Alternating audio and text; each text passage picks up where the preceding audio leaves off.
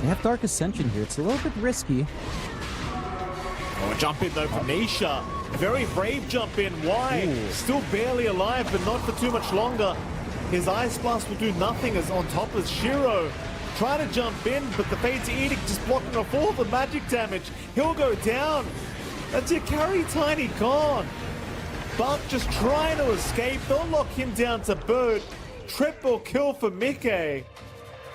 Eastern side of the map, XM has a 0% chance of survival by the looks of it, John. XM links right into the loving arms of Mickey, though they do jump in with a big avalanche toss combination of the two heroes, but XM is down anyway.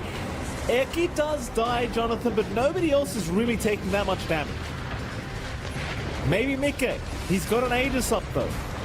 They do find him the first time. Shiro to jump in again, trying, but here comes Ace with the Rolling Thunder, running over the dreams of Vici Gaming.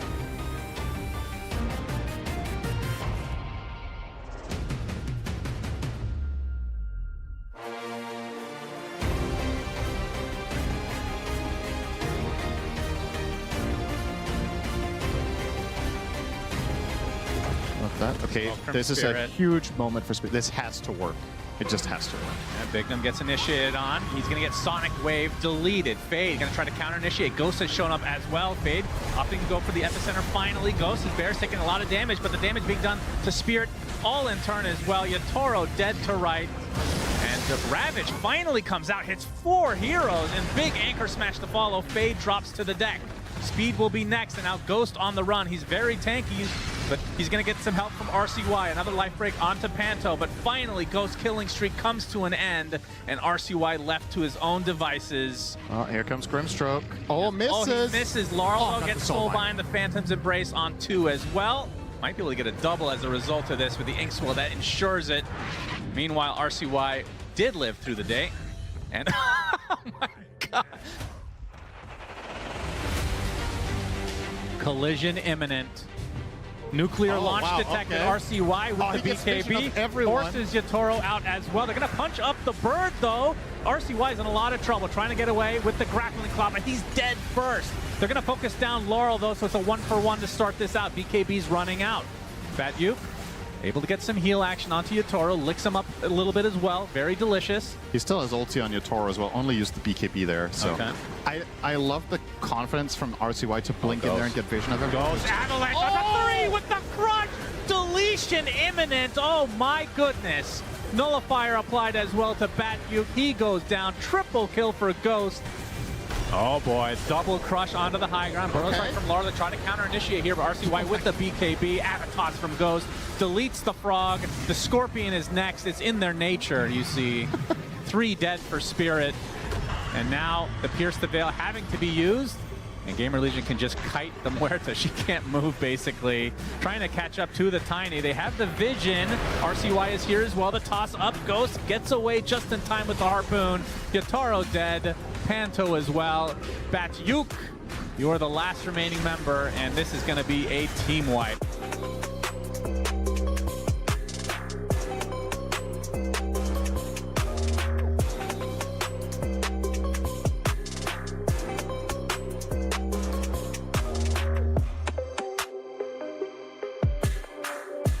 It's a solve for him. Swashbuckle on King Jungles. He's going to be tough to catch. Saberlight looking to start things out.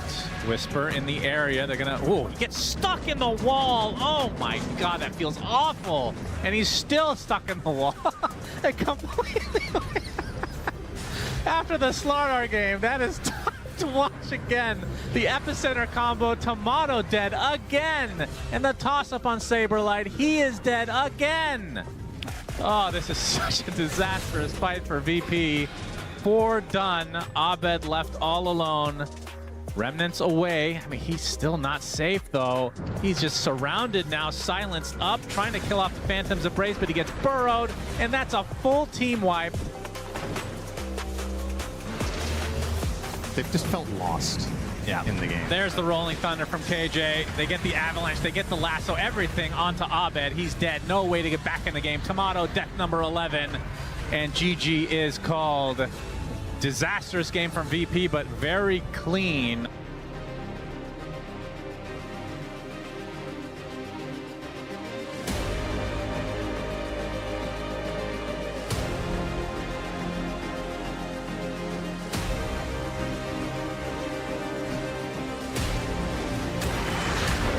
See smoke out. Jump in again, Frank.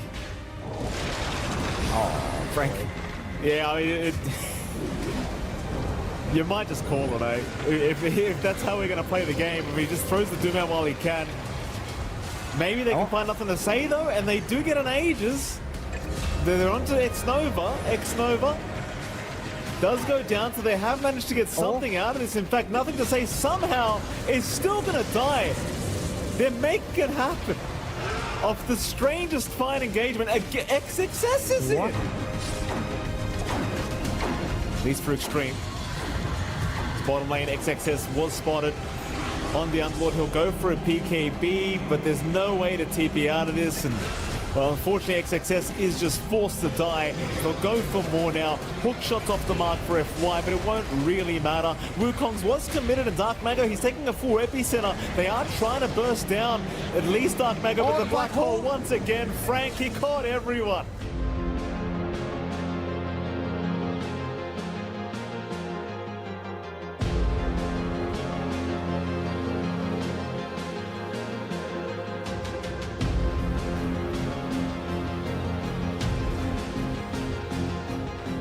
Dealing with a big team fight. Maybe they're gonna bait though, force them out of the base. Amar, he comes out throughout the gush. There's the Icarus dive forward, no supernova just yet. Snaking, nice little laser, but it gets cancelled out. There's the Ravage to connect onto Miro and the Ember Spirit. Can they kill Miro? Yes. At long last, Kidditich will join him in the grave as well. It's a double kill for Malrine. As GPK is forced to run. They do have the dead in the water though. However, he will activate the BKB, dragging this anchor. He needs to get out of here. Don't get entangled. Don't get hexed. Unfortunately, he can do neither, and he ends up dead.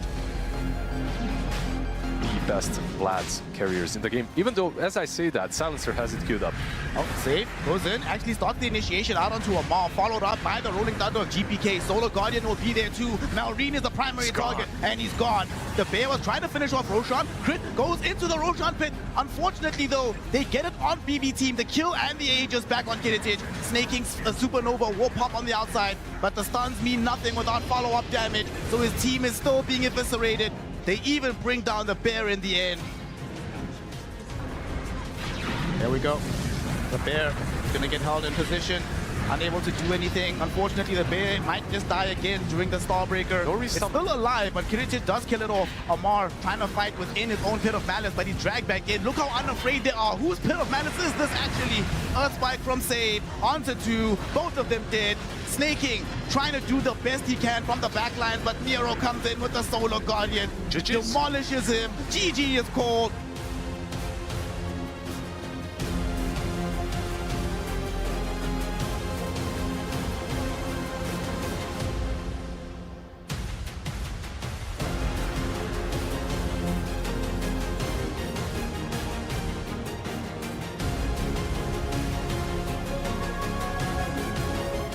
You're definitely back. All right. Sorry, internet issue there. Now fighting in the triangle as well. Ursa, he's in the middle of all of this. Just 20 seconds. Niku's probably calling for a momentary pause. 5 seconds for Dark Ascension also to be up. EMA trying to get in range with that epicenter. Watson's Bear, he's in the thick of it. They are focusing that Bear really well, and that Watson Bear is about to die with the puck already gone. Morta coming with a buyback too, and it's not looking good for Yandex at all. Na'Vi are running over this fight. Everybody clustered up like that. These Warlock Fatal Bonds coming into play with big strength. There's so much AoE. Got the juice with a triple. Niku chasing all the way with that BKB active. Hunts down another. TV also cannot touch the blue butterfly. Stronger getting jumped first. Still don't have that Menno for a couple seconds. Got the juice, is also caught by the root. Now turning in for a proper fight. Kira Jr.'s losing this battle heavily to Got the Juice, and they're bringing in the numbers. Big lift coming in as well, and Nico with a setup. Watson still gets the Sunder up, but he's disarmed on the spot. Sunstrike to the face, and Na'Vi will take down 3, and maybe look for a 4th. The Enchantress trying to TP out. No, sir. But Roche is only up in a minute and a half, and they don't know that the Brute has a DD either. Oh, we got a 3-man stun there as well. Quick reaction there, seeing that the smoke is coming in, or at least he didn't know that there was any coming smoke, but he reacted super fast to it, and Yandex are scrambling. Watson's trying to hold his ground. He's stun locked through, gets the Sunder from his ally, from Malady, and he's trying to do as much as he can, but he will also run out of firepower eventually. And your major LAN final runner-ups are eliminated from the tournament.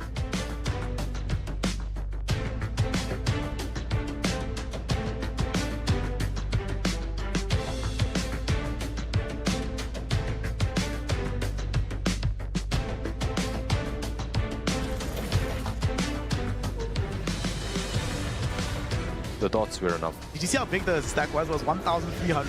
Yes. Crazy. Kids getting caught out right now. Still has an Aegis to play around with. Not dead just yet, but finally will fall. Mikoto from the high ground got a very nice Sonic Wave, pushing all the heroes away from the egg, having it burst onto the left track, and also connected onto the Kez as well. On the far side of the fight, Kez is dying, but the channel heal keeps Satanic alive. Now instead it's going to be Nightfall that ends up dying. No one controlled him perfectly, and Kez is now ready to turn around and get the damage into the fight. He brings down Kaori. WS is right next to no one with Mikoto. The SSS gets the stun onto Mikoto, preventing him from easily killing off no one. Finally, no one does die, but Mikoto will have to sacrifice his life for it, and nobody is left that can deal with Satanic. He is going ham. He's got himself an ultra kill. 50 minutes and a half. They still have an Aegis for another 2 minutes. Mikoto zipping in. The 2 heroes are getting caught inside this. Will Nightfall pop the chrono? He will. He catches Voice Spirit and Triple S. But the E-Blade helps the save for now, but no one will still eventually die. Triple S still has access to the Ravage. Then there's Terrorblade getting jumped upon by WS. He's getting bashed. There's no target for a Sunder. Satanic might just die here. Finally gets a Sunder from Ducalis. That'll keep him alive. They buy back on the Void Spirit. He's trying to break up the fight on the backline, but Nightfall finds a secondary chrono. He's going to catch up to the Terrorblade. E-Blade saves him for a moment, but that moment will end. He dies, does have buyback available, will utilize it in tandem with everybody else. Kaori left behind in the base, doesn't have the maneuverability to get out by himself.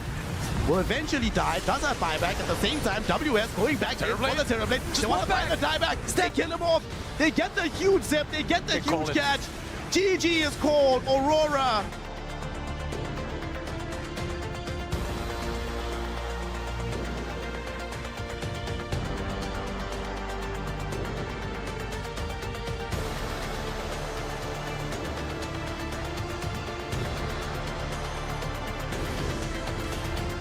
Just when I said that Timber couldn't die, he almost killed him, but his build makes a lot of sense. He just tanks every single spell. The buyback comes out with the buyback. Let's see what they can do with the Vortex pulling into Ari. They got one of the saviors out of the back. Crystallis barely dropping there with the Chemical Rage keeping him alive for now. Very close to one spell connecting and he would have died. Yamich die back. Ike might face the same situation. Another Vortex play. Crystallis landing with a stun. Ice Path to follow. Snowball comes out in the middle of all of this mayhem. It wasn't even a snowball, it was something else. But anyway, Crystallis dies. He only got Ike. He just fought back straight away. And now Boom rolling onto the back line, going straight to finish off that Phoenix. The Yules comes out just in time as an Icarus dive to try and get away, but he won't be able to escape Lorna. Tundra being pushed all the way back to the fountain again as these tier 4 towers are falling. The last major land finalist winners about to drop if they can't hold. 2 heroes down, focusing on the Medusa, desperate to get the kill on Crystallis, but Mitun is fighting for his life. Is it enough against the Rapier? No, sir! MOUZ will withstand.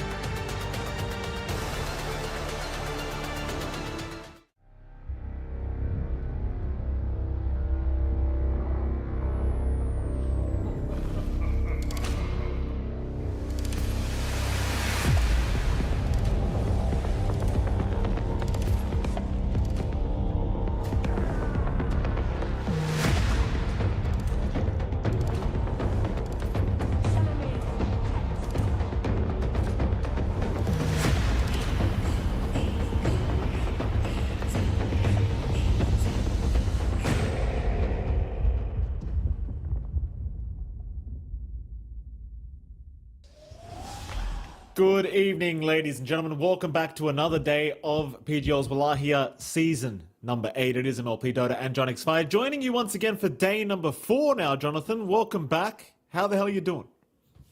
Doing great. You know, it's been a very surprising group stage so far here in Wallachia season 8. We've already seen some pretty big teams go home, having to book airline tickets early.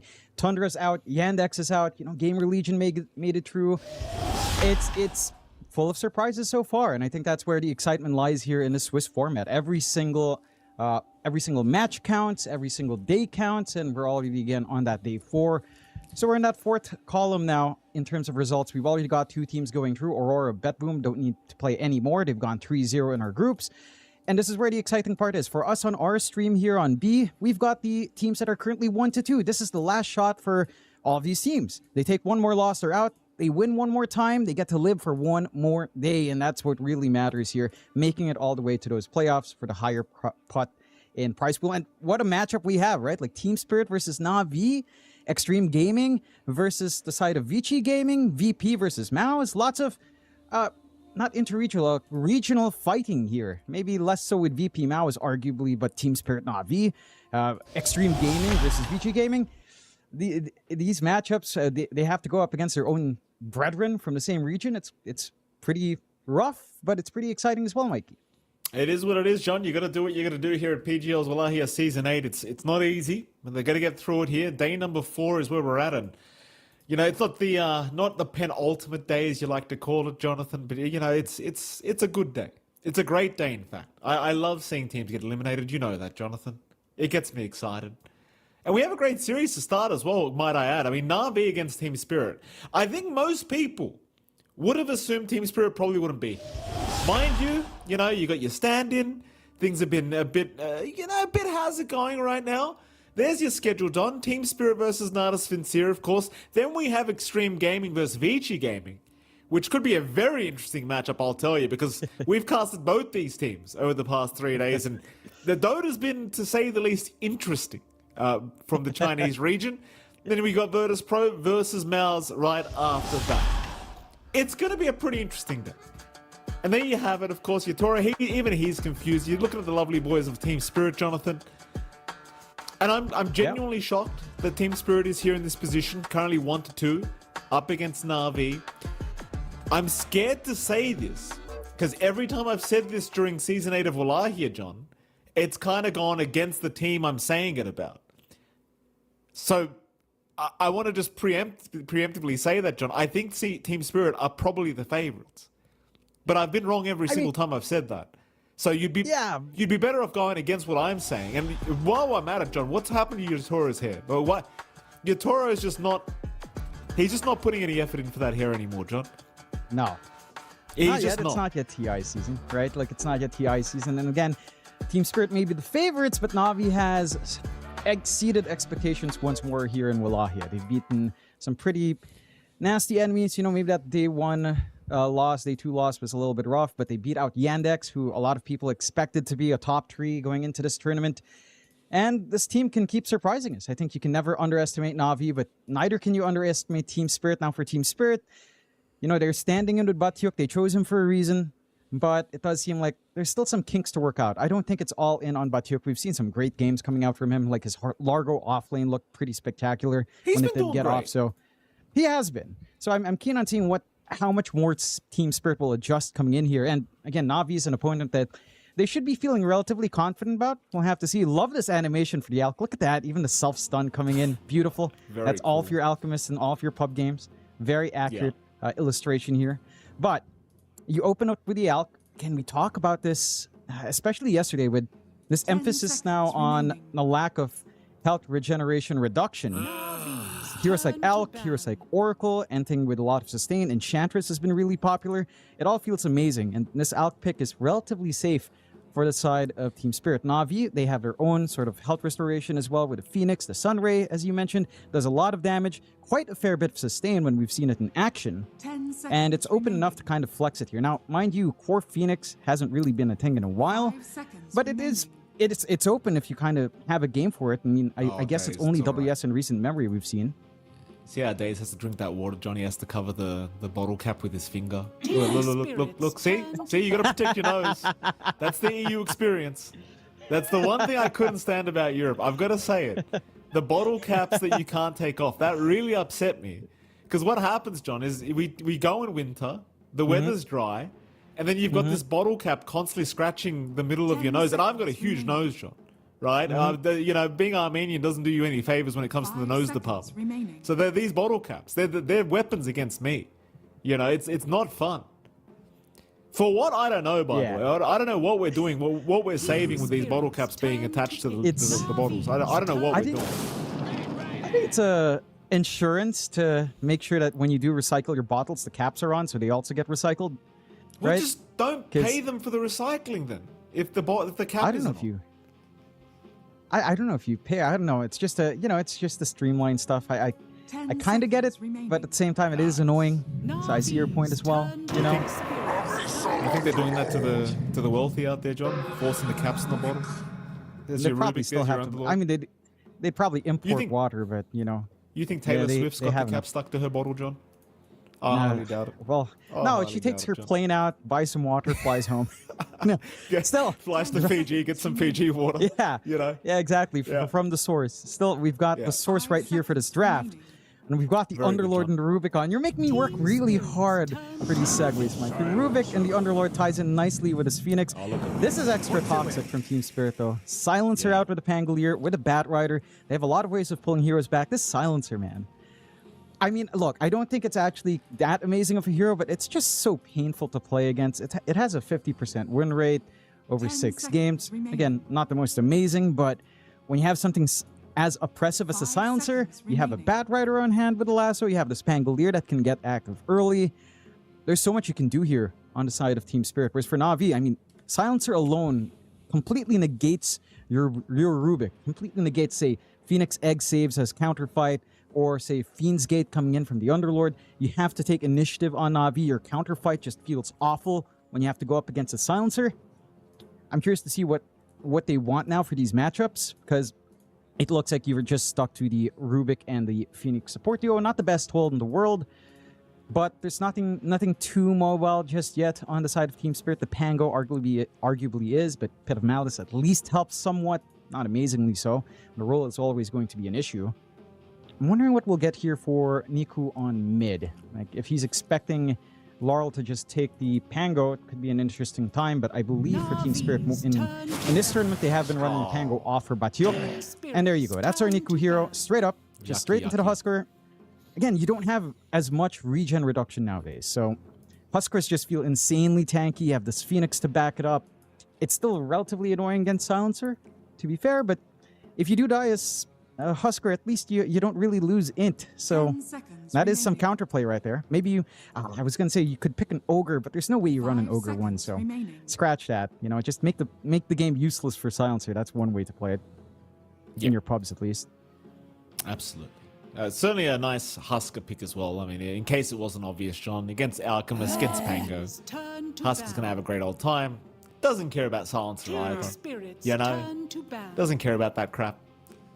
Final bans to come. Na'Vi, they get rid of Sniper. Fair enough. That's one of the heroes that can actually, you know, beat Husker in lane. They also got rid of the Viper, another hero that beats Husker in lane.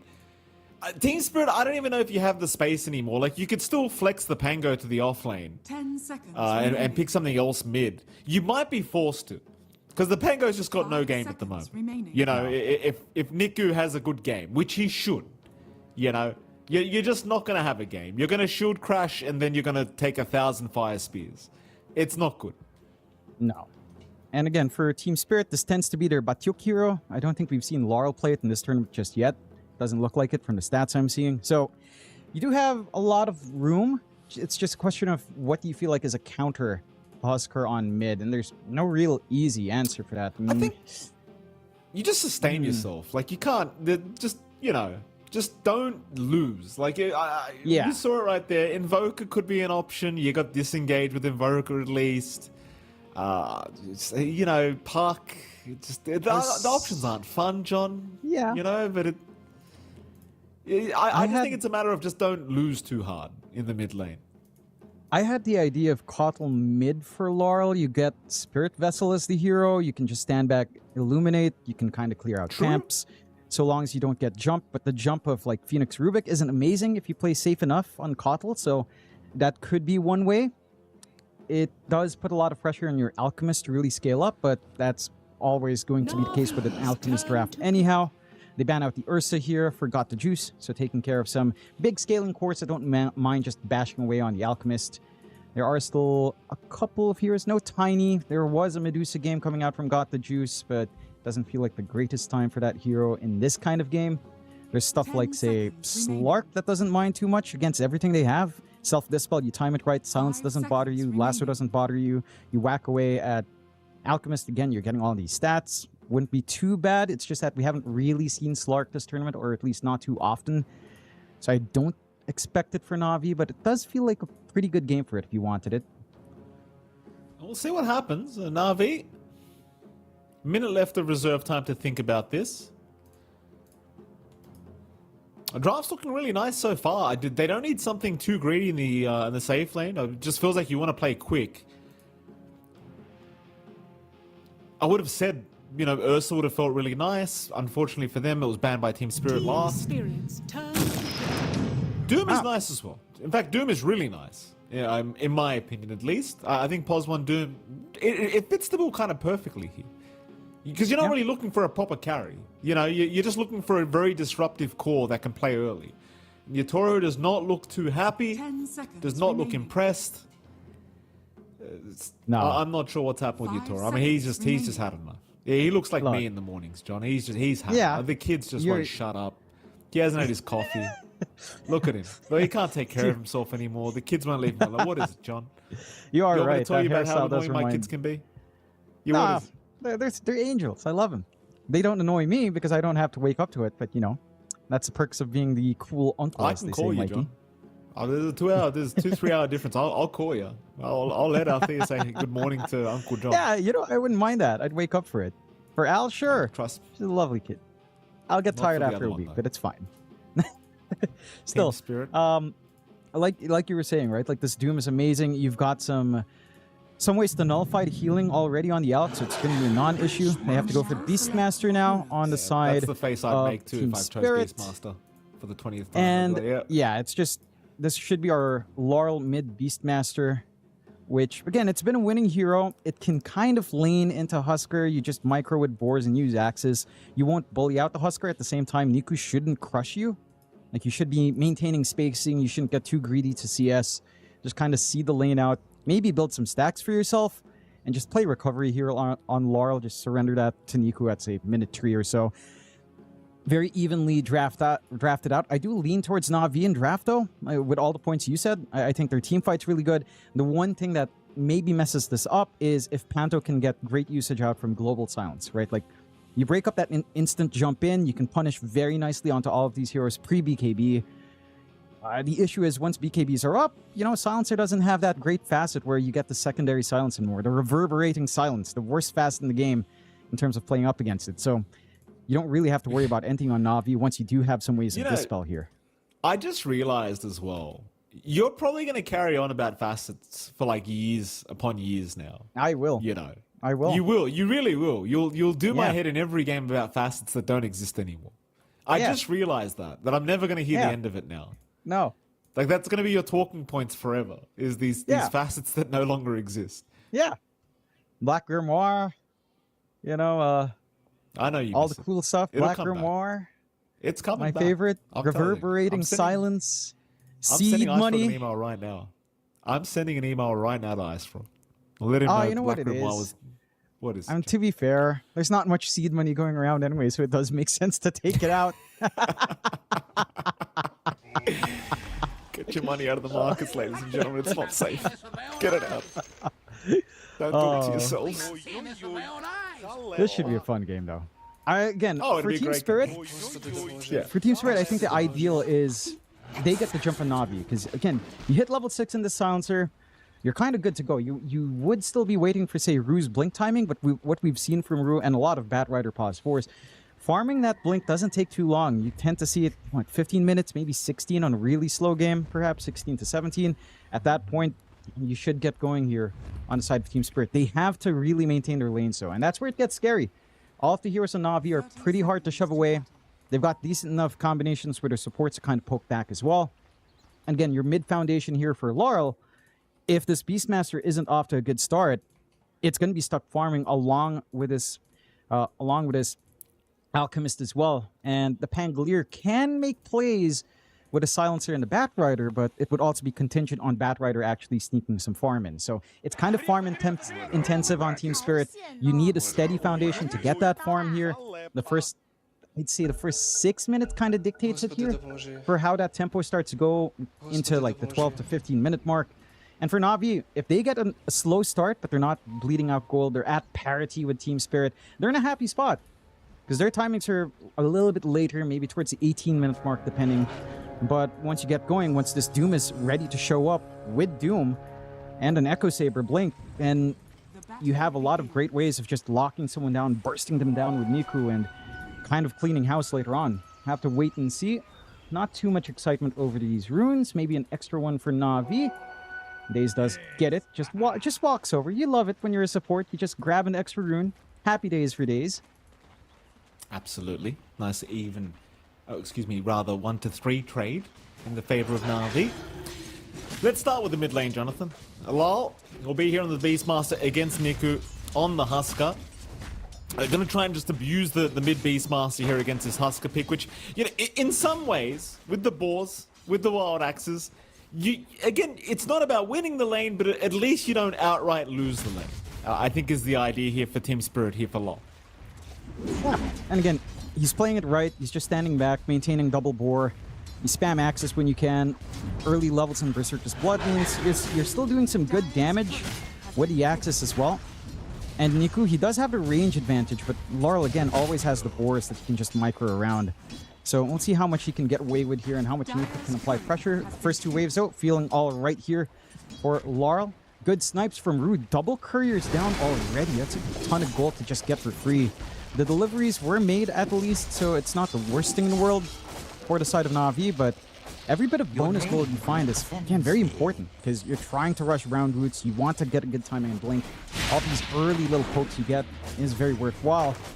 That bot lane is probably our most stable lane coming out here, right? You've got the Underlord for PMA, you've got Yatoro on an Alk with a support that doesn't really do as much in terms of playing with, say, the Acid Spray and Unstable. There is potential, but it takes a lot of poking nowadays from Silencer to get a kill threat. Bottom lane, big jump in, the Pit of Malice. It's going to lock Yatoro down for quite a while here. He'll stick charge through it. Going after Daze, maybe he can secure the kill first, but they lose vision. Oh. And PMA is able to get the life of Yatoro. Daze will successfully walk out of there. And that's a fantastic start if you're the side of Na'Vi.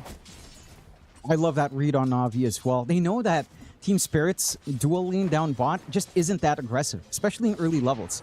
Right? You're not doing as much damage on the Silencer. Your follow-through for playing with Acid Spray, you don't have a lot of physical output to play with it outside the Alk. So they just play with their own double stuns. Just the lift back Pit of Malice enough to punish Yatoro for stepping too far out.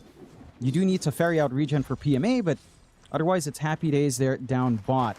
Very different story for the side of Team Spirit top. Like, this is a lane where you're expecting it to be slower. Batyuk is, you know, just going to have to farm up with the pulse from root. They just want steady EXP. You still get some steady farm as well here. Forgot the juice, of course. He manages to get his own pull off, so they're balancing that nicely top. The mid lane has been eking out now for Niku, but not by a massive amount. 3 CS ahead. Laurel still managed to found a few things himself, and he's getting pulls off. So this is one way to just avoid that hard Husker lane. Just get the pulse, soak your EXP, and again, bottom again. Just don't bleed out. Bottom, Panto, nothing he can do. They'll try to trade with PMA, but there's just no chance. One of the things we don't really see, or rather talk about too much, but this Rubik Underlord combo, it's pretty yuck. You know, because you're guaranteed the 2 locks with Pit of Malice. So you've got 3 seconds of duration just there, 3 seconds of disable just there, plus the lift. It's pretty yucky. That it is. And mind you, you can get a little bit extra if your positioning is good for the body blocks, or if you're right way to creep wave, cause some patting issues by the trees. I think that's something that we've seen Na'Vi in even the first kill be really nice about. They know when to look for that combination. And it just goes back to what we've been seeing from Na'Vi in this entire tournament so far. They've been very good at their lanes. They know how to push the envelope. Their drafts have been, it feels like, really much more in the meta than other teams have been. And they just know these timings. Mind you, again, for Team Spirit, they do expect this game to go a little bit slower. You don't want to be bleeding out in this Alk lane, but you kind of have to make these sacrifices with the weaker combinations you have on hand. Again, the Silencer just doesn't feel great until levels start to core up, and you just don't have room for that in this game. Trying to check, they do have a few stacks in the triangle here for some flash farm. One benefit of having that Bat Rider support for Rue, but not as much yet, and there's always time for a sneak around here from Niku once he's confident, perhaps, to start to work the map. So that's something you have to be keenly aware of on the side of Team Spirit. They do have good wards to at least watch any rotations, at least from top into, say, Power Runes, which is still a little bit later on. I'm not sure if you even contest. Like, Laurel is just forced into jungle, which is fine. Again, avoiding Husker, but it's a free lane so far for Niku, which is, again, a little bit concerning. Level 6 is up, going to be an armlet rush, nothing too far off course for our usual Husker build. But we've seen what happens once Niku does have that armlet. He is willing to show up, TP in, force a fight, maybe try to pressure an objective. They tried the gate up top here. Well, they will go through. Panto, no, he gives up on it. He'll go back down bottom. But they are watching the gates now. Riddies is there. Panto's having a think about it. Luckily for him, he won't go through. Bottom lane's getting worse and worse though. Like Yatoro, he needs some assistance here. They're just forcing the tier 1 tower now. He will successfully at least pull the creep wave away, so the siege creep should eventually just be dying, and it will. But the Alchemist, it's just not having a great time, is he? You know, 27-0 in CS. It's not the worst, but it's not good either. I think the one saving grace is the fact that Lal's actually had a really good time on the Beastmaster. In fact, he's actually won out the lane. So there you have it, John.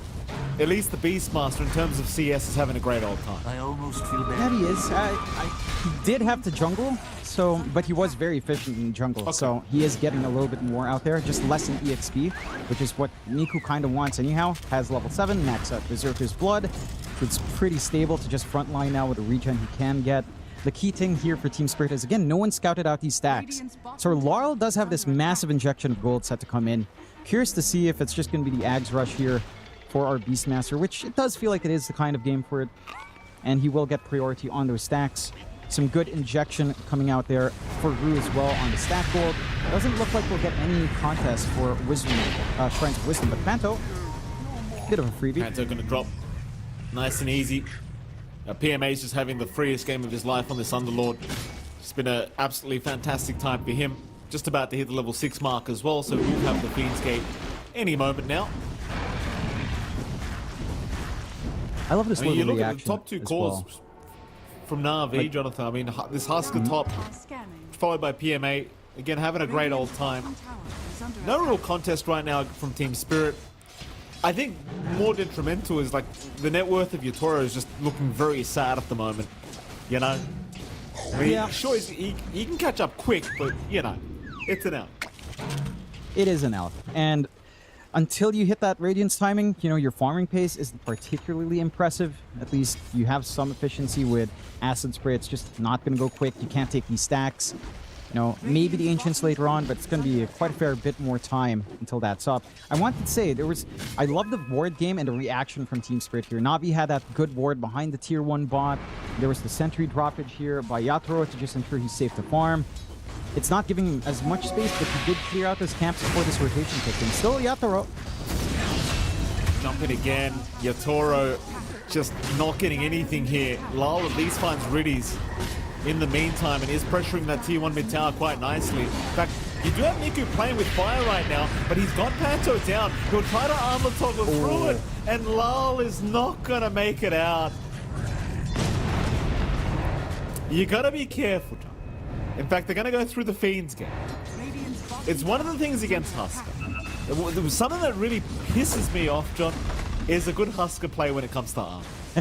You know when you got that classic Husker player that just you can't kill him no matter how hard you try because he bought armor and he can just toggle it so well.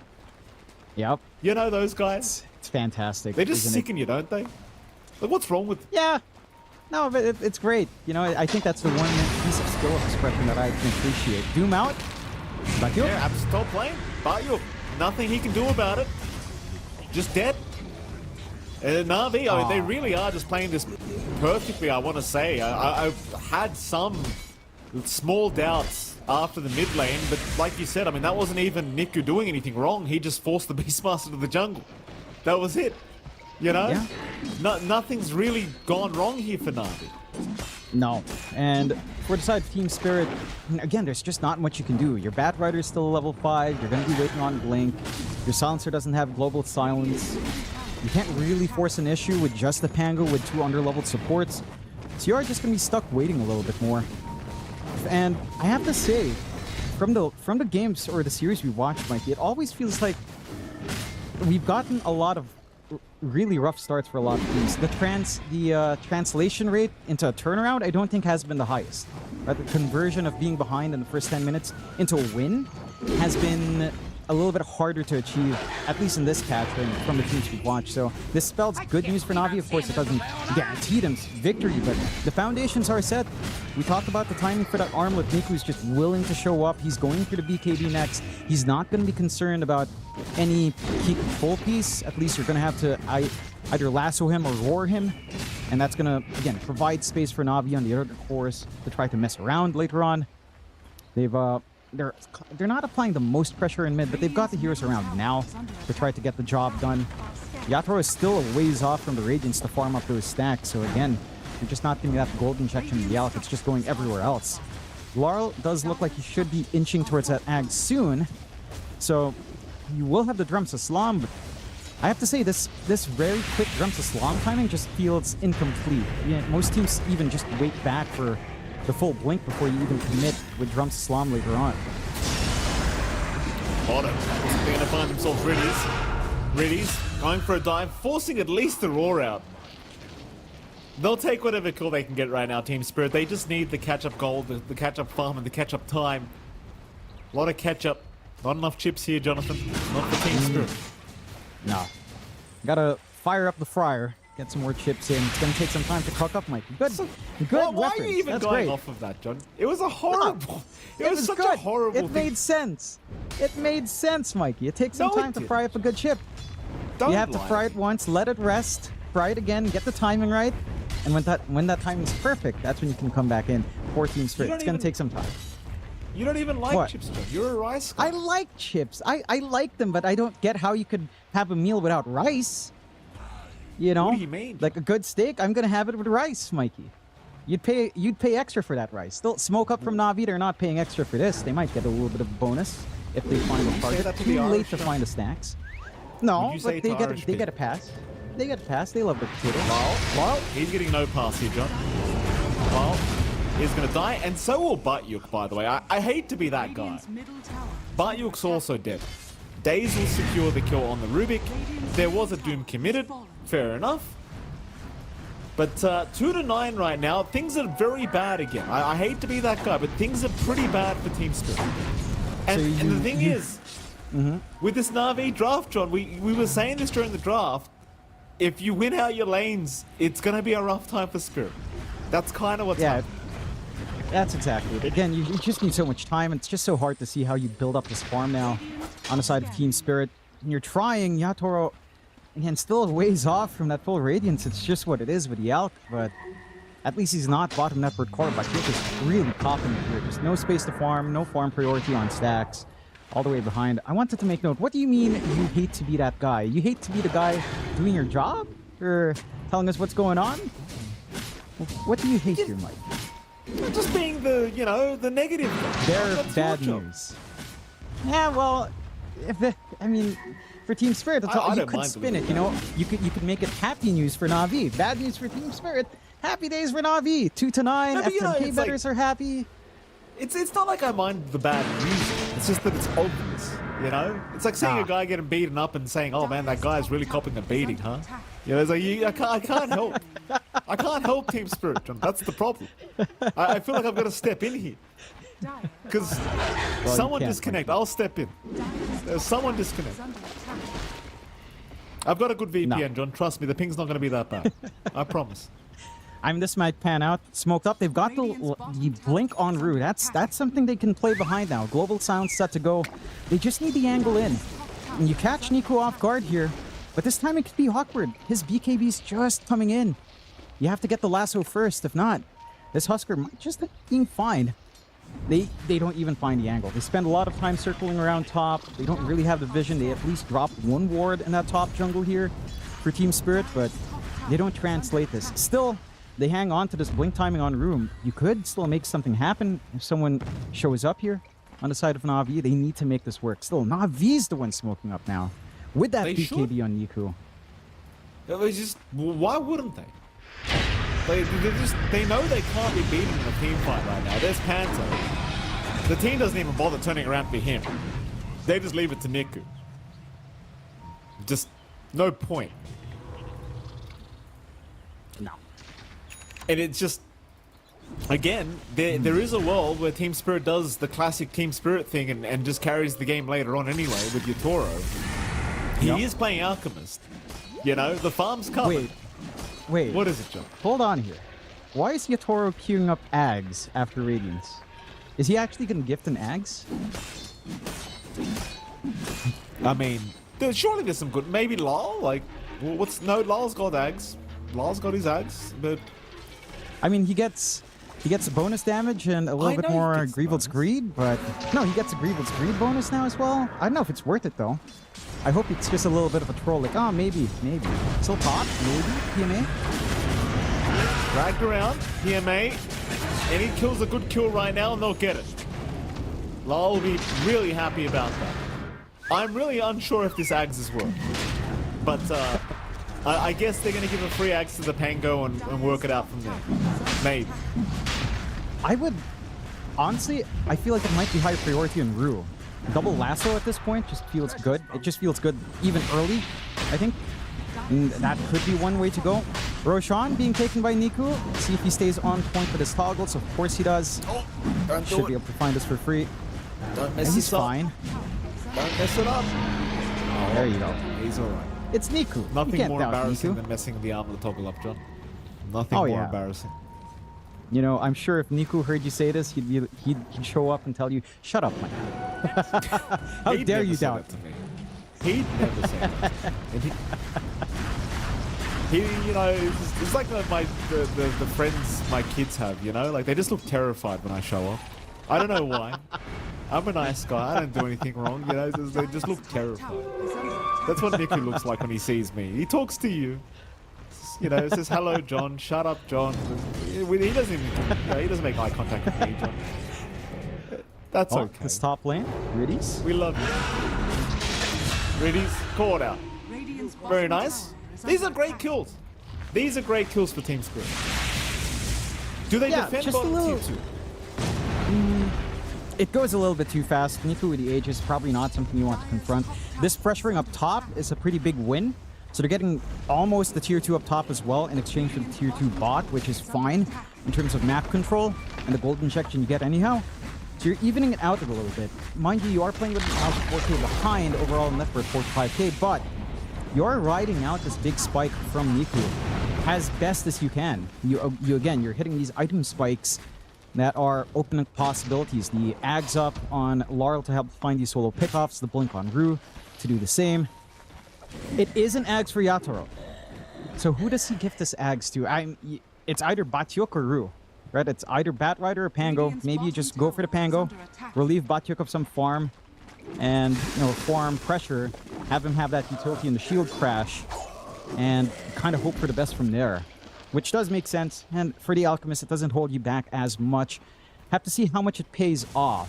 For Na'Vi, there is concern that they need to go a bit quicker here, right? Like, as it scales up, like you said, this Alchemist does become a little bit of a problem. The damage really starts up to rack up here from Batyuk. The team fight gets a bit oppressive with, say, Global Silence and Lasso being a factor. So you do want to play around here in Na'Vi. They've got the Ags up on PMA. Maybe they start to connect with the smoke as well, and the BKB on Dot, the juice. Some safety nets for all the cores now. Just need to find a good target. But Team Spirit have been pretty slippery. Again, these top wards have been giving them a lot of leeway, although down on mid.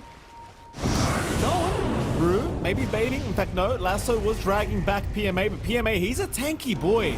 The Global Silence, even not allowing them to take him down. Maybe eventually they can PMA. He'll finally drop. It just took so much, but it's still worth it. Yeah, you know, it's a 1-for-1 trade. They get a silencer for their trouble.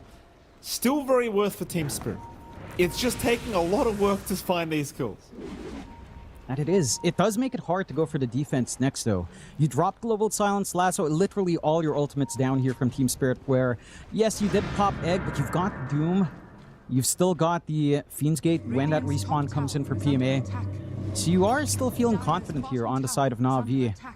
See how far they push. Just going for the top tier 1 so far. You do have enough gold for that Axe and Yatoro. We'll have to see who gifts it to. And again, maybe this Ags on Batyuk can make the difference. They are setting up to try to force something down bot here.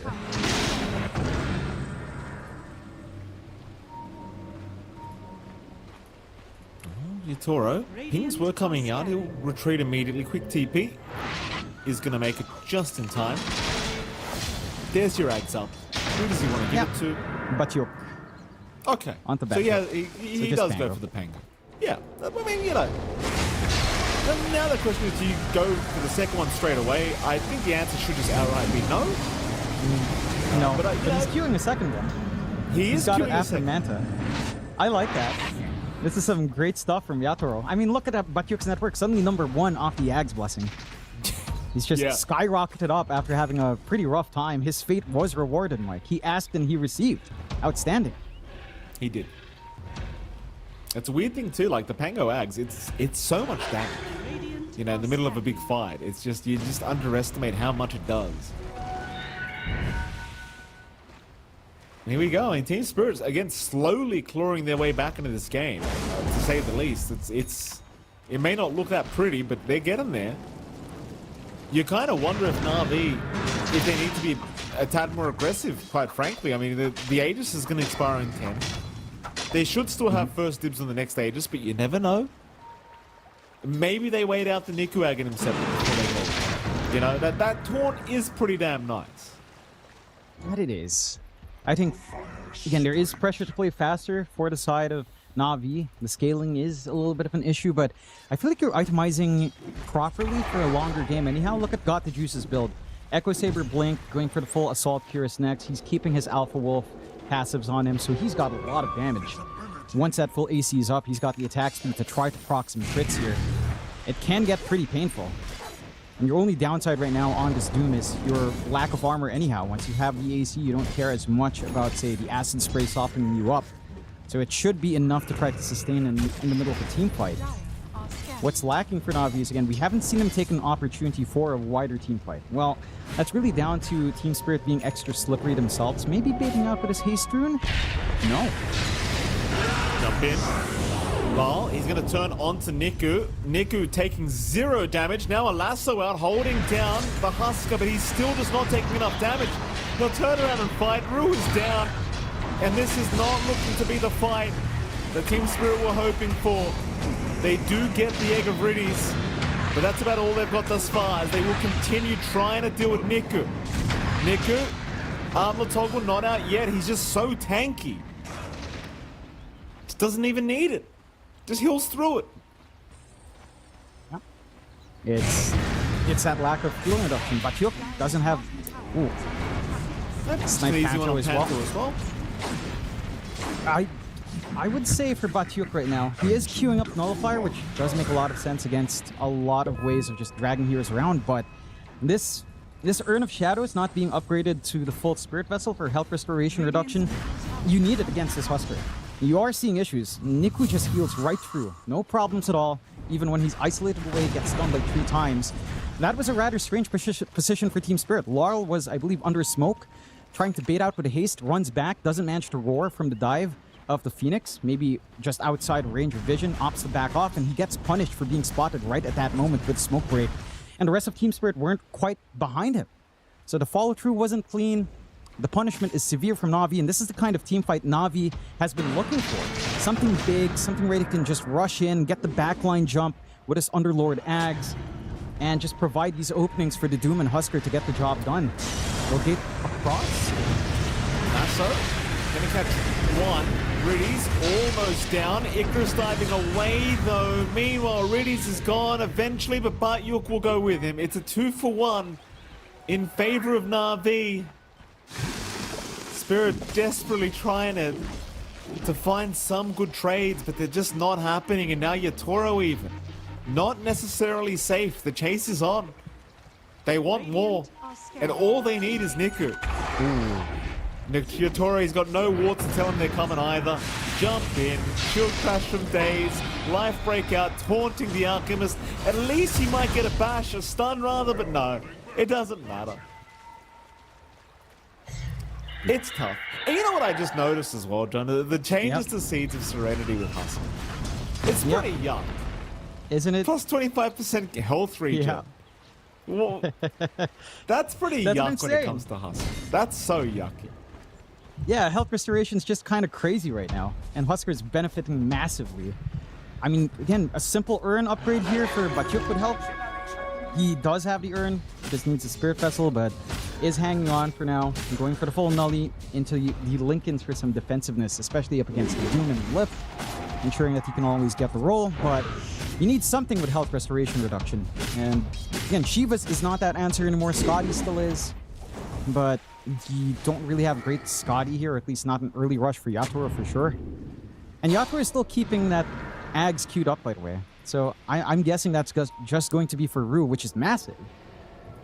I'm wondering how fast that Ags will come out on, because, you know, there's only so much time in this game. Mind you, we're 25 minutes in. It's not the end of the world.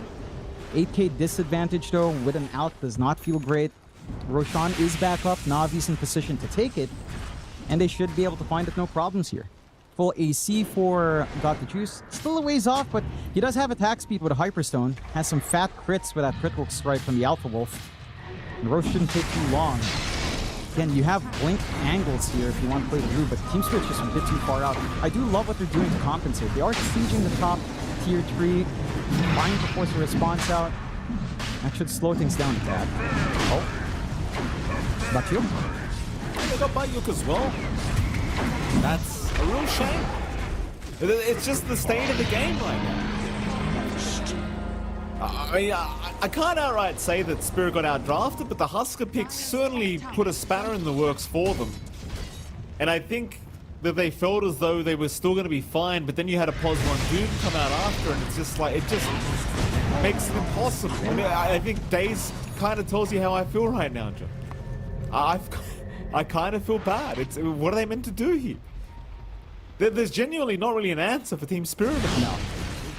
Here we go again. Panto's team. There's really no answer. Yeah, like it's... Hope your Toro gets more farm, I guess, and maybe 4 more Ags and, you know, a disconnection on Navi's end. Something. I think your saving grace here has to be lasso high ground defense, right? Like we've seen some big lasso plays kind of buy you a lot of time with getting a key target in, getting that first down, forcing second thoughts and team sieging. So you do have that kind of play here with Rue, especially if he gets that Ags from Yatoro. It just kind of makes it easier to snipe some heroes, although Yatoro has repositioned. It looks like he wants the BKB first now, which is fair enough. But yeah, I think so long as the high ground siege hasn't fully commenced, you're always still somewhat safe as Team Spirit. And the lasso threat is high. It's hard to see the angles with how Navi's playing. It has been relatively clean so far, outside of maybe a couple of pickoffs coming out here for Team Spirit. So there is hope. It's just a very narrow view now, or a narrow opportunity to kind of get that comeback. But there is still a chance, a marginal chance. They just need to see that opportunity. Na'Vi has been playing really clean, as mentioned, and there's not much really stopping them. Niku's playing with full confidence, just sieging a tier 3 tower by himself, no creeps. Catch one. Oh, Yatoro. Caught out completely alone, trying for a TP, play the global silence. No, he cancels. TP cancelled. Was there a stun? They were all silenced. I mean, I guess they could have BKB'd on this Husker and just taunted him with the life ray. It wouldn't have mattered. It wouldn't have mattered. No. I think he was also concerned that he did kind of unstable first.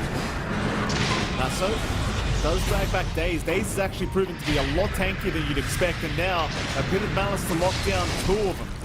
That'll be Rue going down very quickly here to Niku. Certainly one of the games where you don't blame Team Spirit if they just randomly call it. No. At least they'll get a nice courier, and Niku's Lotus Orb was on there, so that's gone. Yeah, but it almost feels unnecessary for Niku anyhow. Maybe just, you know, having a Dispel on hand is nice against the silence, and, you know, a reflected roar perhaps is big, but... Oh, they got into mid lane. Daze. Easiest catch of his life. That's gonna hurt for Lul. He's just trying to creep, skip, and buy more time. It's just, who are you buying time for? That's the question I have on my mind. You know? Yeah. I mean, I guess the answer is Yatoro and Rue, but, you know, it's just so much time you've got to buy in this game one. Yeah, just way too much. And again, Navi's not really looking to play slow. They're onto that high ground. Niku's just been putting his body forward anyhow. They're still trying to catch. You might see Batyuk here. Oh, they're going to see him? Yeah, they got it. Yeah. They'll even doom him up just in case he wants to play some games. Meanwhile, the mid-ranks is being forced in, by the way. I mean, they're not stopping the push. There's no need to stop the push. No. It really does feel like Niku could 1v5 right now. He could. There's just not enough to stop him. Not enough to rip through his regeneration either. And he'll just get the 3 set of racks. Go for the bot as well. Top protected with the tier 2 at the least, so... Not going to get megas here, but... I'm not sure what more you can really do. Outside of, again, a great lasso, somehow. Na'Vi just does not care. They've got amp damage on Laurel, maybe. That could do some work, perhaps.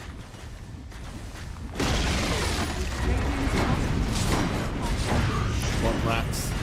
They'll try to slow this down.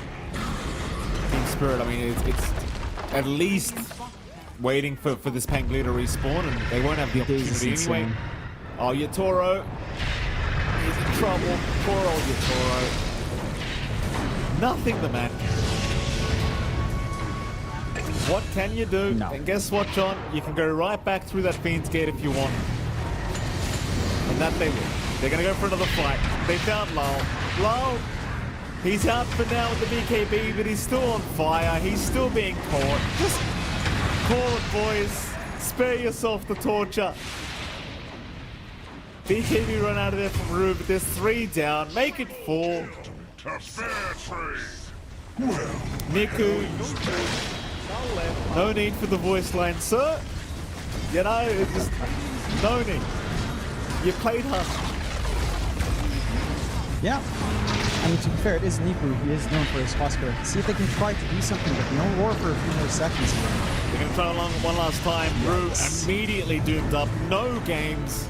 He can buy back. If it was Batyuk who got doomed up. Oh. It'll be another. Lal is gone. Batyuk rather also caught out. Nothing he can do about it. Do they just counter back for the last? Daze is thinking about it. They'll call GG in the end. Team Spirit, but maybe they took the time to talk about what went wrong. That's what it, because I mean, definitely probability-wise, that game was looking very ugly. Obviously, we are in day 4. They need to find wins here. You are kind of fighting for your lives at this stage anyway. So it's not like they have much of a choice but to play these games out. But certainly a pretty disappointing performance, I dare say, from Team Spirit. And I want to point back to the draft, John. I don't think they had a bad draft, but I just think Na'Vi outdrafted them. With this Husker Dune pick, these 2 last picks they made, just fantastic.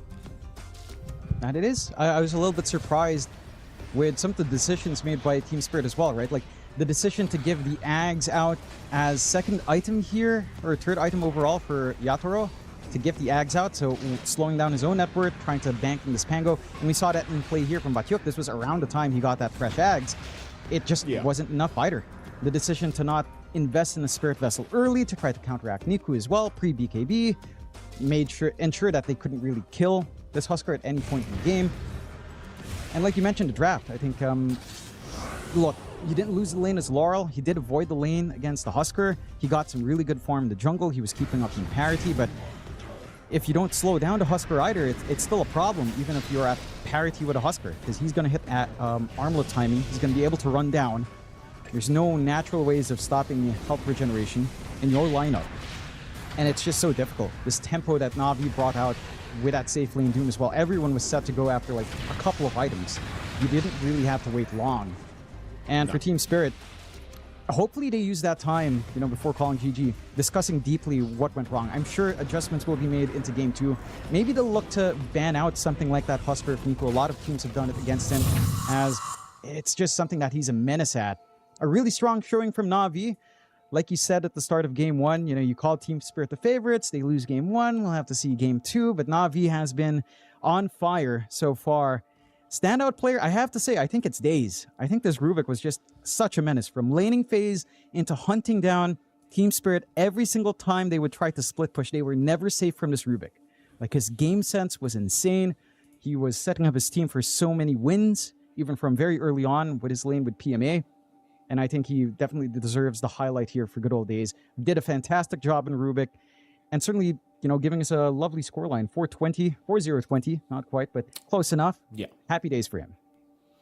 Certainly was. Fantastic performance here from Days. And you kind of wonder now as well, because Na'Vi made that Game 1 look a little bit too simple. And I think for Team Spirit, they're not the kind of team that like to give simple wins over like that. So I do wonder what kind of draft we're going to be looking at here for game number 2, at least for Team Spirit, because it was just too much of a one-sided affair, John. You know, the game 1 is just way too one-sided for my liking.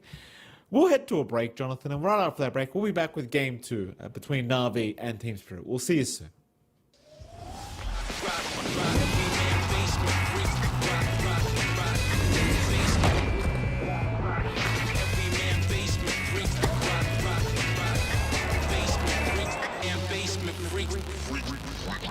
The human body was built to move. Not trapped at a desk in one singular posture for 12 hours a day. It's time your chair evolved. This is Secret Lab Titan Evo. Ergonomically engineered for you, gamers, hybrid workers, artists, backing your every move.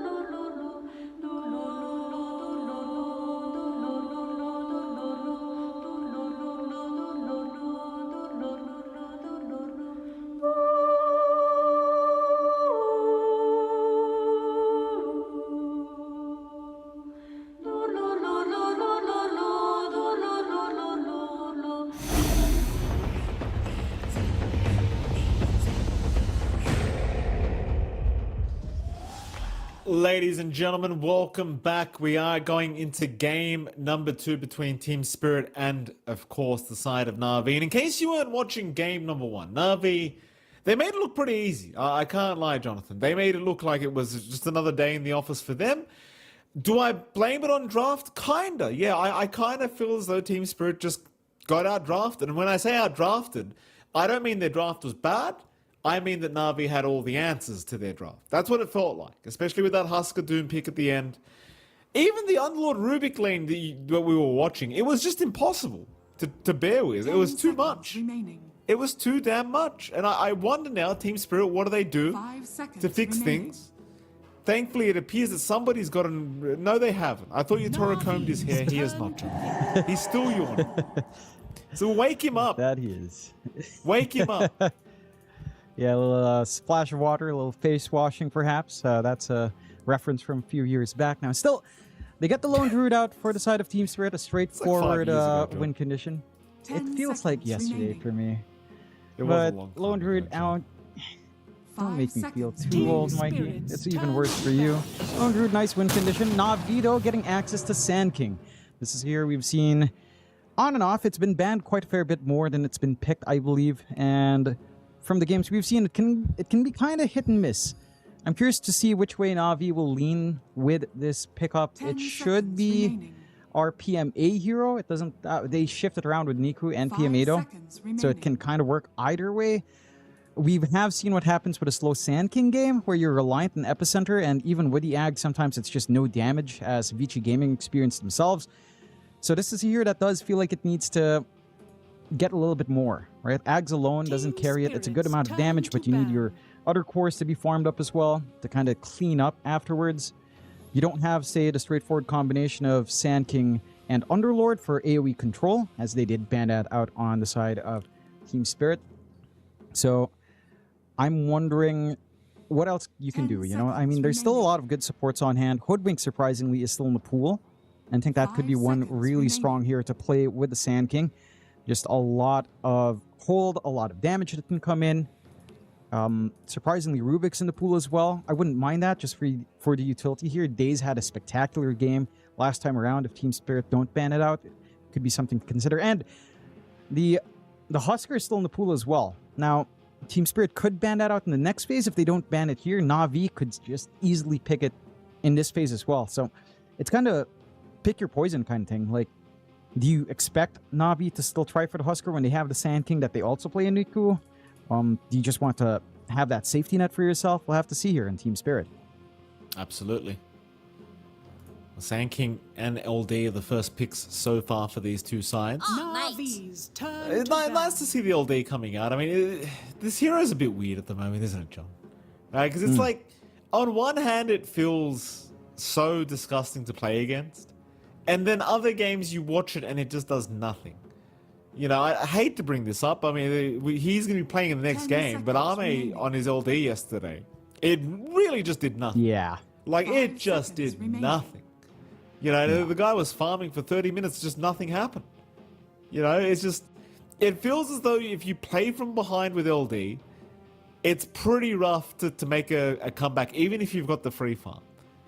You know, it's, it just doesn't feel like the opposing LD that it used to be. The new entangled Q thing, it's pretty annoying, I must admit.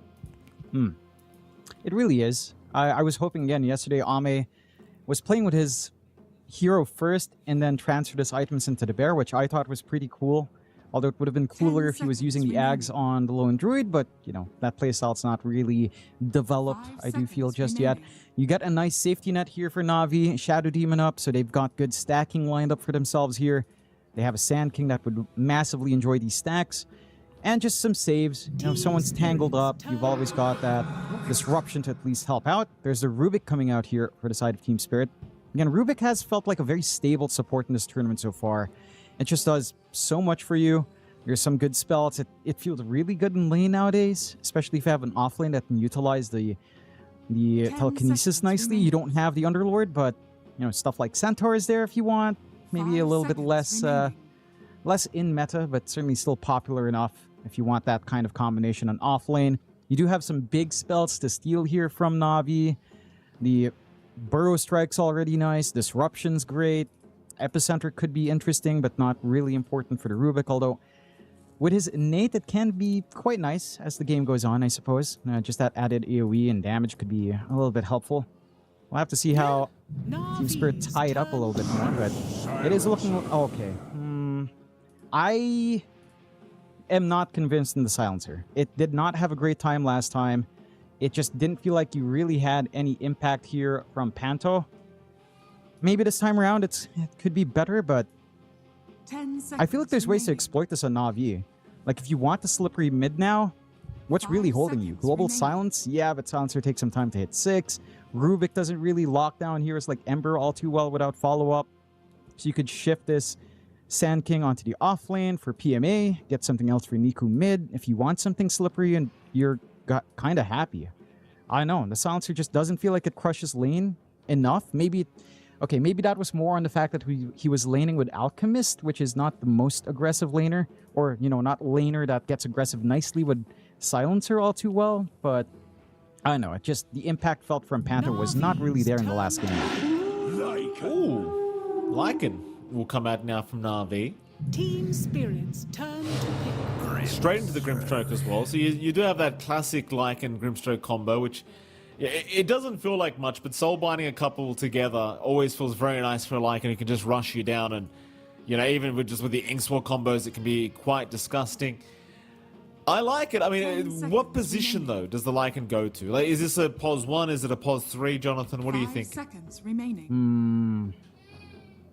It feels like they're shifting the Sand King mid now for Niku, and you just run this PMA offlane Lycan. I think that's the way to go. I think there's some cheeky combos that can come out later on. Like you mentioned, this is a classic combo we used to see in Southeast Asia. Let's say Lil Gun back in the day. Inkswell on Wolf, you get the chase down. It can be quite funny. They get the Storm Spirit out here for Laurel. A very stable hero for Laurel to play with. Not the most threatening ways of holding here from the side of Na'Vi. And maybe if you can get that Phantom off on the Grimstroke and get the Silence off, it could be nice, but it's not an instantaneous piece of hold. So you have a lot of leeway here on the Storm, and you should have a better lane now lined up here. At least on paper. You're going to need to spend a lot for some sentries, but you can always just static slide your way to victory against the Sand King with a melee matchup.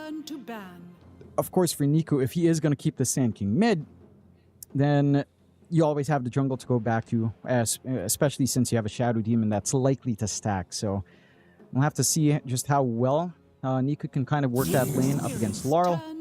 And again, there's one last flex here in Na'Vi anyway. You could still keep Sand King off lane. You could run Lycan 1, but I don't think they've done that recently with Got the Juice. So it's just the least likely option. But that does maintain, say, this lane combination of Grimstroke and Lycan. So I think it's the least likely option, but it's also the one that leads to the strongest lane comparisons, because you end up with Grimstroke Lycan, you ended up with Shadow Demon plus Sand King, which is also really strong and also gets the stacking done. So I wouldn't mind it too much, just from a laning perspective here for Na'Vi. Oh, we'll see where they do head. Team Spirit for now focused on position 1 bans. It looks like they'll get rid of the TB. 15 seconds of reserve time left for their final ban.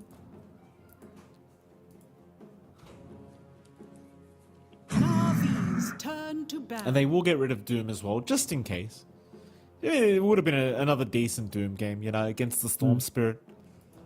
Doom has felt pretty strong for a while now. Na'Vi, looking for what appears to be an offlane ban here up against Batyuk. 10 seconds remaining. 5 seconds remaining.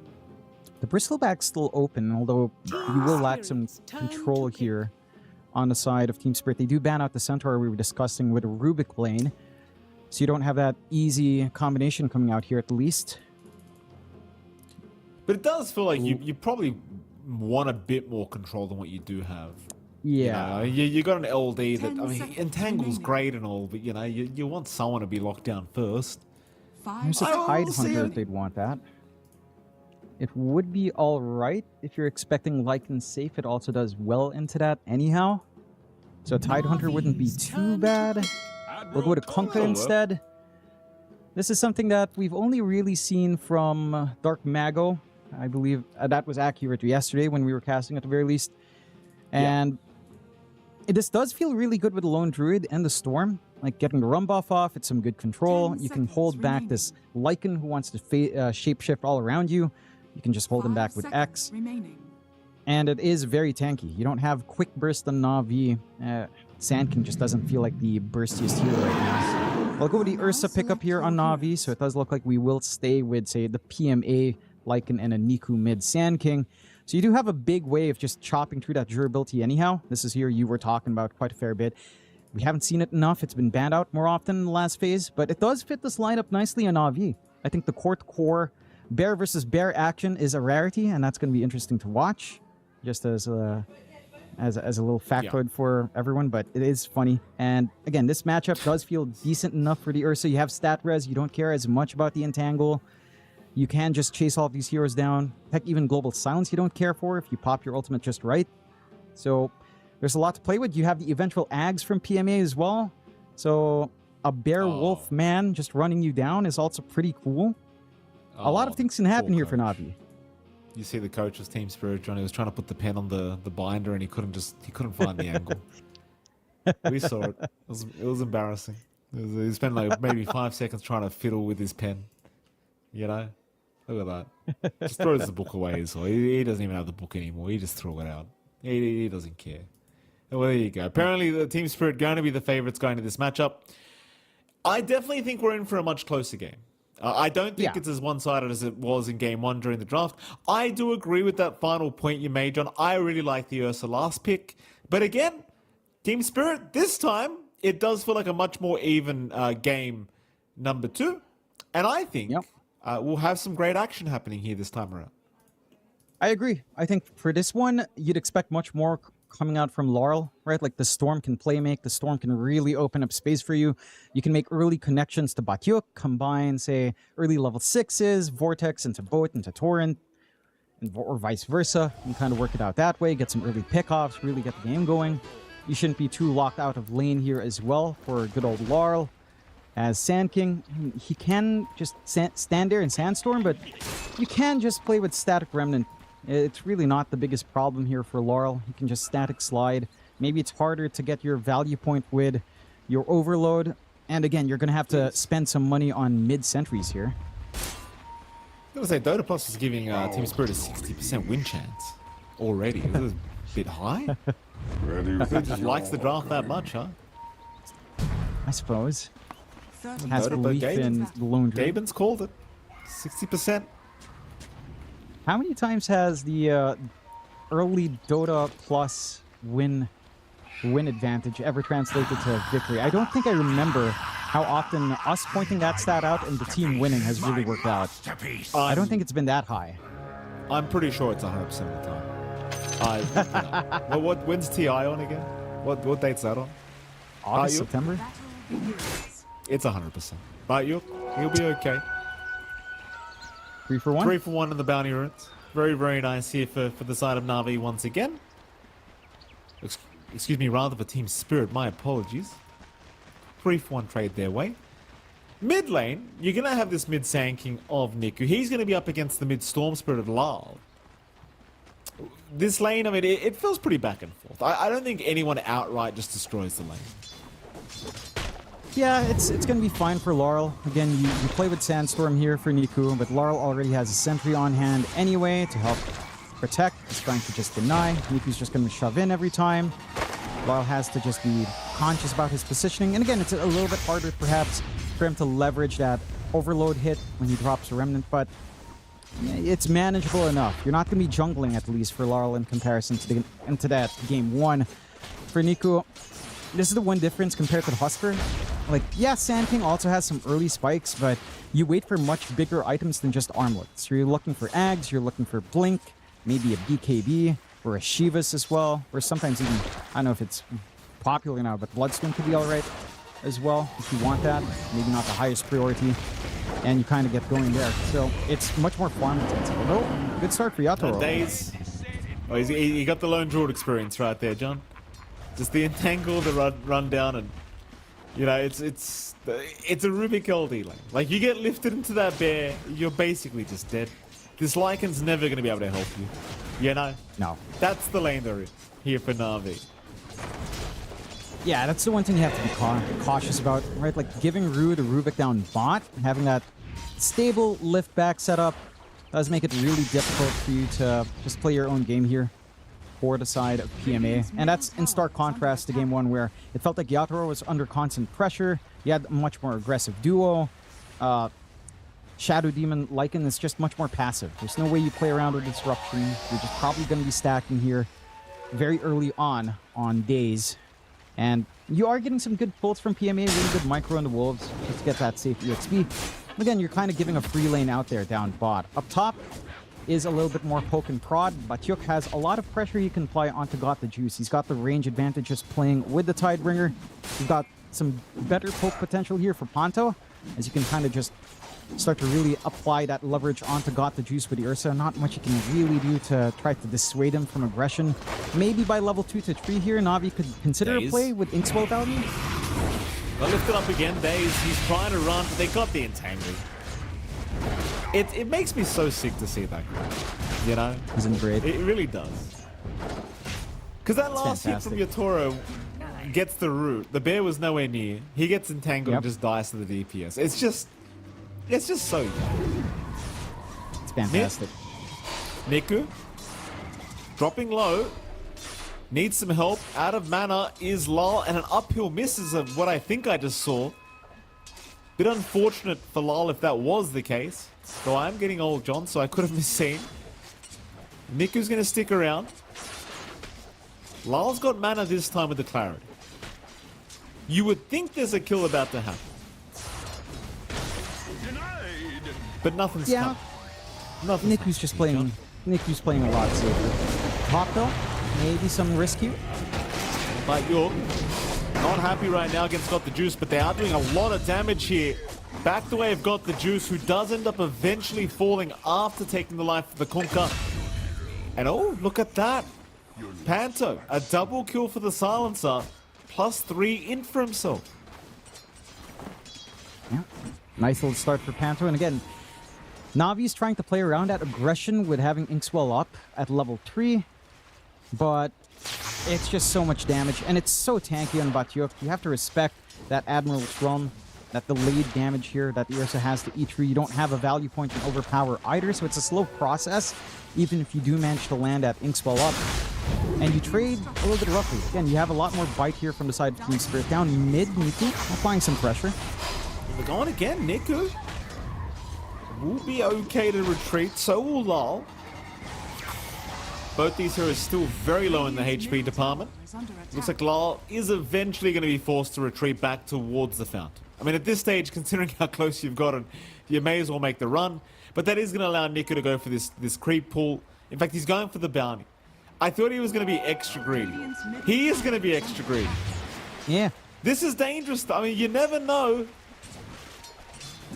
Are they coming? No, Yatoro is busy right now killing PMA, so it looks like it's not that dangerous. But PMA is indeed getting the LD experience as well. Meanwhile, Got the Juice going down to Batyuk. Panto dies, and there goes PMA. Top, Brew, trying to get away. They will get him eventually with the Stroke of Fate of Riddies, but they do lose days to Batyuk, who's having a pretty good start to his game on this Kunkka. It's just so hard to shove out, although. They're going to try again. Batyuk still able to run. You don't really have any points in overpower right now either. As Niku now also getting chased into the T1 tower. Oh, Team Spirit, very fiery in this game too. You love to see it. Again, it's just down to how they set their lanes. It's a lot more play from both sides. This Lone Druid being active early with a Rubik. This Kunkka that's constantly baiting them in. It's kind of crazy that Batyuk's gotten away with it so many times, but it's just so durable. Can't do these fights without the overpower. They scout out these stacks as well. Ru keeps an eye on the triangle. Does get the block off. Or rather, not the block, but does get the sentry down to spot vision. And Lar will even steal some farm away. That's so important for Niku to find. They can't even contest. So freebies coming out for Laurel. A bit of a dangerous spot for Na'Vi. They are relying on these Shadow Demon stacks to even hit a sweet spot here. And again, we've seen what happens when Sand King falls behind. It's not a pretty picture for Na'Vi, but a very clean one. Solarl is still hunting here. He is, and he's chasing Niku. Keep in mind, Shrine of Wisdom is coming up, so Niku preemptively is getting ready to try and help take this for his team because they are quite far behind down to this bottom lane, and it's just not going to be a fun time when you've got Yatoro and Lul both here ready to go. Zip onto the high ground. Niku, though, forced to retreat. Can't stick around. Bottom, maybe they can take the other shrine. They're onto Batyuk. Batyuk will drop. Problem is, got the juices just dropped so low in HP, and he could not stick around long enough for the Shrine of Wisdom. All he can do is run. More int to go the way of Panto. Meanwhile, bottom, they'll try for PMA, but now the turnaround back towards Lul, who still has enough mana to zip away, and you just don't have the lockdown for it. You ain't got it. No. And that's the one thing that makes the Storm pick really scary in the draft. Your support dude just doesn't do much unless you get the Phantom's Embrace off, which easier said than done. Not the fastest way of locking down either, so you always have this window here for the Storm. Very nice from Team Spirit. Really abusing the draft they've got for themselves here as Yatoro even pushing out the top tier 1 tower. This is more like the Team Spirit you expect to see. Yep. Much more like. And again, that's the big difference. Having lanes to play does make. You know, you weren't crushed mid. You're getting a strong start bot. Romantian get kills up top. You're on the back foot for Na'Vi right now. You need to wait for so much more. We'll try and Panto at least. Not going to give Panto a crack. They do get him. Panto's going to drop, but now can you got the juice out of there? Well, at least now he's level 6. He's got Enrage. So you've got some form of defense now for the Ursa. But his net worth, I mean, it's pretty abysmal when it comes to the carry department. And well, got the juice. Looks like he wants to fight again. But is being hunted down. Top lane, they're going to try. But silence is there. He's a tanky boy, but the Fury swipes have started to add up, and he will die. These kills will matter a lot here for Got the Juice. Like, he needs the gold right now. He's got no components apart from that Rung of Health for his Battle Fury at the moment. And he's just so far behind compared to Yatoro. And it's been a free game for the Lone Druid, but this timing now for Maelstrom into Ags for our Bear is just kind of getting out of control for Na'Vi. It's not going to be easy to manage this Lone Druid. Someone's going to correct me, John. He also had the Clouding Blade, all right? Someone's going to correct me on that. He also had the okay. For components, yeah. Come on. I've got it, there's always that one guy. For him. Yeah. For him. That was for him. Go on.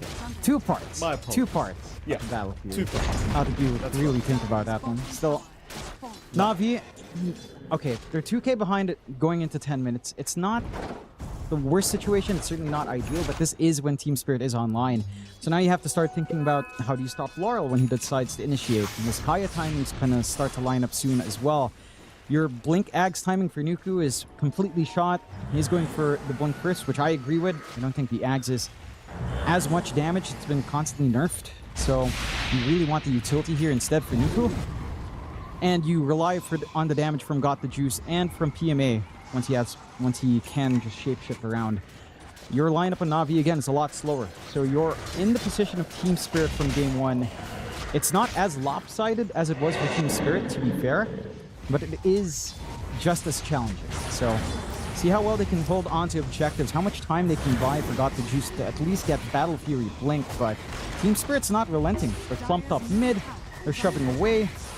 Na'Vi not really posturing for a defense because they just have no tools. At least not until this Blink on Niku's up, then maybe you can consider a play. Here comes the Lone Spirit Bear. Maelstrom up now. Yatoro's had a fantastic time. Top net worth on the board. 4-0-0 is the scoreline for this LD to boot. Couldn't ask for a better game for this Lone Druid.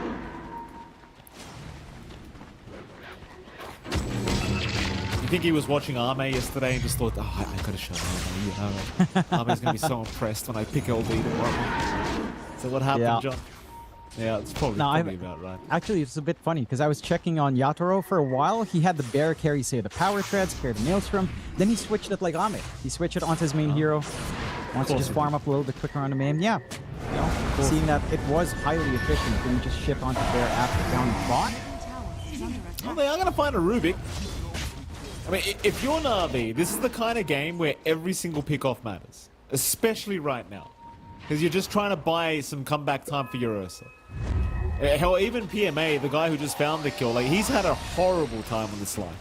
He's still at 4.5k net worth. He needs the time just as much. Top lane, but again being hunted down. They just will not relent. Leave him alone. He's an admiral. He's an honorable man. How dare they? Yeah, but it's a war for the Ancients, Mike. You know, and it's a war for a place in Wallachia playoff. So no mercy to be had from Na'Vi. Yatoro being stalked by the wolves. This is where that line can start to get really annoying. Yatoro. Ooh. Oh, Nico, cut it out. Nico, calm down. Calm down. Now, this is what I always say to this young man. He's too cocky. He's too damn cocky, this Nico kid. Yeah, but I think they have a good reason to feel kind of confident in Na'Vi. And like, we were seeing that lead. We were talking about Yatoro's net worth. Everyone else is kind of shot as well in Team Spirit. Like, it's pretty equal in terms of net worth on all the cores, save for Yatoro, who is ahead. Even PMA, who had a rough lane, only 400 gold behind Laurel. So you're in a playable game state for Na'Vi. You do still have a little bit more in the tank here for Spirit, to be fair. It just feels like this threat of early Storm is just pretty damn high, and they'll try to leverage again. They've got Global Sounds ready to cover this jump as well. Good position from Riddies, though. He's ready to break the smoke. Thankfully for Riddies, they have not found Yatoro, excuse me, rather the Sursa got the juice either. They have grouped up their Team Spirit. It seems like they want to try and force a fight up at the top tier 2 if they can. Instead, they've decided to try and head mid, but they've also disappeared off the map, so they don't have any vision on the side of Na'Vi at the moment. There's your Battle Fury timing on the Ursa, actually turning out to be not that bad, considering the start of the game he had. It's not bad at all.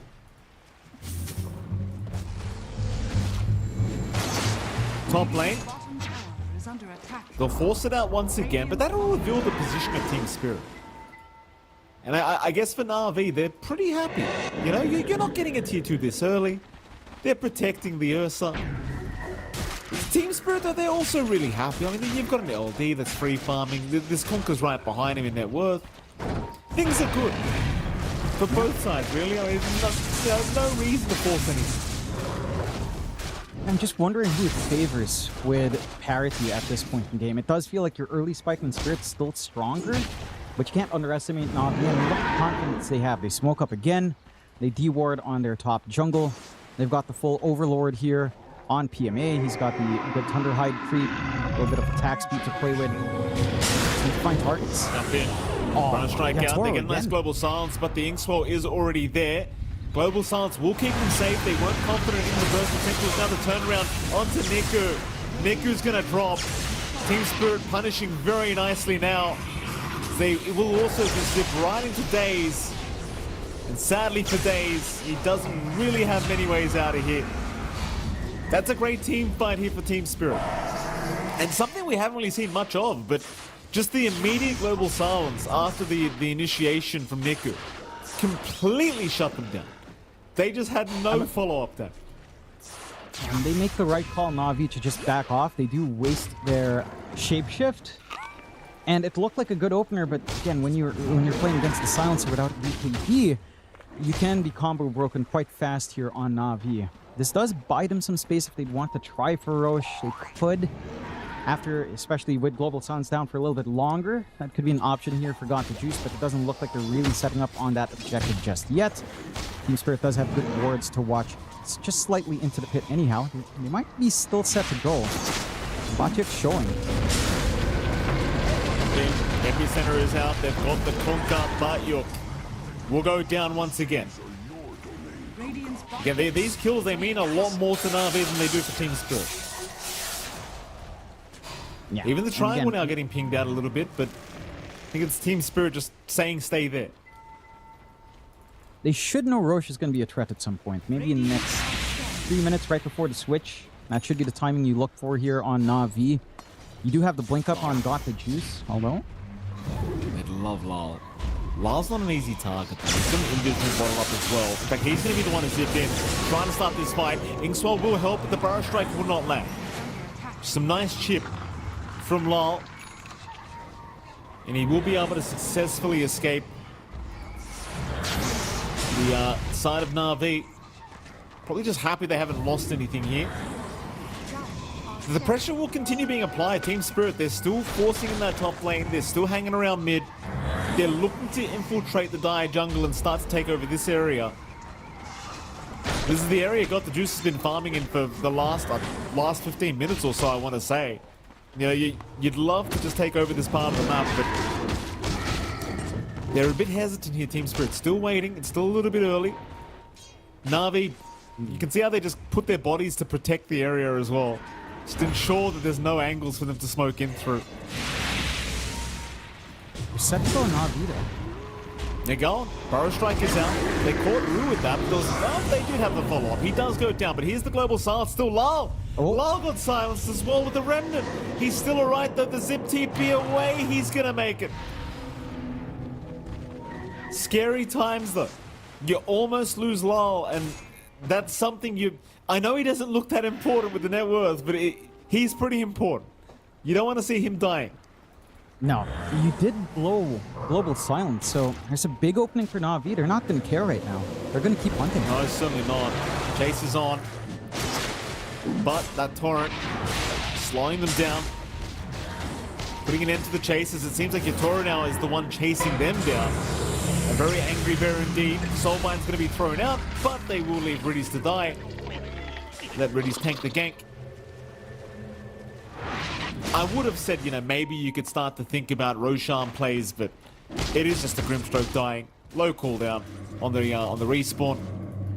And so Yatoro right back to the farm game. Though I will say, John, my main concern right now for Spirit is the fact that you've got the Juice, who basically is 40. He's just about 1k behind the LD. And if you ask me between the LD and Ursa, I'm picking Ursa every day. Yeah, it just scales a lot more straightforward. You know, I mean, the LD just has a lot of split push, and Yako is just about to hit that Axe, but... Catching a nice one. Disruption, though, going to buy time. But York going to move in as well, and Daze, he's going to be left to die. Nice little pick up here for Team Spirit.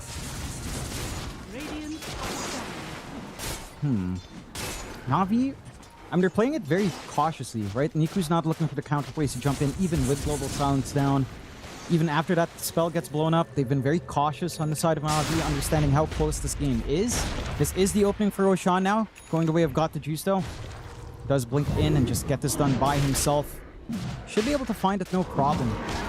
And that might be concerning for Team Spirit. However, next team fight, they will have GS ready to go. But the timings for Na'Vi, again, it's starting to line up. Ags coming in for Niku. You've got the Orchid lined up for PMA to help hold down Laurel when he does jump in. A hard silence is going to do wonders here to actually find that kill in the storm. For Yatoro, again, he's got his own Ags already running. He's got his bear that can just kind of roam around now, independent of him, and just get that farm constantly escalating, get the laning pressure up.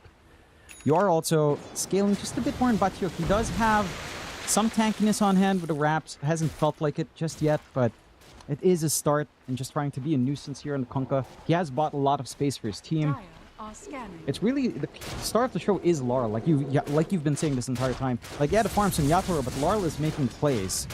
Is your key piece of the puzzle that can kind of maximize that global silence, maximize the X hold, the torrent combination, and he's the one that you really need to protect. Which again, this Orchid timing that Na'Vi is looking for should help to counteract. You're not too far off now for PMA to get that done. They'll be able to find the Tormentor here on the side of Team Spirit, get themselves a nice free shard underway onto Panto. So just a little bit more with a glaze. Maybe not the most important shard in the world, but a nice little bonus nonetheless. Still, the one thing that gets worrisome for Team Spirit is as you approach BKB timings, this game does get tougher, right? Because you don't have something that just goes through BKB. You don't have Lasso here, you don't have Roar. Once these BKBs are popped, if Global Silence was wasted already, then there's nothing stopping Na'Vi in the middle of these fights. And you're going to have one on Niku relatively soon. Try for the bear. Option will be out. Hey, Bears! you know, they don't mean quite as much, I want to say, these days. Still a lot of gold, if you can get them. He's just... You really just don't have a lockdown this game for this bear. No. You know?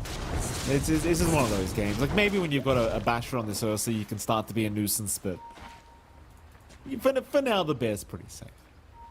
Yeah. Can I just say as well, I don't agree with this 95-second cooldown on the bear. I feel like it should be more punishing than that, quite frankly. Yeah. Wasn't it, like, only... Was it ever worse longer? back in the day. Wasn't it 120 seconds before or something? Or 180? Something I swear dumb. it was. Yeah. Like a good long time if you misplayed your bear. Well, I mean, you know, balance things out. You know, they want people to play Lone Druid Mighty. They want it to be viable. Why? Because every hero should be viable. Smoke, That's Batyuk. not what they said about my heroes. Batyuk, X'd out by himself. The nice global silence going to put an end to all of it as Lyle jumps in, but is going to be saved with the disruption. Riddy's perfectly fine for now as Batyuk soul-binded by himself. Nobody dead yet. There we go. Finally one down as Riddy's gets torn a new one by Yatoro with the Spirit Bit. Niku's still waiting, keep in mind, on that Radiant jungle high ground, but just never found the angle for an Epicenter Burrow Strike initiation. They just didn't see it. No. They saw Riddy's go down and they said, screw this. That's enough. Yeah, again, Navi is very cautious. This time around, Niku was too far from the start of that fight. Like, when Global Silence popped, he was right around a Watcher area in that bot jungle. So once it faded away, he wasn't even in position to try to Burrow Strike Epi. And that was just a little bit of an awkward, kind of opportunistic fight for Navi. Niku. Niku. Oh, this could be decent timing, though. He's got an Ursa. Ooh. He's got an Ursa nearby. Got the juice. Not going to be able to finish the job on the Storm, but does get himself a Rubik. That's a bit of a tongue twister if you say that fast enough. Still, not the most meaningful kill. I think for Navi, the key thing to do is... I'm not sure if they've really maximized this Aegis. They've managed to farm with the Storm. They haven't applied pressure, but again, this lineup does scale a little bit more straightforward. The issue is Yator is split pushing like a madman. Right, like top tier 2 is going to fall as bot tier 2 falls as well. So you're trading evenly in terms of map control here. You are seeing issues in trying to get that wider team fight. Team Spirit's not presenting anything in the front except for Batyuk. It's only this Kunta that shows up, and he's getting harder and harder to kill off. For Navi's part, it does feel like if you can't commit with Gauntlet Juice, you have a bit of a damage. Right, like it's all down to the Ursa trying to get that focused damage in. The Basher's going to help just a bit more in that aspect. You really have to find a way to control this bear, though. If Yatoro is getting away with a lot in the split push here. Toro, Spirit Bear out. We'll go for a run. And... oh, still in trouble. Toro, he's going, John. Savage rolls up in 3 seconds. They can't... oh, this is the problem. This is the problem. Like, how is the bear that fast? Like, how does that make sense? A bear's really that quick. Bottom. You think the wolf is a bit faster, wouldn't you, John? Look at this. Well, Mikey. What is it, You say wolves are faster. The wolves of Ice Rack aren't particularly quick, so that's a very bad argument. They're not that fast. Argument you're making now, Jonathan. Yeah, but they're not that quick in this game, Mikey. Bears, no. They're quick. Ask some people in Aomori how fast those bears are. They'll tell you. I don't think you get that reference, but they'll tell you, Mike. They'll tell you. You're gonna make like a Dagestan reference or something with the bear thing. You know. What's that? You don't watch UFC. You don't watch MMA. I No. Top lane. Got the juice. Quick blink. Oh, what's wrong with you, John? Do we do anything similar? Got the juice? I don't know. Running. Bear versus gosh, bear that action, bear ladies and gentlemen. hurts. Jeez. Yeah, it's a bear. That's a big bear. That's the bear she tells you not to worry about. That's the one. That's him. Look at that. Oof. My goodness, Rudy, just get out of it. Oh. That's the main character, John. Yeah. I guess the furry version just doesn't work out as well as the real animal, I suppose. They're getting an interesting bear on bear, but soon enough, Mikey, we will end up with Bear Wolfman up against Bear. Ags, PMA, 2 parts away. That's where things can maybe get exciting. He can keep up with a bear. He can chase that bear down. As a wolf, we could have literally had Bear Wolfman if they're on the same team. Oh, imagine that, Jonathan. Imagine. Bear Wolfman, yeah. Can you bite the lone root I've bear? watched the episode, John. I get the reference. What is it, John? What's your question? Can you bite the lone root bear as a hero unit? I believe you can. That's funny. It says creep hero. That's yeah, very you can. Yeah. Yeah, that's what I'm saying. We can literally get it. That's what I'm saying to you, Jonathan. We could have. If only we had a morphling, old morphling, TNC. Wait, no, morphling. we have Rubik. We have a Rubik. It's possible. It's possible here, John. Yeah, but when would PMA ever wolf bite in enemy vision? That just seems sad. That seems very sad. But it's possible, Jonathan. Think about it. I suppose it is. You know, he's already howling. That's true. Whenever PMA howls, he's just howling as well, Roo. He's just matching the minus damage. No damage for anyone. Oh god, that's incredible. That's incredible. Yeah, they're just both howl. Oh wait, no, PMA's okay. Now he howls. A bit later. All right. Gonna feel like you won, you know. Here we go. 28-minute power. Oh, Niku. Lal's waiting. Niku? No, Niku's gonna get lucky at Spawn's top. Gets a haste rune, gets the hell out of it. It's still one of those games, like as strong as your Toro looks, and he is very strong with his Spirit Bear, it's still one of those games where if you catch out a couple targets, the game completely flips on its head again. I mean, Na'Vi, they've got 3 cores that are sitting right behind your Toro and Net Worth. I have to say, Mikey, I'm looking at the graphs. I think it's a graph you're familiar with. Looks like something you've been staring at for the past few weeks. Yeah. Right? Look at that. Up, down, up, down. Who knows what's going to happen next? It's been exciting. Oh, there's the eggs. You've got the wolf bite. Stocks are going up. It's green. There it is, John. There it is. Who's he biting? Of course he's biting the Ursa. I mean, isn't that Wolf Bear Man, John? It is, right? Yeah. You got to get Wolf Bear Man. You got to get him going. We'll see. We could have had 2. We could still if he gets the steal somehow. But they've been very cautious. Again, both sides understand that they're one mistake away from getting a huge momentum swing. So I think it's much more to play this way. Of course, they missed the stuns and now a Silver Edge. Well, I mean, the Bear's running at 550 movement speed. I don't know what you want from Nick. Like, let me defend. It's max move. Like, it's just running. Yep. It's just going. Why is it passively at 465 with just treads? Like, that just upsets me so much. It has 4 legs, you know, so it can run fast, Mike. Has 4 legs. Makes sense to me. Sand King, you see, Sand King gets slowing down because he has 6 legs, Mike. It's just not right. Does he have 6 or is that 4 in his model? I actually can't tell. 6. He has 6, so you know you have to walk in the very Niku. Soulbind gonna be out onto 2. A very nice Soulbind, in fact. Lal's locked down. Yotoro, he might lose his first bear, and he will. Chase is on for Batyuk now. Batyuk will be okay. Instead, they'll chase down Rue. Batyuk, oh, what a beautiful touch. We've got the juice as well, just jumping right in as the Wolf Bear Man. On to Batyuk. Delicious. Delicious. And Yotoro, the Spirit Bear, again. He's down. That Double Bear's gone. Luckily, he doesn't have to wait that long. Yeah, just a minute. Which, again, it used to feel more punishing. It's not the longest window here, although I guess Yatoro's main hero literally has nothing, so he might as well not be playing. But you can at least farm. Roche not going to take too long here, and Na'Vi, again, they played beautifully off of this Ags. That's all he needed. A little bit more of a steroid, forgot the juice, the gap closed to keep that chase. Full Abyssal now to keep that chain stun going. And they found the perfect targets. That was a hasty move onto Niku.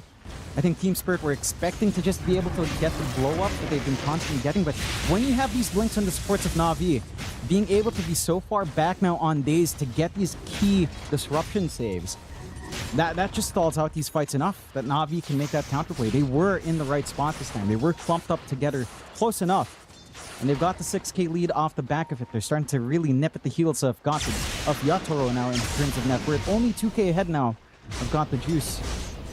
With the Aegis, they might still be set to go. Niku still has Epicenter set to go if he wants. They just don't have the forward vision to really scout here.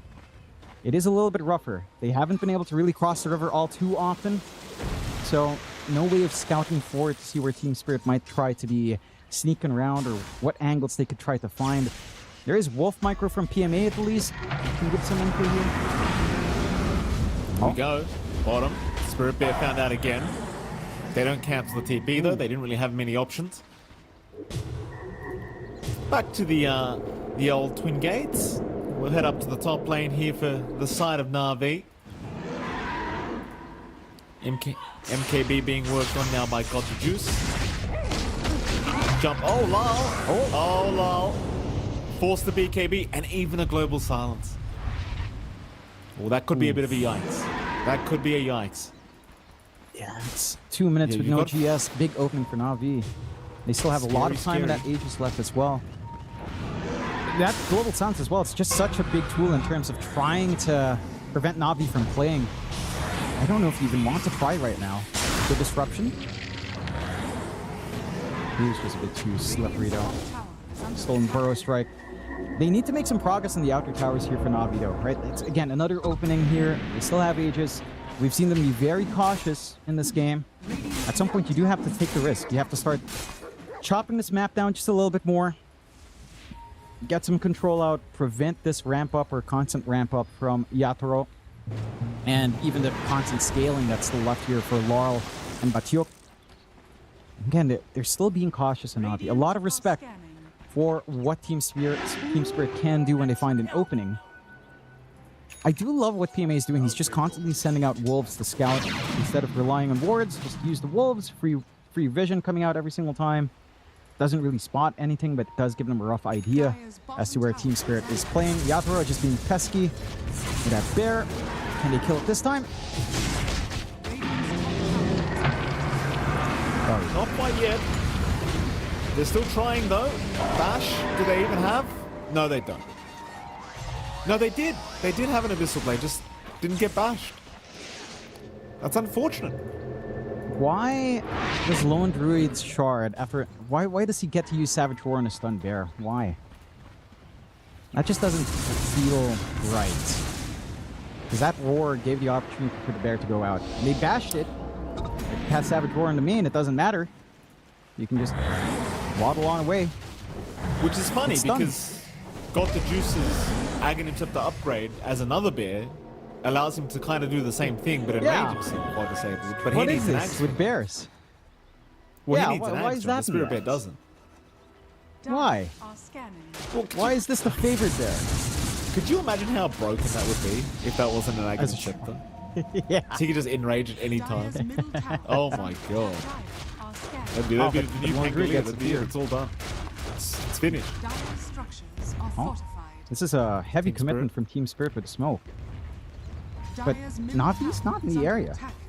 They're not even clumping up for the tier 2 defense. It's a slow trickle down here. Now they are. Spirit Bear. Savage Roar is out immediately. They'll still continue to try and chase this. Rotobait does land, but it's all bait. Got the Juice. He's completely surrounded now. They'll jump into the back. Redis has been caught. Daze tries to jump in and help out, and now the cavalry's incoming. They'll disrupt by a bit more time. But Bayuk is just TPing out. Daze and Redis down. Panto, Rue, they both go down as well. So just support duo. The Team Spirit, they knew they couldn't stick around. They had to run. Yeah, I'd say overall pretty all right for Team Spirit, right? Like, they take a very calculated risk. They know that once Global Silence is down, you're risking so much with this full Basher Abyssal here on Got the Juice. And they do manage to at least dodge out. They get a little bit more gold in comparison to Na'Vi for those support kills. And they managed to ride through this Aegis. Spires on Got the Juice now. No secondary life. Still a bit more time until Roach is up 3 minutes minimum. Have to wait and see. And that's more time where, again, they can just kind of work the map. They've been doing a great job of just playing split push, playing with the bear. It's not really being heavily punished by Na'Vi because, well, there's a lack of control, as we've constantly seen. And at some point, you do start to get fully slotted up here on the side of Na'Vi. Again, that MKB forgot the juice. Does have the gold to buy it outright if he wants. Just have to see when he does feel comfy, and maybe just wanting that extra for the buyback as well. Just 1.4k gold away from that. Bear. We'll see the Spirit Bear again. Missile Blade is out. That is complete rubbish. Like, why does that happen? Yeah. That's ridiculous. Like, he has to enrage to ensure he can get this kill. It's great. It's good stuff. You know what else is good? What? What do you miss? Well, no, I mean the Ags is up for Batyuk. What do you miss, Mike? Well, that's what I missed. I missed the Torrent Storm. I really missed Torrent Storm. You know what? Yeah. It was absolute hell to play against, but you know, I actually think it was fine. Because it was so funny. Do you remember when it was just sitting, when Ags first came out on every single hero, and Torrent Storm was just sitting there for months and nobody realized? Yeah. And I just keep saying, like, how is this not the most broken ability in the game? Yeah. Like, it's... Radiant's middle tower is under attack. It was just perfection, 58%. right? We kept saying, oh, you know, the water part. It was all the water team rides, the slides. Punk is opening up a new adventure park. He's not going to be legally liable for any injuries, of course. You signed that waiver when you played Dota 2. Punk can't be held liable. Full Daedalus now, by the way. We've got the juice. I mean, he's got a lot of damage on this Ursa at this point. Spirit Bear still being an absolute nuisance. Now it's pushing tier 3 top tower. Disruption though from Daze. He's going to lock down the Bear for a little bit.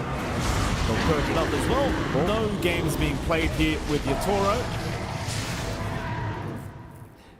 But this is kind of the thing with the meta, right? Like, with this low cooldown Spirit Bear, you can just kind of keep doing it. And as long as the lanes aren't too forced in, there's no real punishment for it.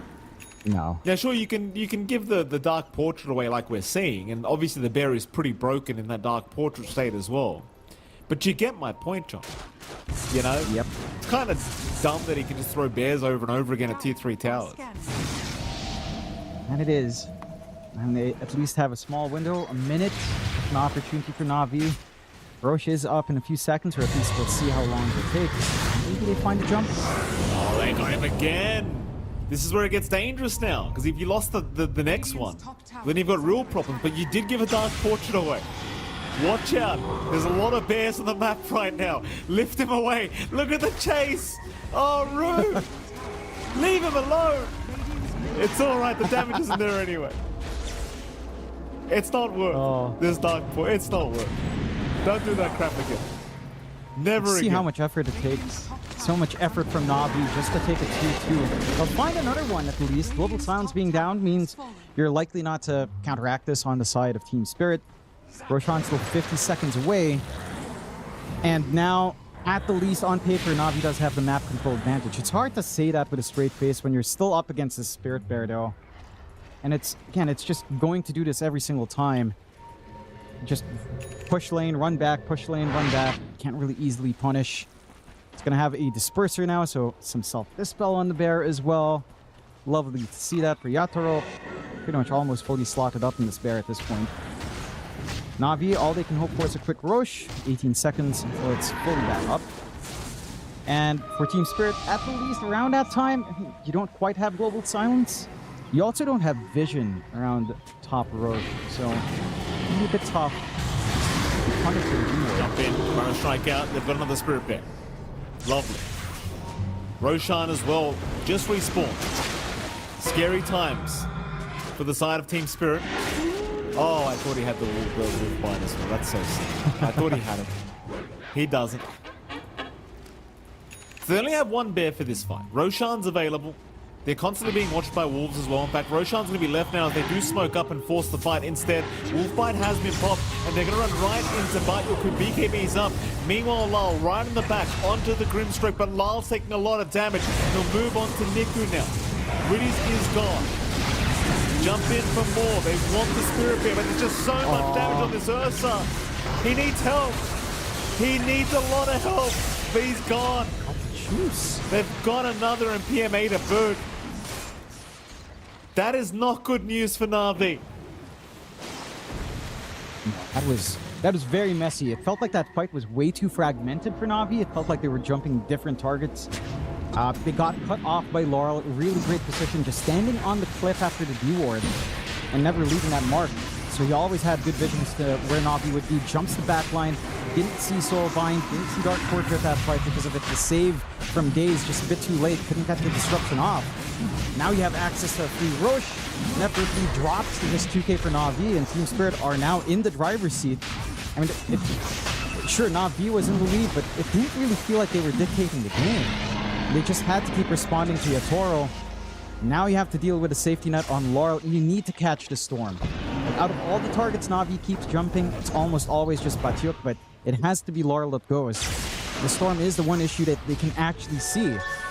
It's just that they don't have the vision. I think that's been a consistent theme here for Na'Vi. When they make these moves out, they don't have the ward coverage. Team Spirit, again, they get these D-wards off, they hold their ground. They saw the Wolves running around as well with these cliff wards a while ago, so they knew something was going to happen here from Na'Vi.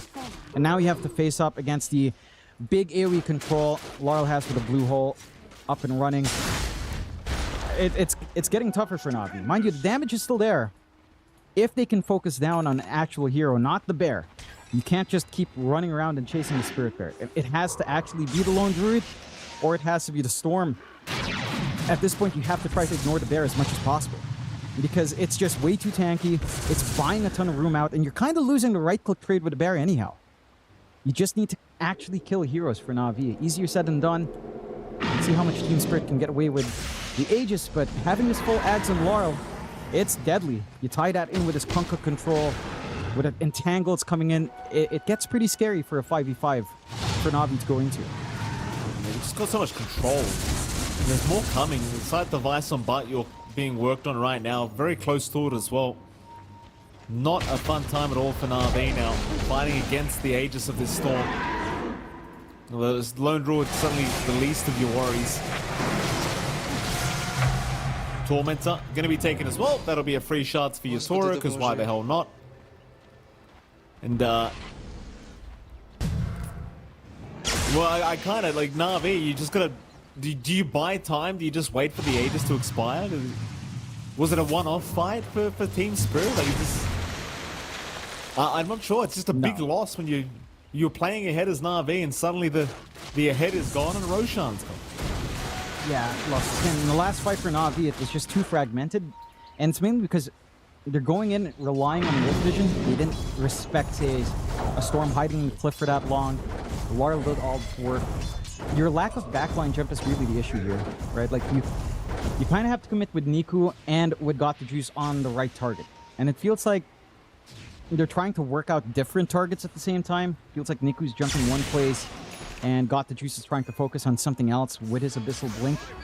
And it just isn't working out that way anymore. You've got to play as a unit. You need to really focus onto one, get the numbers advantage somehow with a meaningful kill, like the Storm, which with 2 lives up, I don't see happening in the next 2 minutes unless Laurel is seriously out of position, which is not very likely. For Na'Vi, I mean, you could use your own control pieces. PMA is trying to go for a side device of his own now, still further away than you would be with Batyuk. They're trying to see up top, and the bear is just doing so much work. It sure is. Try put a stop to this. At least the first bear. Lift him away though. He's got a disperser. He's gonna be just fine. Oh. What a great hero. Fantastic hero. Radiant's bottom tower is under attack. Dire are scanning. They want to go again. I mean, they've still got a minute and a half on the Aegis here for long. They definitely want to try and move in if they can. Niku and Na'Vi, they're not really giving any openings away. You do have an MKB being worked on by the Sursa. Like, he needs everything he can get right now. They've got no way of dealing with this bear either. Like, it's just proving to be impossible with this butterfly arm. No. So tanky as well. Like 4,000 HP with his evasion, 29 armor, with no hard armor items as well. It's kind of insane how much EHP and damage this thing has, and how quick it respawns. Like, think about it. If Lone Druid died, his respawn would be longer than the bears. That's kind of nuts. It's kind of nuts. It's kind of That dumb. is a bit silly. Zip in, lol. He's going to find himself Niku. Niku, still in a spot of danger, forced to BKB. Global Silence also committed, but they'll disrupt up to help out the Sankey just a little bit. Refresh. Torrent also going to land. The boat's going to land on top. Oh. Niku and Daze, they're both gone.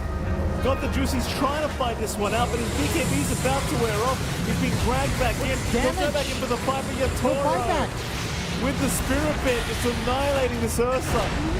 And there's no buybacks to speak of on this Ursa. You do at least have the other three. They'll commit on days. The Spirit Bear just stood its ground against this Ursa and just won. Yeah, they just can't. They can't deal with it. And they have to jump the back. They've got Dark Portrait as well in this room. Nah. So you got double bear. Look at this fight. Triple bears. More bears. I'm sure for somebody out there, this is a very enjoyable game, John. It's very enjoyable. Point out blue. Yatoro is having a ton of fun. I'm glad to see your mind still that innocent, Jonathan. It's good to see. Top tier 3 tower is gone. Yatoro continuing. Zip 4. They're going to find Daze. Daze immediately going to be dying. Nothing he can do. One lane of barracks left. They are still holding onto a tier 2 tower, so Na'Vi will just wait out the respawns. They will probably be playing 4v5 for this next engagement high ground. I imagine Team Spirit aren't interested in waiting. Rue, he sees the Dark Portrait Bear, just gets it again. He gets his own Dark Portrait. Why? Look at this.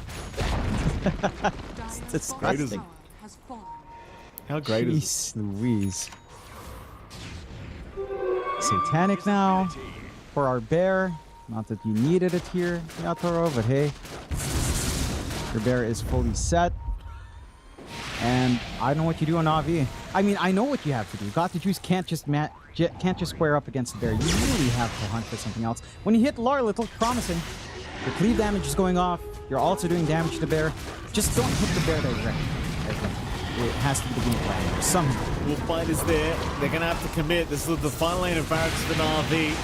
They're not seeing the angle quite yet. Now being kind of forced to jump in. Surely, eventually. Here we go. They'll go after the Kunkka first, but the BKB is going to protect Batyo because he gets the boat out again. The Spirit Bear, meanwhile, is still just going away at the Ursa, who's just getting annihilated. Oh, it's over. Surely got the juices down. They found Niku, who's going to buy back, but they've just done no damage. Team Spirit, I mean, they'll buy back on the two that did die. More buyback from Na'Vi. They're continuing to try this one out. PMA's life will be lost. That's a dieback and GG's call. They have seen enough. Team Spirit, they successfully drag this out to a game 3. That they do, and they make it look relatively simple here in game number 2. Na'Vi, they did have some bite back. They had some good timings to play with. In the end, just the positioning of Team Spirit was so hard to play into. You were seeing that at that last fight as well. Got the juice was trying to jump the back line. He had the right idea. He couldn't just square off against the bear. But even in reaching that back line, just Global Silence comes in. You have to be pre-BKB'd. If you don't, you're going to get stunned up. If you do BKB, you get Global Silence. You can't keep that chase going. Just so many things you had to think about here in Na'Vi, and for Team Spirit, they executed perfectly, right? Like, the mid lane matchup for Niku couldn't really stop Laurel. A lot of that early tempo for Team Spirit came from that Storm. It was a little bit of a rougher game for Batyuk, but he is a Kunkka. All he needs to do is tank up, and he's going to have contributions for his team anyhow. It feels like for Na'Vi, some of this hesitation to force an issue just kind of held them back, and their constant chases on the bear instead of trying to hunt for someone while the bear is doing damage on towers were maybe some missed opportunities. This is one fight where it started to feel really awkward. They got cut off from the Storm, hanging in that cliff area. They're focusing on the targets. Again, just wasn't clean. They kept trying to go for the bear in quite a few of these fights. Only at the end they tried to go for anything else. But to be fair to Na'Vi, it was very hard to ignore the bear. Yatoro would just constantly run it back to their faces when all was said and done. And even while this fight was breaking out, by the way, Rue was clearing out the objectives with his own Dark Portrait bear. That's what got them the creeps at the end, not even Yatoro's own actual bear. Just Rue. My that variant taking the objectives. That's just sickening. But very well played to Team Spirit. I think for Na'Vi, they had some good ideas in this draft. I don't think the draft was really a massive issue. It's just in the end, we got really outplayed by Team Spirit. Just the mobility on Laurel was already an issue. They were having a hard time locking in the storm. They had coverage with global silence whenever the jump would come in, and this bear was just impossible to play up against. So it could be actually worth considering a ban from Na'Vi into that game 3. But Team Spirit, a very important win to find, right? Like they're on the chopping block. This is the danger zone, and they do get to stay alive for one more game here, Mike. They certainly do. Team Spirit still alive here, going into game number 3 against Na'Vi now. Standout player-wise, Jonathan. Now, do you have one? I'd say Yatoro, and as sickening as it is to say, he stalled out that game. Like, that game was kind of on him. He placed the bear in spots where Na'Vi couldn't ignore it. He made Na'Vi always respond to the bear. It was sickening. Lone Druid is disgusting. But he made it work. And he gives Team Spirit that win that they desperately need, forcing it to a game 3 with their tournament lives on the line. Very important for him to kind of get that going, and does pay off in the end. I guess that's the difference as well compared to game 1 Alchemist, where you got, what, third item Ags. You have a hero that still kind of goes third item Ags, but it's much more useful in the bear than it is on the Alchemist. I'm going to tell you, Mikey. It absolutely was. Absolutely was. Props to Yatoro. He gets the standout player for game number 2. Thankfully for us, Jonathan, game 3 is where we are headed between Team Spirit and Na'Vi, and I can only imagine where these drafts are going. I'll be frank, I don't want to see any more Alchemist. I don't want to see any more Lone Druid either. These heroes, they're just boring heroes, aren't they, John? Don't you feel as though they're just... Yatoro knows it's boring. He knows. He didn't want to win like that.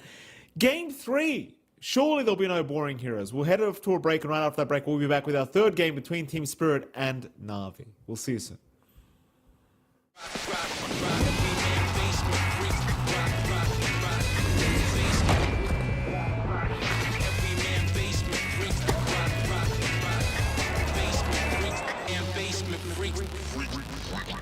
The human body was built to move.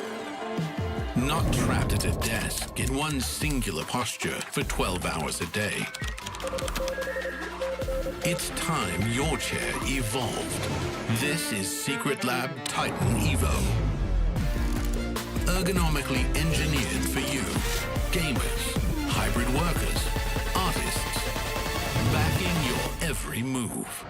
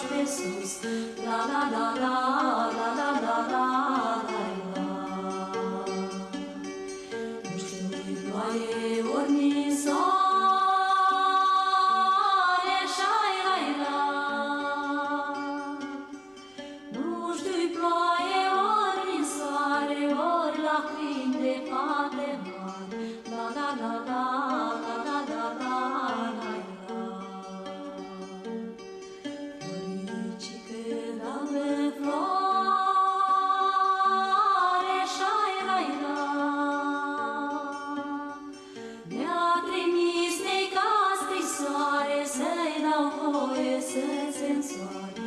La la la la, la la la la, la la. Să-ți fie de păcat, șai-rai-ra. Să-ți fie de păcat, mai iubit și mai lăsat. La la la la, la la la la, la la. Mai iubit ca pe-o copilă, șai-rai-ra. Mai iubit ca pe-o copilă, mai lăsat ca pe-o străină. La la la la, la la la la, la la. Mai iubit ca pe-un pui blând, șai-rai-ra. Mai iubit ca pe-un pui blând, mai lăsat pe drum blând. La la la la, la la la la, la la. Foaie verde de-un harbus, șai-rai-ra. Foaie verde de-un harbus, trece un nou oraș pe sus. La la la la, la la la la, la la. Foaie verde de-un harbus, trece un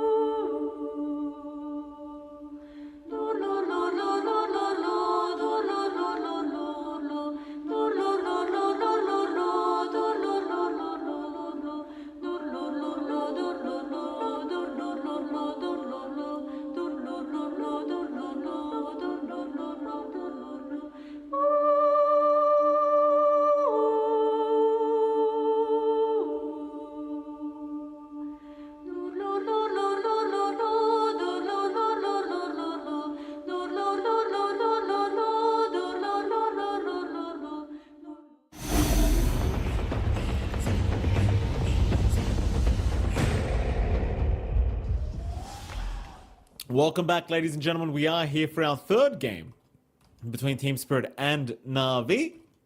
And it is MLP Dota and Dronix fight. Jonathan, welcome back, sir. We've already got a Game 3 draft underway, thankfully, between these two sides.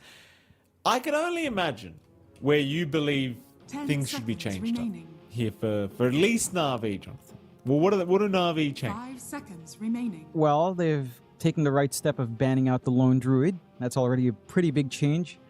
From that game, too, that was really the main issue. I think this lone druid just did way too much.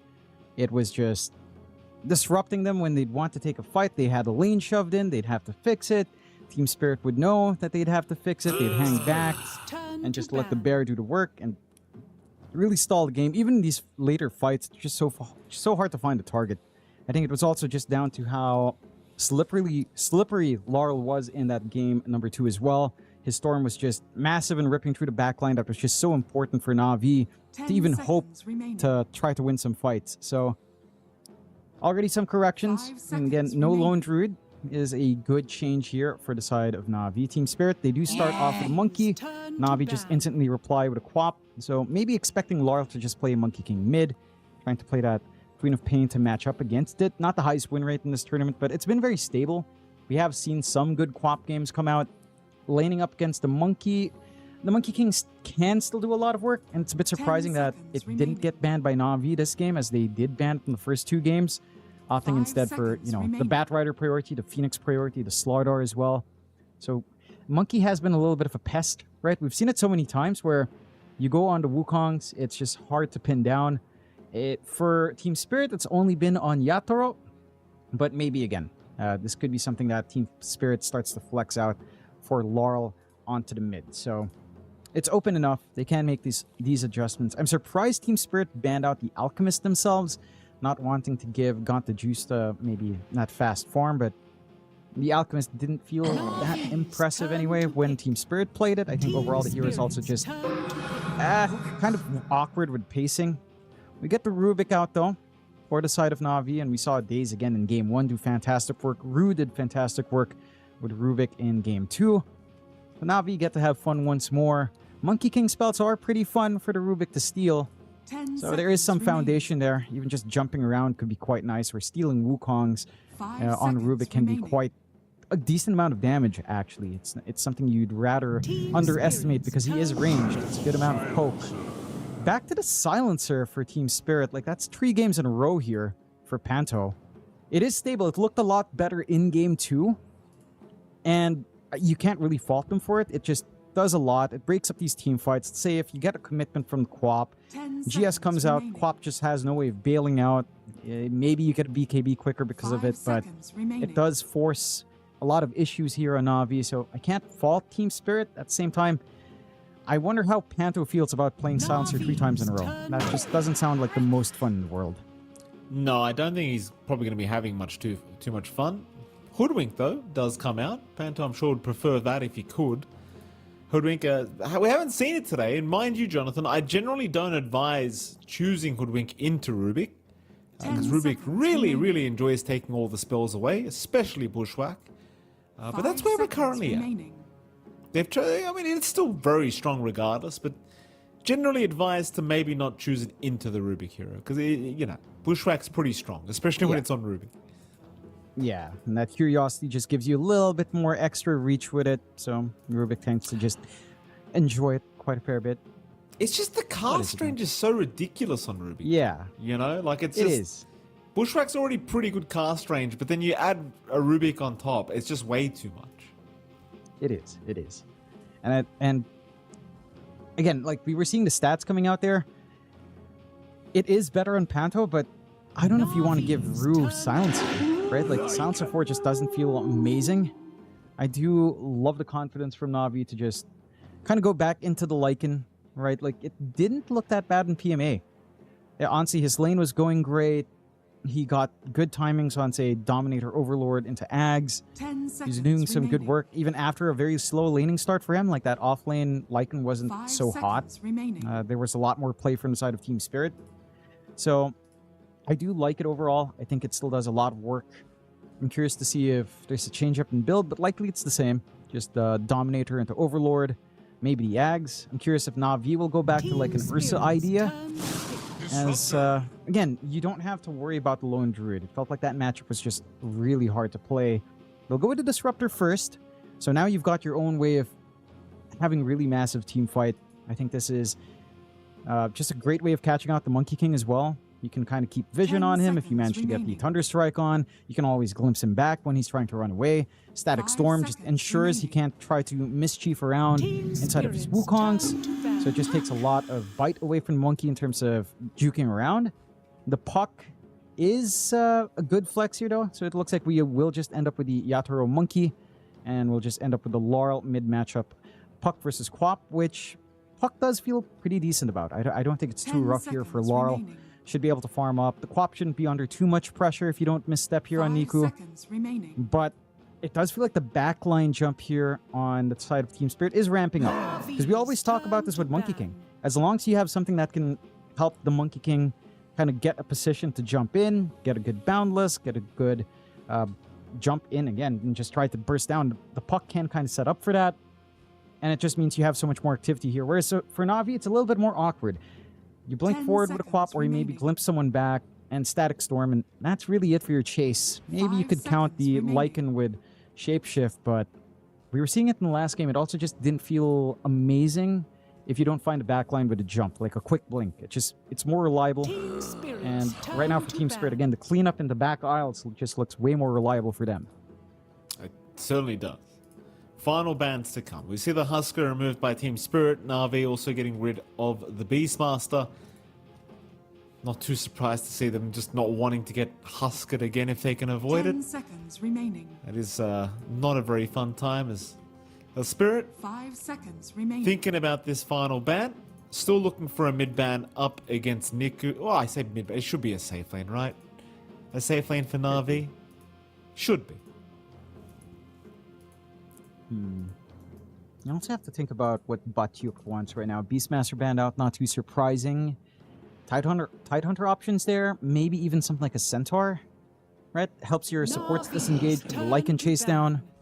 They'll ban the Ursa now for Got the Juice, but I'd say a Centaur might make things a little bit too tough for Na'Vi. You can always glimpse someone back. You can try to keep them in with the kinetic field, but just this combination in lane, Hoof Stomp, Bushwhack, kind of scary for the side of Na'Vi to play up against, no matter what you pick in the safe lane right now. So I wouldn't mind the Centaur ban, just allow something like the Tidehunter through. We'll have to see. Are taking their time. They have a lot of reserve left here in Na'Vi, so they can really take their time in this one. Final ban to come, Na'Vi.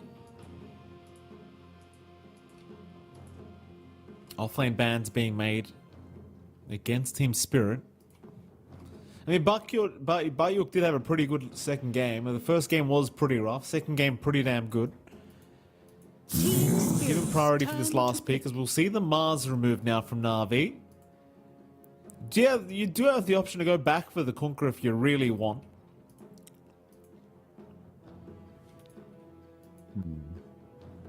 It's not the worst, pick in the world, I'd say. No. 10 seconds It looked decent enough in the last game as well. The durability was quite nice. The X Mark was doing some work. Again, Centaur is still there as well. Tidehunter.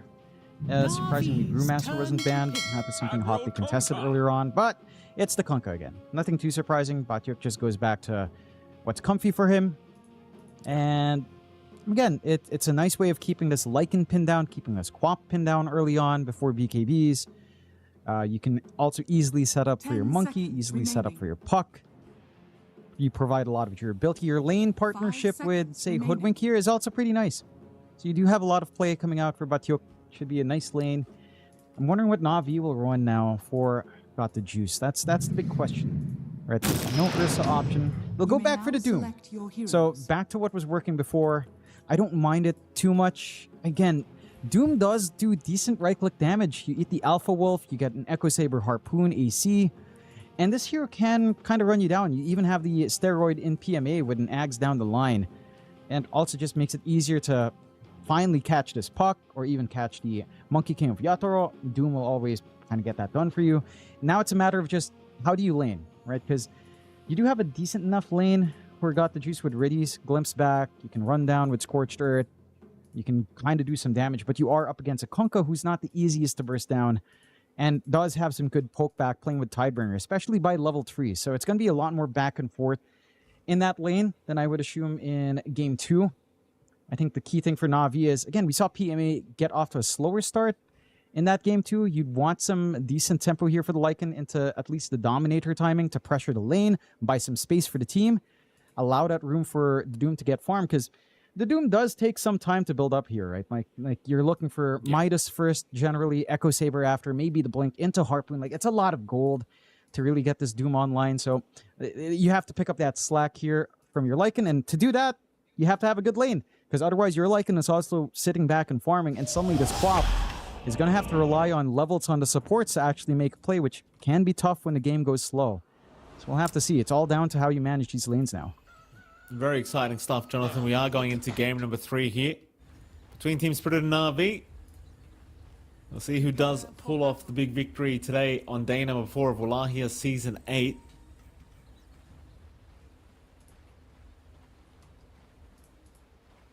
Draft-wise, I mean, I want to say that I still favor what Spirit have got, but, you know, in fairness in saying that, Jonathan, me favoring any team is not really a good thing. Usually quite a bad thing. Look at this. Look at the graphs. Dota Plus is now giving Na'Vi a 57% chance to win. You see what I'm saying? And it was correct last time. Did you see what I'm saying? It was very correct last time. Yeah, I see. And I get doubted it it too last time. I did. I get it. I mean, I would never I get get it, it. but I did. Just for a second. I get it now. Very fascinating. We'll see. We'll see if Dota Plus or AI overlords have overtaken. I'll never stop paying for Dota Plus, John. Never.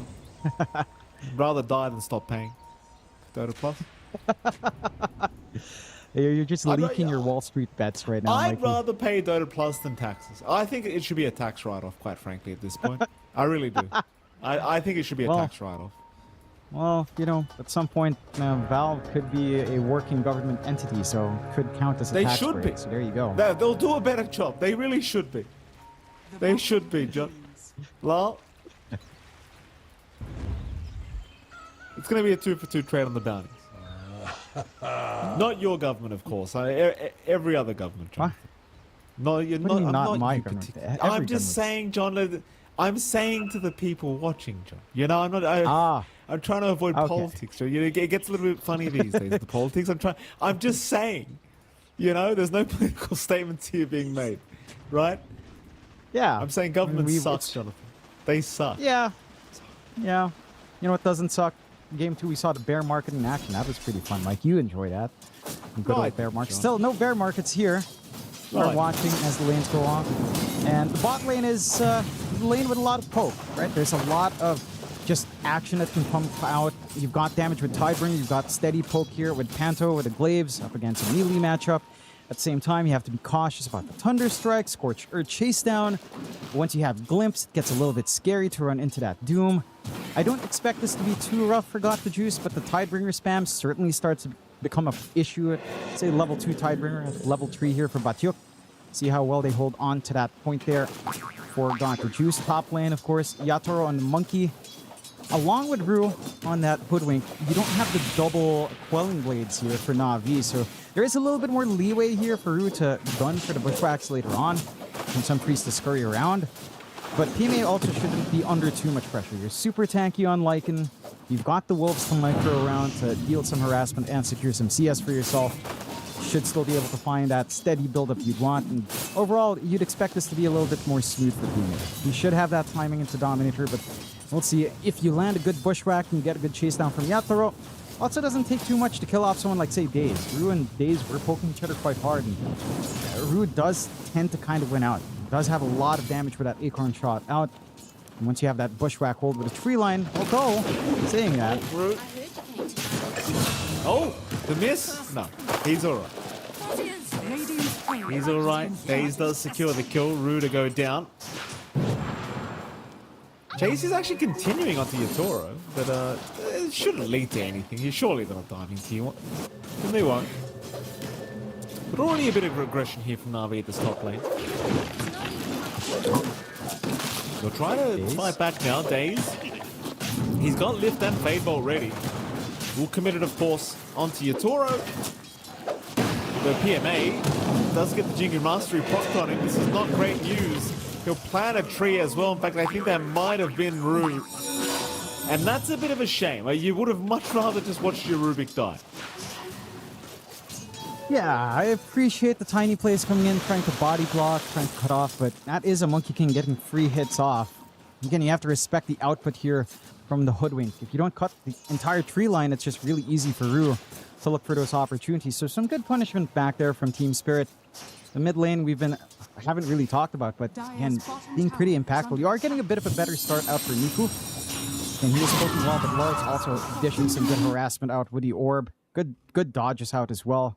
Not the safest lane in the world here for Niku. Wondering if there's room for the sports to come in. You already have this early movement from Daze into the 4-minute water room, so I'll get ahead of the curve here. Niku being chased down now by Lal. Daze right behind him. Niku streak out the orb.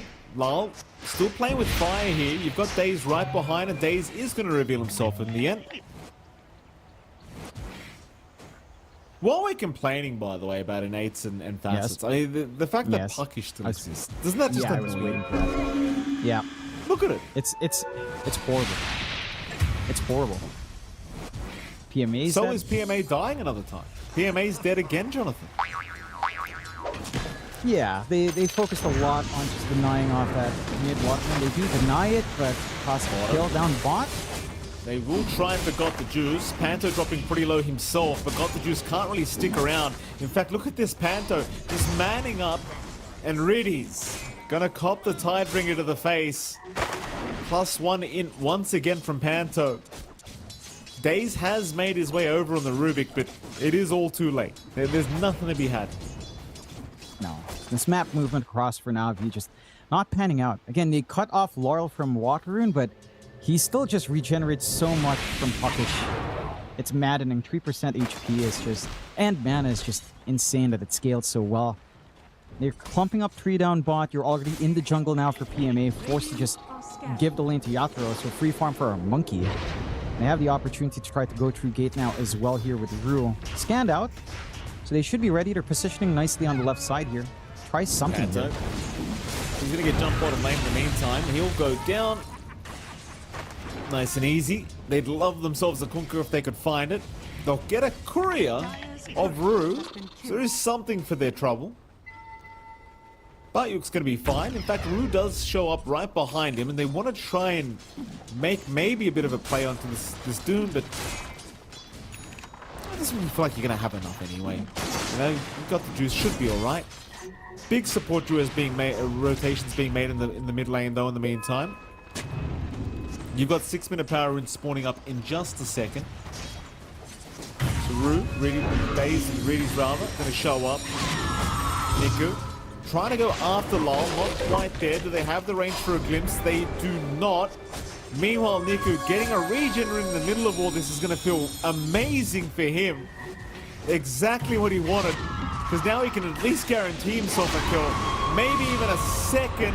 But no, they miss out on Lol for now. They'll take Rue down as Niku falling pretty low himself. Oh, he gets the blink, but he dies to the last word damage. They will at least kill Lol in the meantime. Daze will drop to boot. Now it's just position 5s left. And they can do nothing against each other. Ultimately, John, the winner of all this seems to be Panther. He just keeps getting smarter, this bloke. Yeah, 4 int already very early on. Nice early pacing for him. Expecting that action on mid as well. He was there a little bit early. It made it pretty awkward for Na'Vi to try to get that kill. I mean, in the end, you still punish Laurel, but you lose Niku a little bit too early to really feel happy about those changes of events. At least, again, good management in the water on the power runes. But now Laurel is 6 anyhow. Has Dream Coil ready to be leveled up. And again, while all of this action happens mid, your side lanes are kind of suffering, especially top. Yatoro just going solo, gonna have a good timing into Battle Fury this game, gonna farm Storm up, looking to heavily scale. PMA can't really match up against him. He is inching his way towards a Dominator though, and they are still looking for action down bot here. Oh, they're gonna try for at least Riddy's. Riddy's gonna be okay.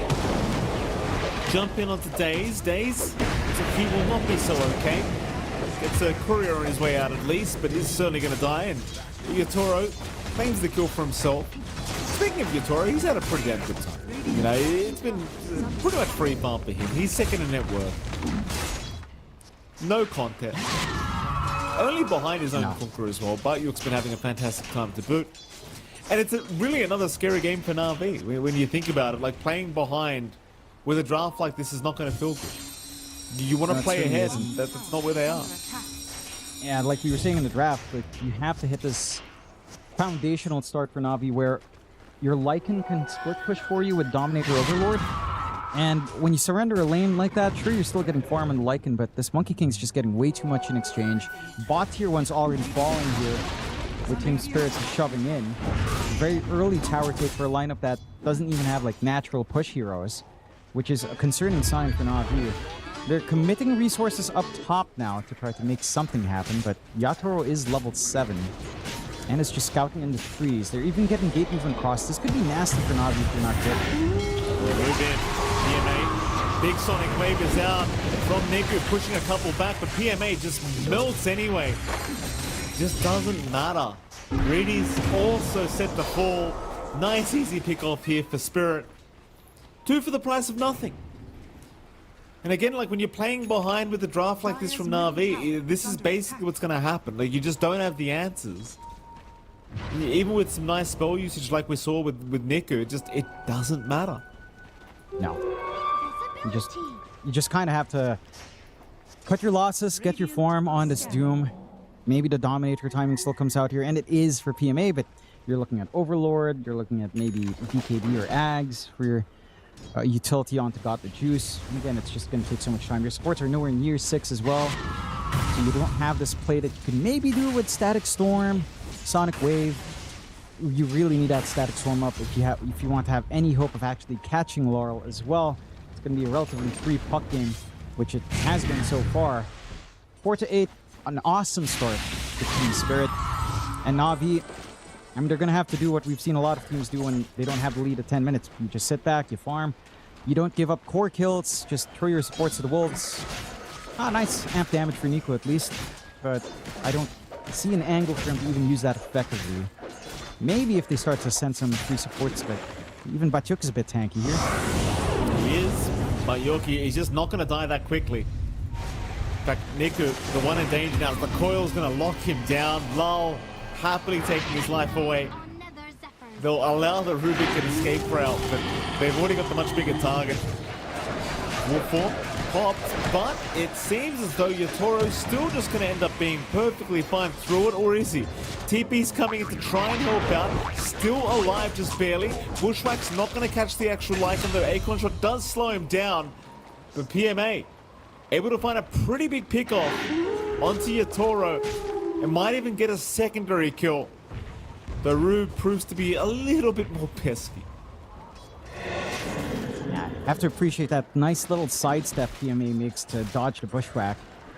Gets a nice clean kill. Very important for the side of Na'Vi to find, even on PMA. Like we were talking again, this Lycan just needs to be online quick, making great use of some shape shifts here early on. And that's a big network target to kind of knock down the Pinata. Still, in position still. Good old Yatoro just heading back top. You are hanging out more heroes down here again. Riddies is fairly close to 6 now. So there could be a threat of Static Storm if he manages to soak up a little bit more, but doesn't look like he'll commit. Amp damage rune is popped up now as well.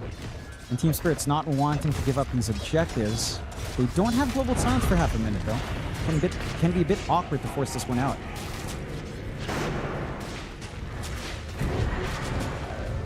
On tier 1 top tower, still under siege. Yatoro's going to respawn now. Siege creep still going, but it is now within deny range. Yatoro will just happily take the deny for himself into the tier 1 tower. It is still some pretty nice kills that were occurring thanks to PMA.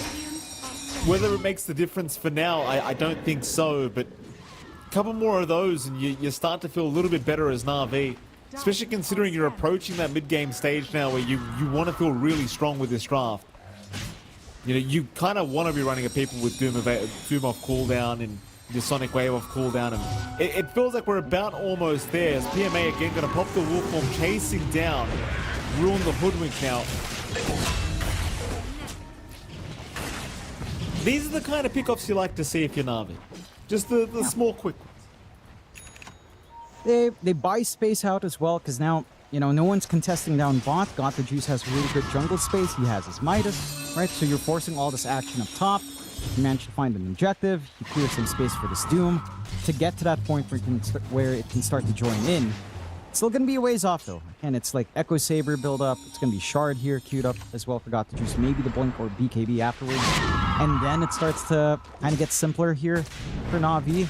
For the side of Team Spirit, you're still in a very happy spot. Battle Fury's up in Yatoro. His farm can just kick up. Global Silence is off cooldown, so he could try. I'm going to give it a crack, but Faye's going to go down. Tier 1 mid tower will be under siege. You do have Nico around on the top, but he's not really able to do too much about this. Team Spirit continuing for that tier 1 mid.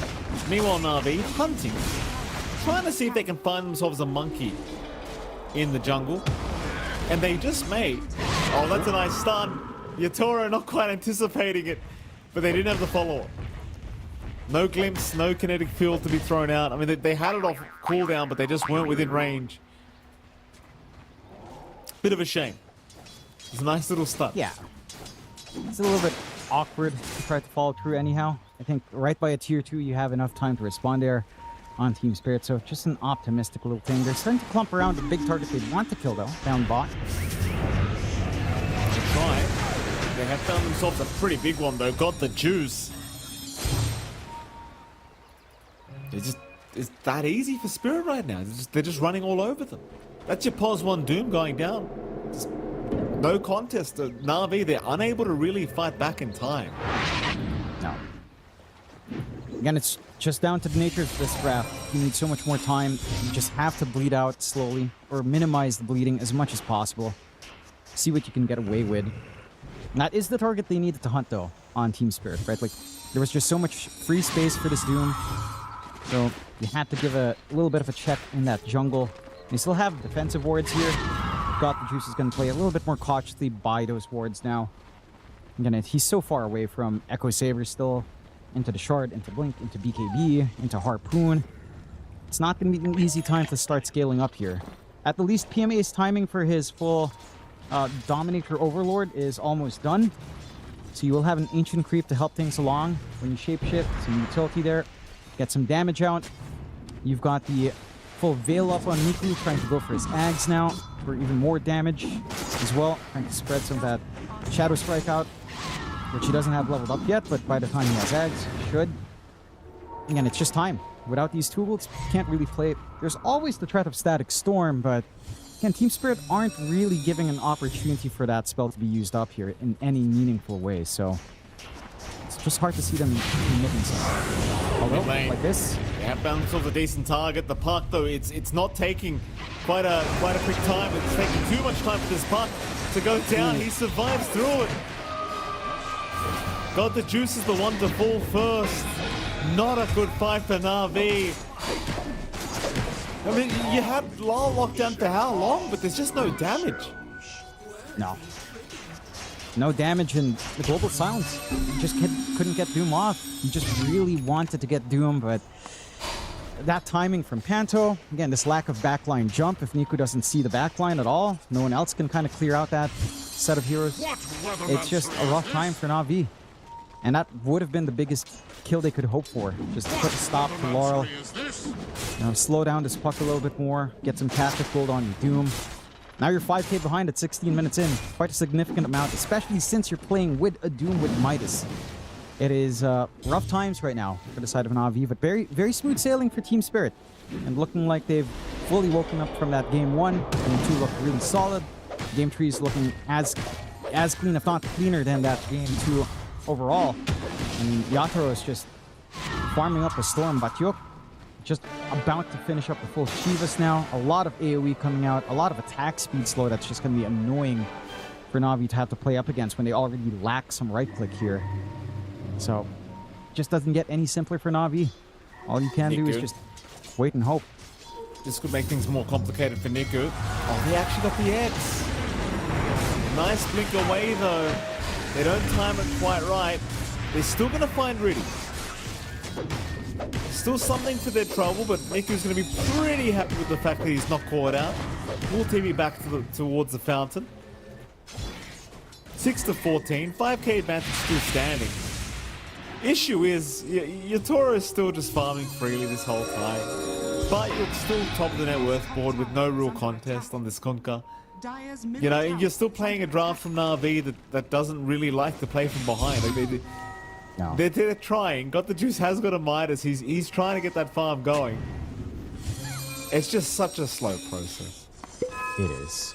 It's so slow. And all the tools are in Team Spirit's hands. Like they can choose to do whatever they want. There's really no threat on Na'Vi until your Doom is ready to actually join in these engagements. Smoke up from Team Spirit side, a good swing into the triangle, into maybe Roshan here could be quite nice for just, you know, kickoffs into a tier 1. Riddies. Will be going down. Coil actually landing as well and got the Juice. He just can't. It's so tough to watch your Pulse 1 dying that quickly. But it's just that easy right now for Team Spirit. Daze. Waning Rift. He's going to buy himself some time, but not too much time. He will also go down. Double kill now for Yatoro. Back to the T1 top tower. We're still pretty early into the game, all things being said and done. It's just a very dominant performance for Game 3 for Team Spirit. And it is. Even just trying to bully out the Overlord dude. Lachuk is surrounded, but he's just so tanky. He's very tanky, and they haven't held him down either. He'll get the boat off in time. Well, that's not going to help you kill him. I'll promise you that. Thought maybe we would have seen a quicker glimpse to not allow the boat, but he got the chance. At least the bushwhack Wu cannot connect through. Wukong's though right on got that juice. Still can't do him. Nope. Still cannot doom anyone. PMA also caught. No hiding in the tree line against Yatoro. It looks a lot worse, I think, because they have a draft that is very hard to come back. Yeah. I think that's what makes the game look substantially worse for now. Yeah, again, they need to win out in lanes. They need to set up for this game to have a faster timing into Echo Saber plus likely Blink BKB. And it's just not there anymore. You know, your Doom is at 7.9k net worth. For reference, this Silencer at 6k. Panto's just, what, 1.8k behind? Not a great feeling when you're Doom with a Midas. That has 2 charges right now that you need to kind of use up here. Little got the juice. He's hanging on to the charges, so fair enough. Oh, silver linings, I guess. Niku's 2 parts from Ags. Does feel like that's going to be quite some time away still, considering how constrained the map is. You've got Orchid build up for PMA, which is also a ways off. And again, for Team Spirit, there's just no stopping this. 10k lead now, 20 minutes in, 21 minutes in, 6-19. And Na'Vi, I mean, look, BKB and got the juice. He switched over. He's not even bothering Echo Saber. Just BKB, doom something, hope for the best. And this could help. They're just lacking the recipe gold at this point. So maybe that's when things can start to open up. But if that Doom doesn't get anything done, man, I don't know what you're supposed to do, because that's the one thing lacking right now. Got the Juice has been trying. He's not been able to use Doom at all. We've seen no Dooms this game. So when it comes out, it has to pay off in a big way. Team Spirit, though, not going to rest until that moment.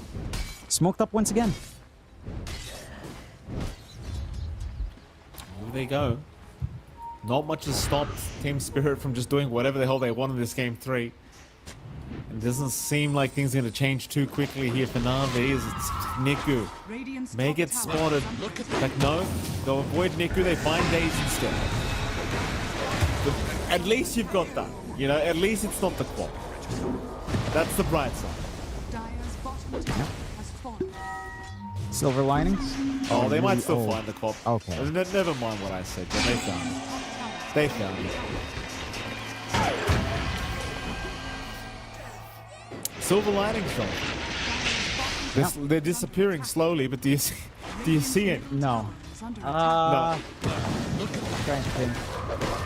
That's more like it. That's I'm looking at graph. I think this is graph you're familiar with, so that's the one silver lining. I mean, How many times am I going to hear the same joke? not until it stops being funny. It's funny to me. It probably won't stop being funny. No. Yeah. Go 200 on. gold from BKB for Got the Juice. It's something. He can doom someone. I don't know if they can even kill some if they're doomed when the bush comes in. Is that's still damage reduction? Yeah, lockdown, global silence just in case. Very unnecessary, Mr. Panto.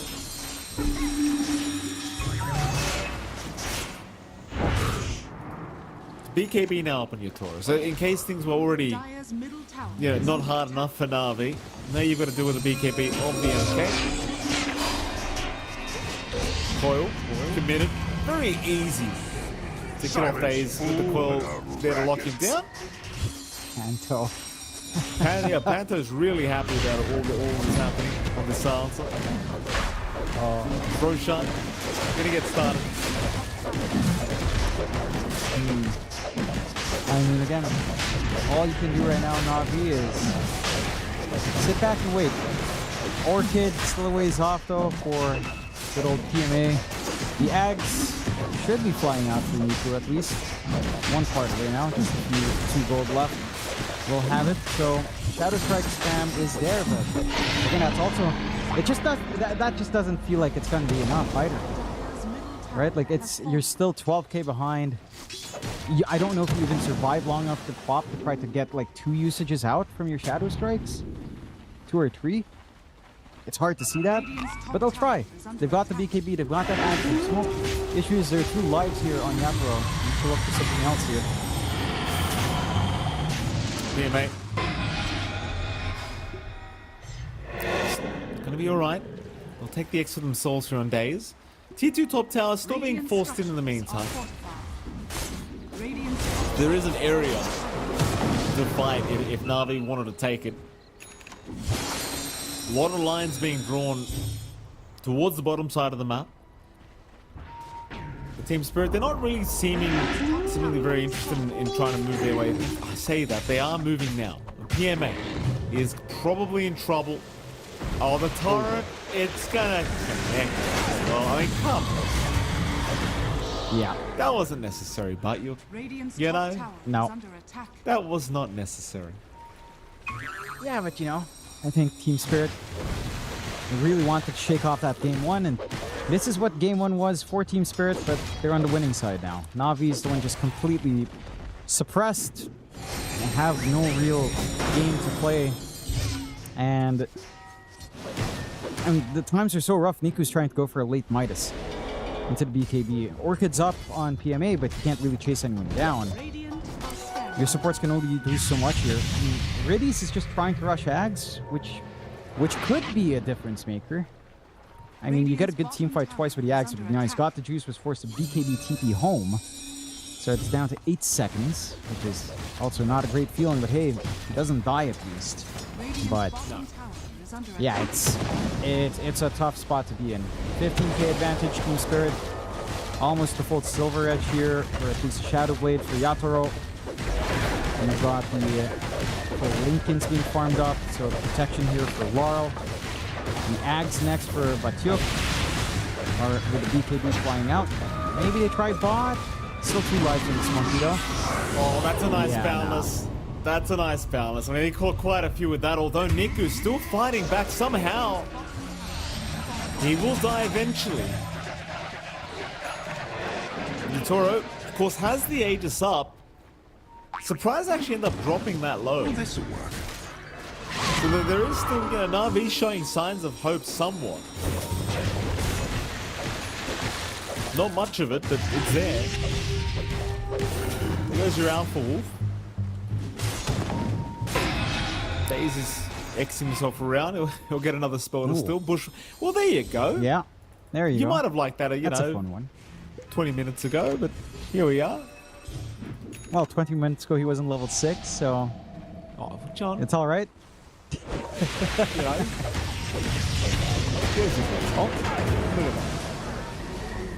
Perfect. Now it's gone. Now he doesn't have it. I mean, it's been clinical here from Team Spirit. And on to the high ground they go. Still anything happen in the Aegis. I really don't see any reason to back off. If you were ballsy on Riddies right now, the play would be to sell literally everything but your Ags components and just ride naked Ags on this Disruptor and hope for the best. Because you're not getting Doom off. You might as well have the pseudo Doom in Static Storm Ags upgrade instead. But it is a risk. And I guess Team Spirit isn't looking to commit too hard anyway. They are playing it safe. If you back off, no need to try to pierce high ground. No. Just get more items up. And, you know, play a little bit of a cool and calm and calculated game. No need to rush. Just yet. I mean, Harpoon's gonna be farm. Oh god, please. It's a tough time. It's a tough time indeed, Jonathan. Riddies is gone. BKB Popeye got the juice. Meanwhile, Niku guys across the map. At least you get your Doom out of there, but that's the BKB down for 85 seconds. And, well, I mean, if you're Team Spirit, surely you're starting to think about approaching high ground. Silence. Not much time left on the Aegis, at least for Na'Vi, so there's an opening for them to try and defend high ground and maybe find this Monkey King. But they are 20k behind. It won't be an easy fight. It'll be a very hard fight, in fact.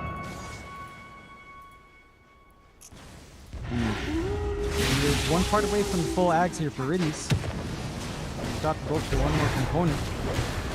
So, if you can somehow wait until the next component's up, maybe. It's a lot of maybes right there. Blink as well. You are just going to blink now for Got the Juice, which you should have. There you go. Instant buyout. No buyback, but you kind of have to go all in. Got the Juice.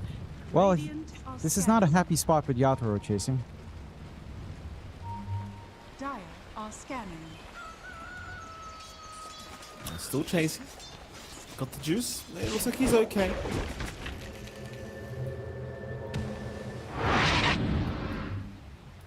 A lot of patience here from Team Spirit as well. Like, there's no rush for them. They understand they're in complete control and, you know, it is their game to throw at this stage. Amp Damager going to be found here for Lal. He's going to be very happy about that. This smoke couldn't come at a worse time for Na'Vi. Oh, Yatoro breaks in as well with a silver edge. I mean, that's just sad. That is just sad. Riddies and Days are gone. Where's PMA? He's not going anywhere, John. In fact, he is. He's out of it. He's fine. Instead, PMA, or rather, Got the Juice is the one to go down. Triple kill for Lal. Silence, fool. I think Panto's just trying to tell him, like, it might be time to call it, boys. Yeah. You know? I mean, even with that blink, you're not getting any action here on Got the Juice at all. Just a rough position to be in with that blink reveal. Niku. Yeah. Oh wait, he's not dead yet. Never mind. Bottom lane. Eastern Tower. I mean, they still have Doom. They still have Doom, right? That's Static true. Storm. I mean, he's They dead, can use but these they've got spells. You know, he's coming. Come on, just sell your brown boots now. Ready? Sell your brown boots, sell your wand. Just get the ads. It's the point of this game now. Just sell your stuff, get your ads. Where they go? They got daggers. Crocus tried their best to help with their stunt. Doesn't work out. And Yatoro now T is a Crocus. Never mind. He's not a Crocus anymore. In they go again. Mid-rank's now going to be on the side. They're not even coming in to defend. Yeah, and at this point now he's hoping the Team Spirit fall asleep or something. It's, you know, not That's sure what one the hope strategy. is at this point. Riddies? No, he can't die. Come on. No, release. No, the Ags. No, ready. Oh, we got the Ags. Oh, maybe they can get Toro. Sonic Wave, but no, he's got the BKB TP. No. He's fine. He's alright. And yeah, it was. He did have enough gold for the Axe. That is close to it. At least, you know, sell the wand, and buy the Ags, and hope for the best. Maybe try to get a forward ward somewhere. You know, vision hasn't been the cleanest for Na'Vi, but I also haven't had map control, so kind of goes in there. They'll smoke. The Ags is up. This is it. This has to be it. Surely we got a Doom usage, right? Like, Got the Juice has not used it the entire game. Surely at least once forgot the Juice. One time. One time? It's gonna happen now. I feel it. The Doom's coming. Get ready for it. Don't hold your breath, Jonathan. We'll do so. Oh, it's coming. No, it's coming. John, it's coming. Dream quote. Committed. Pop the Doom. There, he used it. He used it, John. There you go. Look at that. Yeah. I mean, Lowell is quite literally on fire, so I suppose it is accurate. So there we go. GG's call.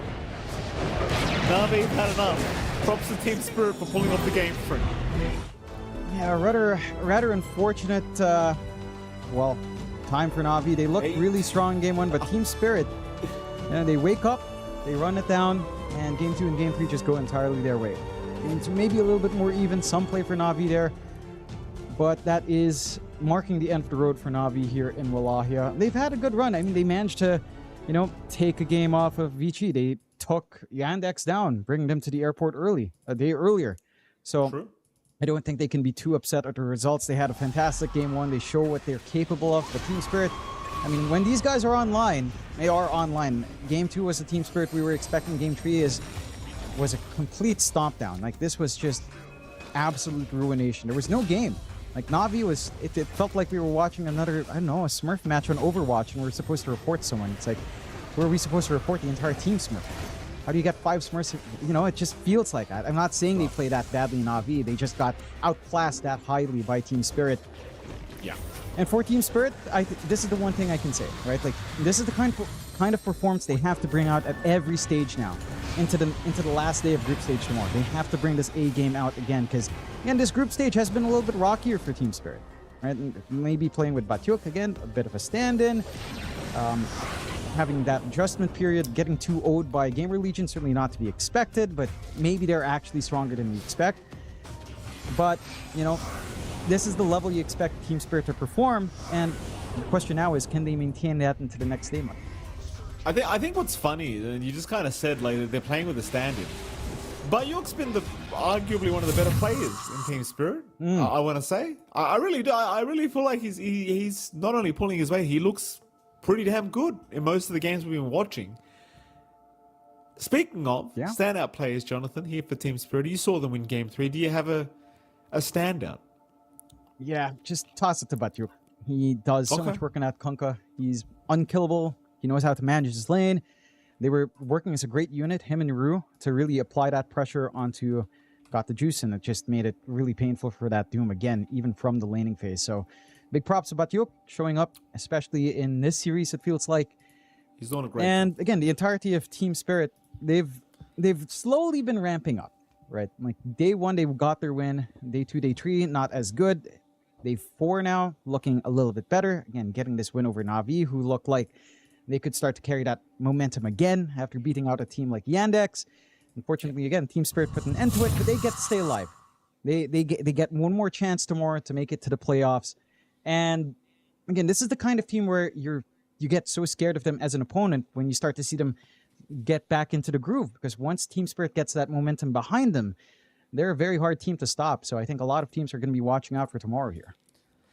Absolutely. But for today, Jonathan, have I got a series coming up for you? Have I got a series, my friend, Vici Gaming up against Xtreme? I don't know why you think it's funny, Jonathan. This is going to be an absolute banger of a series. Xtreme Gaming versus Vici Gaming coming right up. I personally can't wait. I don't know why you're still laughing, John. I try my best to to get us hyped up for our next series here. I am hyped. Listen, look, it's been a bit rocky, all right? It has been a little bit rocky between these two teams. It has been. But one of them has to go home today, Jonathan. This is going to be an amazing... You're laughing, but this is going to be the best series of the tournament. You mark my words. We're going to go to a break, and right after that break, we'll be back with our... Stop smiling, John. We'll be back with Xtreme Gaming up against Vici Gaming. We'll see you soon. The new breakthrough and innovative phone with 1xBet app. With 1xBet app, you can register and start betting in just one click. Intuitive interface and thousands of sports events every day. User-friendly app. Big wins, fast payouts. The human body was built to move. Not trapped at a desk in one singular posture for 12 hours a day. It's time your chair evolved. This is Secret Lab Titan Evo. Ergonomically engineered for you, gamers, hybrid workers, artists, backing your every move.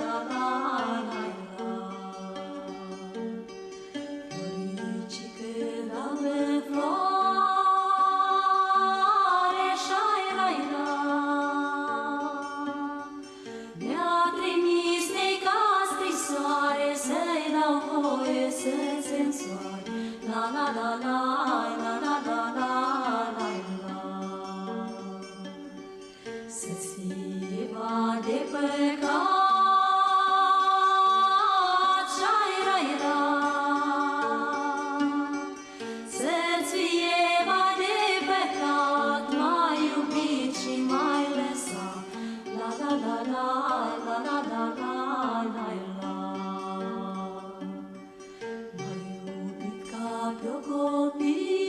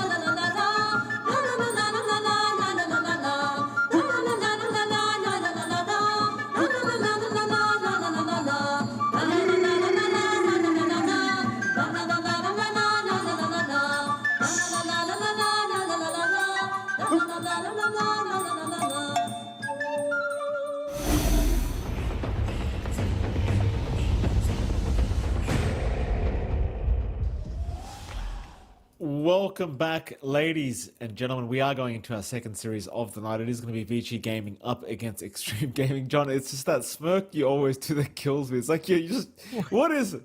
What's so funny? Like you just smirking at me like like you've got a joke. What is it? What are you so happy? It's my pre-game smile. I'm just happy to be here. You know, I'm ready.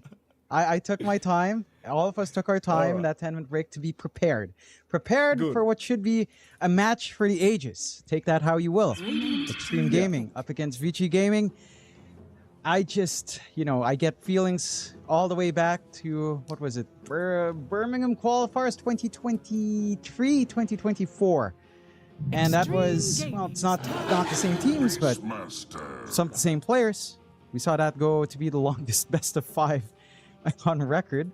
And this is a best of 3. We'll see if it'll break any records. Of course, neither side wants to, and this is a very dangerous point and a very sad point for Chinese Dota, that one of these teams will knock out the other. They're brothers in arms. We'll send them a gnome, but that's what you get. It's also really fascinating to see their journey here in Wallachia Season 8, because the only wins both of these teams found, Mikey, was over Na'Vi. That's their one common enemy and their one common win. Except Xtreme Gaming took that 2-0, Vici Gaming took it 2-1. So on paper, if you take that power correlation, this should be Xtreme Gaming favorite. Who knows? We'll have to wait and see. We have the draft at the very least. Beastmaster opening for Vici Gaming, Hoodwink coming out for Xtreme, and that Hoodwink win rate, it's climbed up, man. It's back to 50%, or did it climb down from 53%? I forget. It's dead even. So it's a neat hero. We saw its effects in the last series. It can be really, really annoying in the right hands.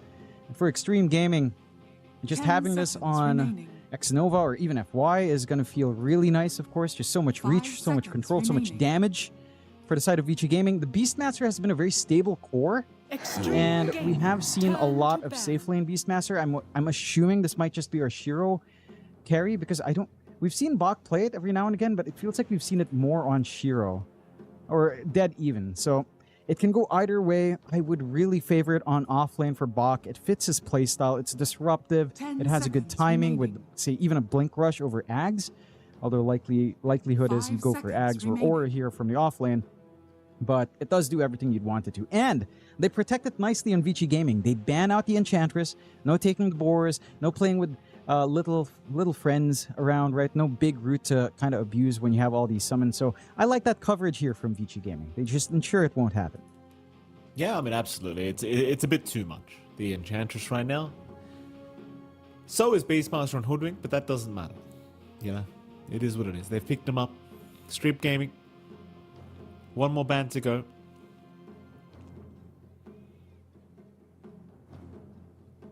Not much being revealed here from either side with these initial pickups.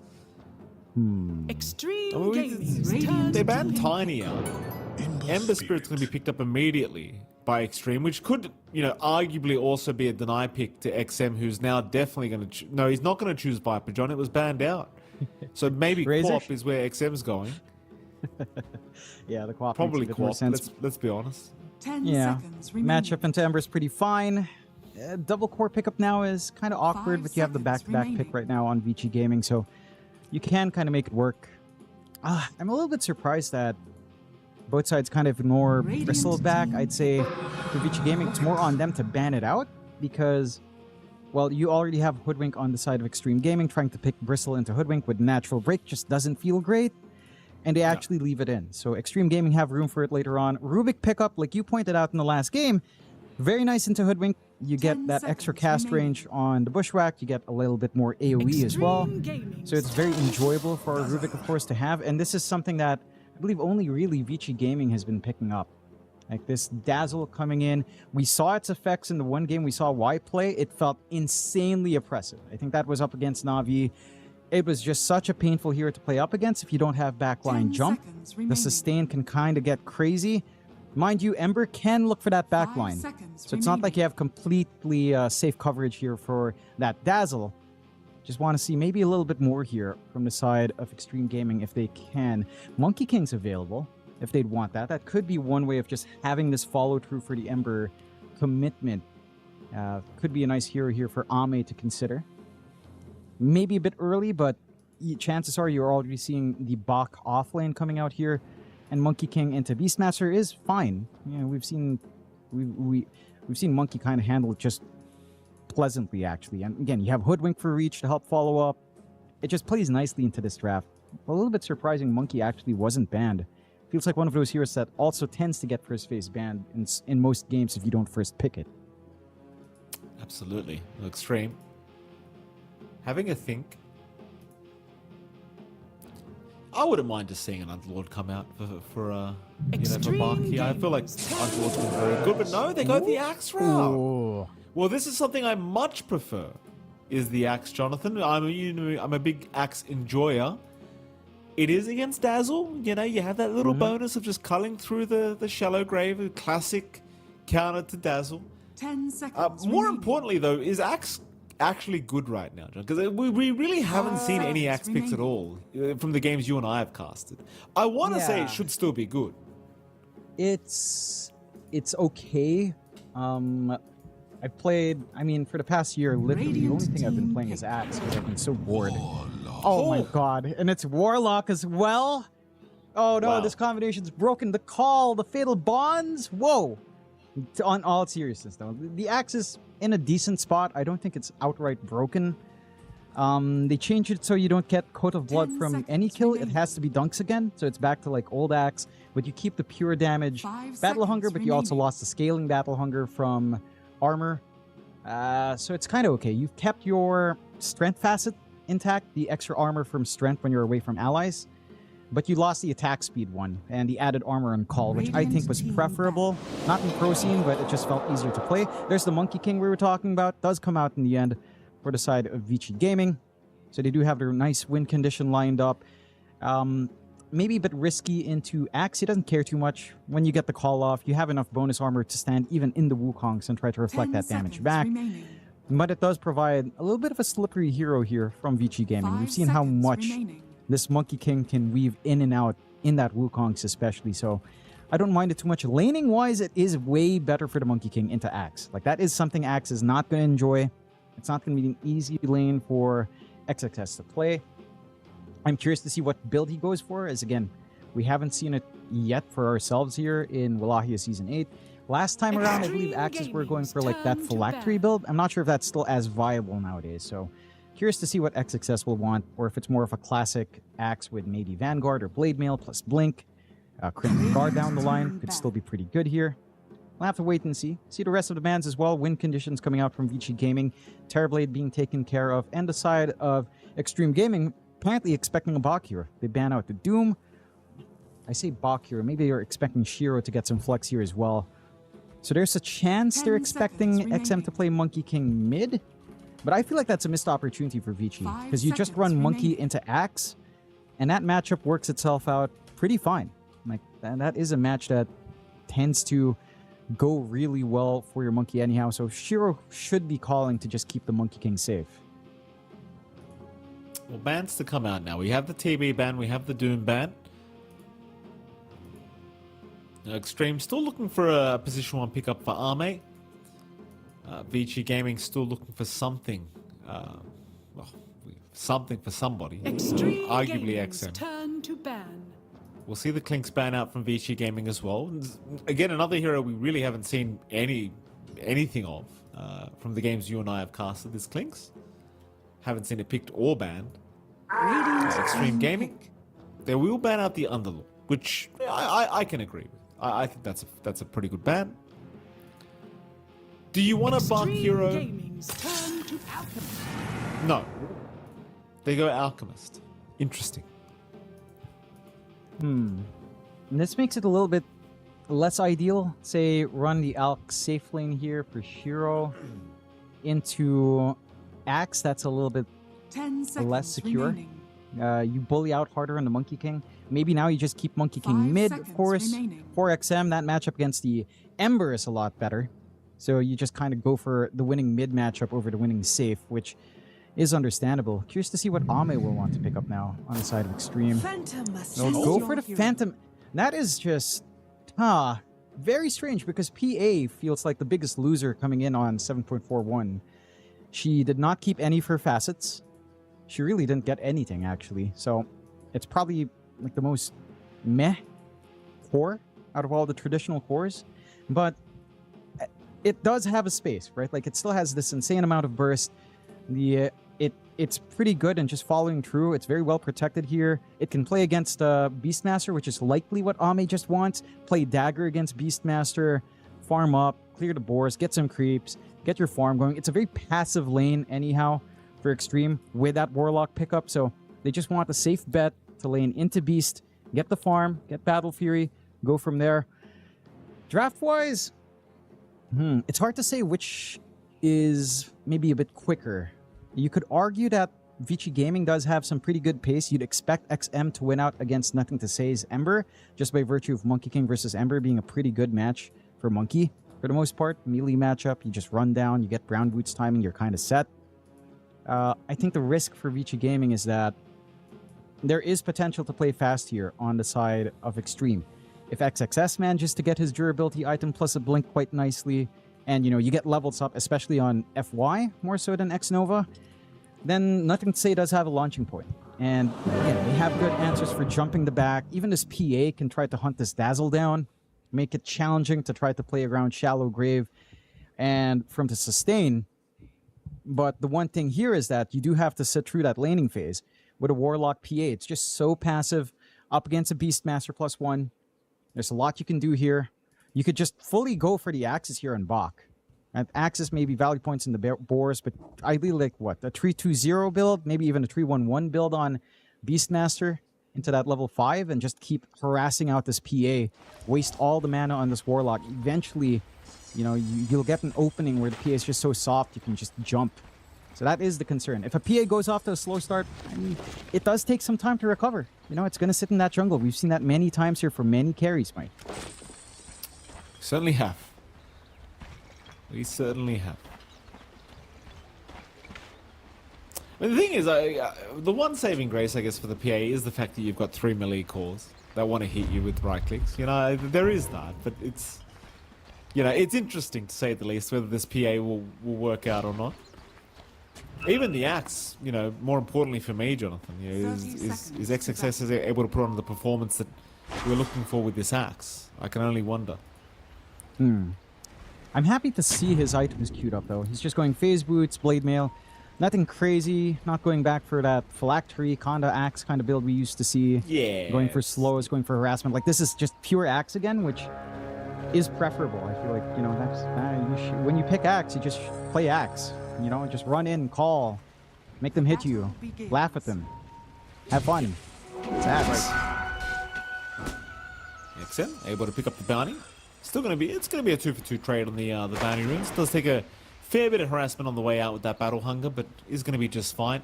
Of course, he will be up against Nothing to Say in the mid lane on that Ember Spirit. So you do have the MK versus Ember matchup, which naturally should be favoring XM. You can still outplay, but Monkey King doesn't often lose against melee. No, you can at least try to burn down here on Nothing to Say, and he will. Just having that flame guard, whenever it's up, you can kind of run down, especially since XM isn't prioritizing his skills just yet. Maybe looking if he needs to Boundless Strike the range creep instead of just going for the early Jingu to harass just yet. So there is a window for Nothing to Say. I'm expecting this to likely be a maxed out flame guard lane just to maintain presence up against XM. I mean, you could also get away with Sleight of Fist. It's just we'll have to wait and see what Nothing to Say wants. But a good start here for XM is going to lead to some decent activity. Again, timing for Monkey King in laning phase, double Wraith Band, Brown Boots, you kind of win the lane at that point. Even just Wraith Band plus Brown Boots, you're already set to run down. That is where the risk lies here for Nothing to Say. We'll have to see how he manages. But once you hit level 2, level 3, the threat does become much more feasible from XM. We'll have to wait and see. Support rotations could be nice. You do have a Hoodwink that can help the cause. Let's see if FY gets space. Up top, though, already a lot of pressure coming out onto Bach.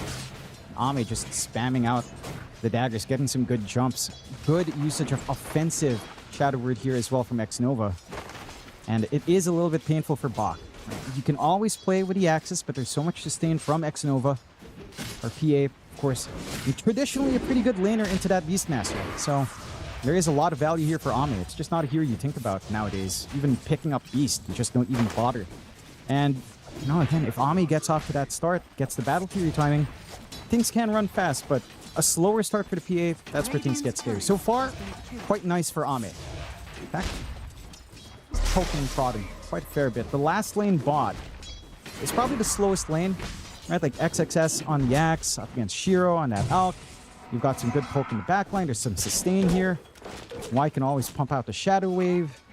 XXS, maybe by level 4 you can think about it. Maybe a 1-1-2 build.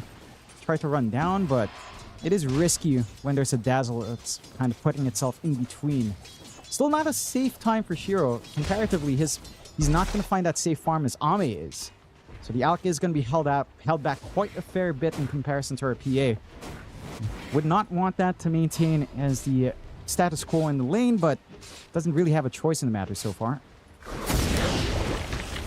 Sun's out bottom lane. And Success, they're going to turn back onto Shiro, who's just taking so much damage from FY. These Acorn shots really hurt, and the Blood Grenade will be enough to finish off the killers. It's kind of hard, even with the Arc Dazzle, like, to move in like that. It's quite a confident play to try and make. You know, you're up against Axe Hoodwink. It's not the easiest lane. No. Way too much DOTs as well. Level 2 Battle Hunger up here. Good old XXS. So looking again to apply more laning pressure. Just try to poke that back line. Gonna be awkward for Y as well if he keeps getting hit by it. And just the kind of start you'd want to see here for the side of Xtreme Gaming. Which, again, it's not good news for Vici. Your Alk is already farming really slow. You compare that to this PA who is pretty much running away with his top lane. Like, just 26-4 in terms of CS, not much stopping you. It's a little bit scary to think about that PA timing just coming faster than the Alk. I think, again, the one blessing here for Vici is that the mid lane is slow for nothing to say, but that is to be expected. Don't know if it's slow enough just yet. He is, you know, number 3 in CS. It's not the worst thing in the world here for Ember. It's not completely shut out. There's still some gameplay left. No shenanigans over the water runes at the very least. You could say he should be able to secure his own, and he did. So maybe at the 6-minute mark, he can start to open up that space, see who starts to commit onto the mid. But at least for XM, he does have that level advantage. Again, double Wraith Bands up with Brown Boots. It's a little bit dicier for nothing to say to try to apply some pressure here.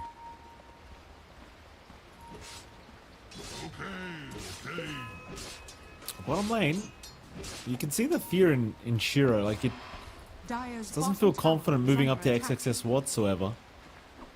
But looks like he's having a grand old time on the Beastmaster right now. When I say grand, it has been a pretty rough time. He's actually unable to farm at all at the moment, but you have got stacks being made by Shinkyu in preparation for the catch-up farm for Buck.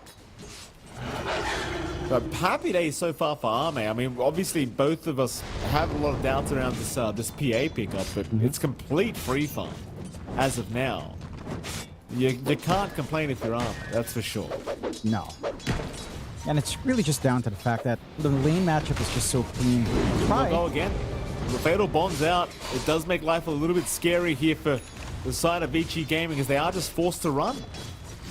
Yeah, you just get a Blink Strike, you get a Fatal Bonds, and suddenly you just can't fight. In fact, Bach is still slowly just dying.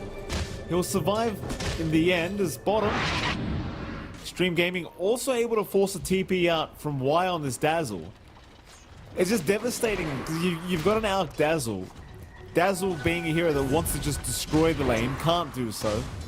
Alchemist, a hero that just wants to farm creeps, is somewhat doing so, but probably not as good as you would hope. It really feels like the lanes are just being outright won. Like, even this mid lane, it's pretty even considering the matchup. Yeah. This is down to the fact that Vici can't leave their side lanes, right? Like, Bach is losing top. You can't leave the Alk alone versus the Axe, so you can't help mid while it's strong. So you're missing this opportunity to utilize this Monkey King matchup as much as you'd want. They TP back top, but again, the combination just comes back from the side of Xtreme. Just Fatal Bonds out, a little bit of a jump in, and you're already forcing a lot of HP once more onto Bach. Another salve out. Sinkyu just, you know, trying to maintain this lane, but can't do much. Oh, just look at this. just the chase down potential. Like, there's nothing they can do. He just keeps running at them. Radiant's top tower is under attack. This is without the immaterial evasion, you know? Like, you don't even have that yet. He's just got no fear on this PA. Bottom. FY. Still looking pretty safe.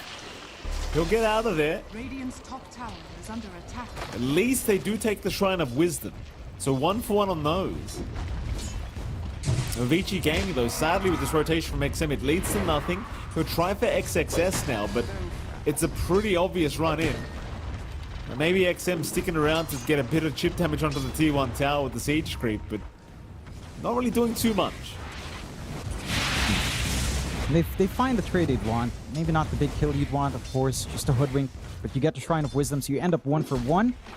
The nice thing about this as well is that I don't think Xtreme Gaming found any of the stacks. Like, Bach built up some good stacks here on the left side. Still manages to clear out, so he does get some catch-up farm. And isn't too far off from the Helm to Dominator, considering his lane. Still has a lot of work to put in, though. In 8-minute rune, we're seeing a little bit more activity out.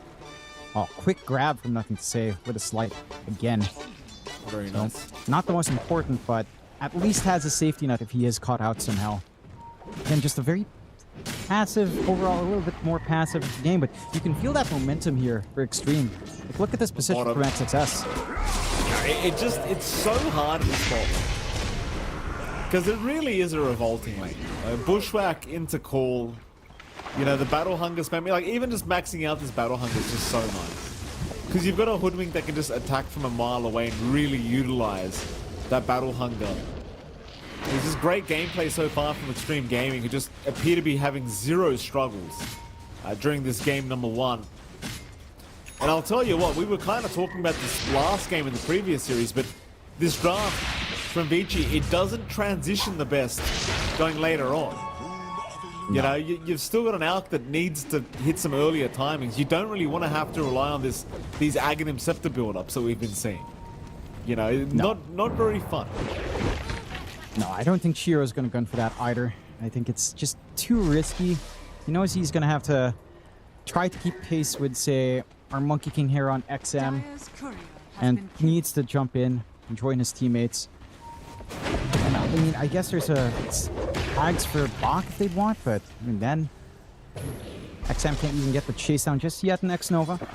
Very, very cautious here on the side of Xtreme, but they are keeping pressure. Again, they're just forcing responses mid, keeping the side lanes open. Like, this PA is just not, they can't even rotate onto the PA with some commitment here. And Ame's just been free farming. The triangle is still slowly being cleared out by Bach. Dominator is set to come out at least relatively soon. But they're still not able to punish. Like, again, PA's weakest point is lane, but with Bach not having anything to play with, it looks like they just want to play elsewhere. Mid lane, XM. Geez, I mean, they're just making it look a bit too easy, aren't they? Or even the X-Nova just drops the golem. Screw it. T1 mid tower, so important. And the thing is, like, when you're ahead and you can just secure this T1 tower, it's such a horrible. Like, you've got an Alchemist, he just wants to hit jungle creeps right now. Suddenly your jungle's open. Oh, these stacks. This is going to be tasty. Oh, the stacks. They've got a Beastmaster as well. Oh. No. Oh. He's alright. He's a happy boy, John. You know, sure, you didn't get all of them. You might have actually helped him a little bit, but it's just so annoying. You know? Now bottom. Look at this. Shiro getting bullied by Nothing to Say. At least gets helped out by Y. We'll force Nothing to Say away. Mid lane? It's just no fun. Maybe they can find FY. No, they can't. Yeah, one thing as well, we never really talk about this. It's been coming out a couple of times, but the fact that you can build these earn derivatives together is kind of cool. Like the Essence Distiller for having that additional AoE for healing and some damage as well. It's quite nice. You're going to get the full Spirit Vessel up for Nothing to Say. You can get independently some charges now. Feels pretty good to have, because of that change, to have some different utility come out as well. And this timing for the Spirit Vessel for Nothing to Say is going to be key. We keep talking about health regeneration, health restoration, and how it works. This is your one big answer for that on the Alchemist and on the Dazzle. And quite impactful. So they catch that Dazzle. They do. Wise gonna go down. The XXS, he's really just had a fantastic game on this Axe. I've got to say, as an Axe enjoyer myself, you really couldn't have asked for a better start on this offlane Axe, Jonathan. No. Blade Maul's up. You know, it's not the craziest timings in the world, but he's just having a great time.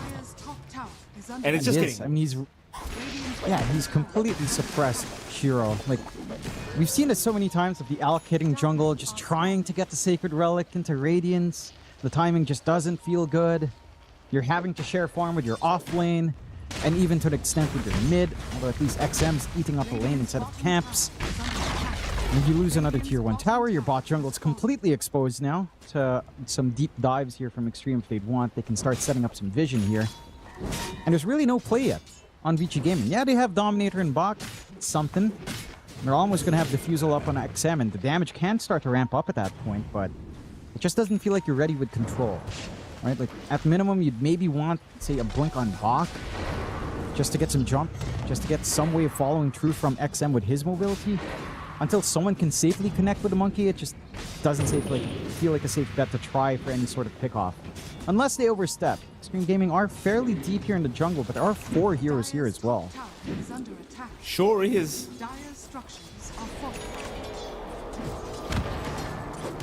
Just seems like Xtreme, again, happy to retreat. Well, there's no need to force anything either. Like you're so far ahead, but you've got this Arme PA who's just been free farming the whole time. Top of the net worth, still well and truly ahead of this Alchemist. You know, going for the Desolator and BKB build up. It is scary, Jonathan. Like this Rubik's just gonna get bursted down like this. Yeah, sure is. Seems you just no gameplay for him right now. FY will go down at least, so they find their first kill of the game on Vici Gaming. It's all they get though. They'll lose their Shrine of Wisdom. But you know, it's a start, John. They're on the board now. It's all that matters. I'm wondering if Bach had an opportunity to roar, didn't quite take it. Maybe, you know, no backup there, no kill coming out anyhow. So, no real point, I suppose, with how mobile Nothing Say is. You have to really get some burst damage on, which you don't have. Shiro spotted out in the wrong part of the map. It sure is. Shiro. Oh, he's still in pretty big danger. I mean, Nothing to Say's got the chains up in just a second. Will land them. Does force out the Chemical Rage. It's just kind of sad to watch Shiro having to be pulled like this, though. You know? Oh, that's Radiance. And then the courier somewhere. Oh, not the Radiance. Courier. Oh, the a minute Radiance. and a half. Oh, God. Nothing to say, man. No. That's bullying. It is. It's quite literally bullying right now. Xtreme. I mean, they're looking at X-Nova. Just warding under a Monkey King. Well, what are you going to do? Well, what's it? This MK is going to be careful. Do they know he's here? No, they don't have a quelling. Well, clearly not, right. John. Clearly not. They will if he's not too careful, though. He's out of it. Oh, they had an idea. Yeah, no, they bushwhacked. They knew. They were just a bit too late there with FY. Too bad. It's all right. It's like, how much of this, how much of any of this matters? Like, Arme's just free farming again. Yeah. They know eventually, like, as much as we can question the PA, John, eventually this PA is going to be a massive problem. Yeah. You know, like, there's 3 right-clicking calls. Why? Oh, why? Oh. Bye-bye. Yeah, there's no saving why, although, no, there's no saving. No. No. I mean, back to what we were saying. Does any of this matter in the grand scheme of things, Mike? No. In 100 years, no one will know what Dota 2 is. Maybe. What? 200 years, no one will know what Vici Gaming was. Time is... fantastic legacy, John. Except... Oh, nice pushback here from FY. XM, unfortunately, unable to get away with a kill. Will have to leave the area. It's you know, he's trying. It's depressing right now for Vici, but they're trying. They are. Nothing to say. And there's a war here, but Stuck? No. Whoopsie daisies. Fair enough. Good news. Say maybe get Radiant's now available for Shiro. Excellent. Bad news, mid lane, they've caught out a Beastmaster, and Buck is just getting destroyed by XXS, who's apparently taken no damage. Maybe now they will, with Shiro around, perhaps they can do something, and they do get it. XXS is down. Mind you, it took your whole team to get it though, but they'll take him out. Yeah. Pretty ballsy out from XXS, but you know, I can't fault him. He's playing Axe, wants to jump in. If his Ember's there or not, he doesn't care. He's just going to go. And that is a big win for Vici. Not only did they find the kill, but they also force out the Chaotic Offering. You don't have this big teamfight utility here for Xnova, but doesn't matter. Desolator up now on Ame. He can just kill literally anyone. Quite fast if you're not careful. Ame? No, I thought he tried to chop down a tree. Tried to get lucky, but doesn't quite. Still, like, this TA is getting terrifying. Still ahead of our Alchemist and Farm. Should be corrected soon with the Radiance, but I mean, Ame's just set to go. Maybe just wait for the full BKB before he really starts to get crazy. But even then, the fact that that's coming in, like, say, 20 to 21 minutes is of massive concern for the side of Vici Gaming. You got your own BKB lining up here on XXS. Mage Slayer next for nothing to say. You have everything you could ask for. Even the Force Staff for FY. There's some more defensive utility coming in. And for the side of Vici, it's just a bit of a waiting game. You do have the switcheroo here for XM. Does look like he will want the BKB before Echo Saber, so his own way of standing and fighting. Oh, Bushwhack's gonna land on XM. He's still okay though. They're just messing around with him. Force a quick TP from Buck just in case. Nothing to come of it. So the thing with Xtreme, right? Like they know they're under no pressure. Like this should be a pretty free Ame game if things keep up. XXS though. Let's get caught. I mean, these are big kills if they can kill him again, and it seems like they should be able to do so. Call and Blade Mail is out, and he comes onto the side to try and help out. Big bushwhack from FY, ensuring Shiro is going to go down. XM, I mean, he's stuck in his own Wukong's command right now, just thinking about what he's done. Is FY going to move back in? May pay for it, and he does. The impatience of FY, and now nothing to say has been called out. Q catches it. Ooh. Well. Would you look at that jump? Yeah. They fight under vision. They don't respect the control in that area, especially XXS. And Q with some really great spells. Had the roar, gets the chains right after, gets that lockdown. Onto nothing to say. They even out the game quite a fair bit. Sure, you're not finding that PA, but you get yourself a lot of gold going the way of XM. You didn't even have to pop anything like his fresh BKB here. And again, fighting under that ward. FY getting a bit greedy, trying to look for that kill on XM. Like, just running into Wukongs. There was no need to. They just needed to wait. There was no way XM could run as well, because he still had Battle Hunger running for a little bit longer. And they just get a little bit greedy. Go back in, get punched again. Just great call into chains here from Q. That's all they need. So an overextension from the side of Xtreme Gaming. A shot in the arm for Vici, but Vici hasn't faced off against the big enemy yet. Ame hasn't shown his face, but he's prepping for it. Recipe away from the full BKB, and that's where these engagements might get a little bit funny. Granted, you do have Roar. Bach will hold on to it just for that PA, I'm sure. So it's just crazy to me that XM's actually top of the net worth board now as this MK. Like a couple good kills like that, and suddenly like you've got hope here for Vici Gaming. I mean, they even Dota Plus, Jonathan, 52% now for Vici. Dota Plus, it's back. Yep. They are back. You know, it's a classic gameplay for Axe as well. Like you get Blade Mail blink and you just die a few times, and the game's over for you. You know, it always happens to. It's blink, Blade Mail, and then 30 more minutes for the BKB, because you just keep going. Yeah, he's getting there. Yeah, not gonna be too long at the least. So long as he doesn't, again, play under areas where your control isn't really exerted. You didn't really have wards. You don't respect that vision game coming out from Vici Gaming. You are getting a lot of catch-up, though. Again, one BKB up in XM. You've got a BKB lining up next here for Shiro. You've got Bach now. Again, he's had that full Overlord. He's going full AC next. Just giving some durability against this PA. Going to be quite useful as well. So it's quite an even match now. 5-8, 22 minutes in. No 10 kills yet. Happy news for, I'm sure, some of our viewers out there. Keeping them on their toes. Happy days. You think we reached 30 minutes at that scoreline? We're moving, Jonathan. We're going.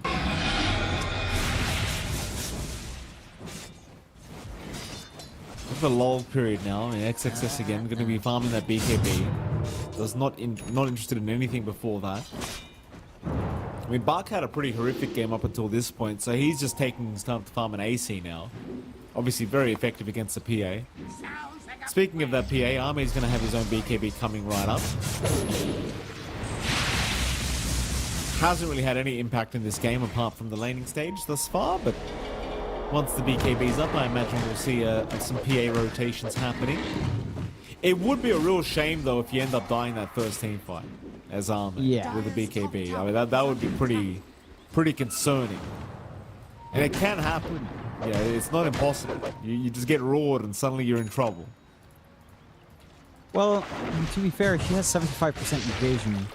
I don't think you have the magical burst to kill her. So, I don't see the physical burst coming out fast enough, even if you roar. That's fair. However, I'll counter-argue here, John. You got a Rubik, right? Yeah. Like, maybe you take Sharpshooter, you know? Maybe you get Sharpshooter. Sure. That's the idea. I mean, I know I'm stretching here, John. Take Sharpshooter. It's a possibility. It's a possibility if FY messes up a bit. Or he casts it under vision, forced to. Oh, he's trying. Scurry. Yeah, that's Scurry. Say here to try and punish him. And they will be able to do so quite nicely. I think Zex Nova to claim the kill, and pings are coming out immediately towards Shiro, who I think they've spotted, but the bushwhack is not going to land to XM. XM going to get the Wukong's command off. Trying to retreat, he's just so slowed up. They'll jump in, ball is out, Arme right on top. They'll roar up the PA though, XM. He's trying to fight back the Golem dodge as well with the Wukong's command, but he hasn't got enough. He has not got enough of the tank. It really does just go back to the evasion. They've got no way to pierce it. They haven't got the magic damage for it. They've caught out Buck as well. It's the one thing that made the PA pick look good in the draft. It's the fact that you have no answers until MKBs are up. It's just going to be a long time until some of those MKBs come out, or a Bloodtorn. It could be one consideration as well. I will say it was a bit awkward for XXS. Like, this is the one thing for Axe nowadays. You play into a defusal carrier, you run out of mana to dunk. It looked awkward, because there was a moment where they could have just killed off XM. He ran out of mana because of the right clicks from Call. And there was a window where if you got a couple of hits more here on XM, Ame was in a little bit of danger in this spot. It's around here, yeah. Out of mana from the Call. Trying to work in and out of the Wukongs. XM suddenly gets a burst of HP. Dodges out. Tries to turn, but just doesn't have hits. But that is something to be leery about here for XXS. Very clean execution coming out from the side of Xtreme. Again, they've been on point with trying to hunt this monkey. They have good senses for it. They have good vision. And they start to rack up these dunks on this Axe. Like, he's getting a lot of armor. 7.5 now at level 2 Culling Blade. Feels really good to just have 8+18 just with Blade Mail plus Phase Boots as your armor items. Going for Kaya Sanj next. More damage coming out. And for Xtreme, I mean, you have the MKB being queued up from XM. Right? He's the most important one to try to stand and hit. Even then, that's still a long way away. And for the side of Vici Gaming, I mean, this Alk is still a non-factor. Like, the fact that Shiro's number 3 in network as Alchemist is kind of horrendous. It's just not where the hero wants to be. They'll try to smoke up here. They've got Wukongs up. They know Chaotic Offering's down for longer, and Roche is a likely flashpoint. They've got AC up on Bach as well. They want to try and play off of this. Blink up on your Alk. So Shiro's got a way to jump in if he needs. which obviously he does. Xtreme Gaming, they'll counter smoke now. XXS the only one. No, in fact, he will join the smoke. Shiro, they'll break the smoke on him. Can they catch him in time? They cannot. They had vision too. They just couldn't get within range of him. The ward did have vision over Shiro. So back for Roshan, they'll go. Vici, they can't allow this to happen for free. They're going to try and move in now. Shiro, they'll channel the stun, jump in onto XXS, but the BKB came off in time. Still XXS taking so much damage with the force staff. It juked out the golem stun. So XXS survives another day. Nobody down quite yet. But Xtreme, they want to chase. Vici Gaming, they've committed so much and gotten so little. Chains out for nothing to say. He's got 2 targets. The bushwhack completely off the mark here from FY. Still Buck being chased. Shallowgrave going to make life a little bit harder for Arme, but Arme continuing the chase. Goes on the back onto Xinkyu. Xinkyu still fine. Can't say the same for Y though, who's gone. And so will XM. Oh my lord. Triple kill for XXS. Roshan, of course, still waiting in the pit to be taken. And Vici are yet really to find the impressed. answer. I'm impressed by how smart Xtreme Gaming is playing, right? Because they take that fight, they had the smoke, they get a little bit of a chase, don't find anything, go back to the pit, but they know Vici Gaming's not going to have to give it up. They expect that angle from south. It's just so unfortunate for Vici that they had position right outside the Roche pit to break that smoke. If you manage to get a better jump, you know, you get a better roar target than the Axe, maybe you start to look at a team fight. Instead, you know, the saves were there, the force staff was up on FY, got offering forced out, sure, but it buys the space necessary for them to start to regroup, and they can't go all in. Right? They break the smoke, they try to get a kill, they can't, they are forced to run back. They just know the follow-up fight, even without chaotic offering, still going the way of Xtreme Gaming. It's just really hard to work these angles out for the side of Vici Gaming, and they just need so much more time. And the MKBs start to get some damage flowing from XM, but even then, it's just this lack of team fight capability outside of Wukong's. That lack of control to keep them in Wukong's as well. It's a major factor in what's slowing down this game heavily for Vici. It's just so hard to hope for just a single target call pickoff. None of them are easy to find, and the ones that are easy to find aren't particularly easy to kill. XXS has like plus 21 armor. That's insane. They're all physical output. Again, no magic here. How do you kill an Axe if he's the only one showing? You can't. It's pretty tough. It is a pretty tough game, number one, for Vici. And it really does feel like it's just gone back to this draft. And, you know, Vici, they had an idea, but again, I feel like this PA pick really just messed with them completely. Bottom lane. I'll find Y staying behind to ensure that at least XM can get away. Raw, meanwhile, Arme, I mean, where's the damage? It's not taking damage. They're not hitting it. Nobody can hit him.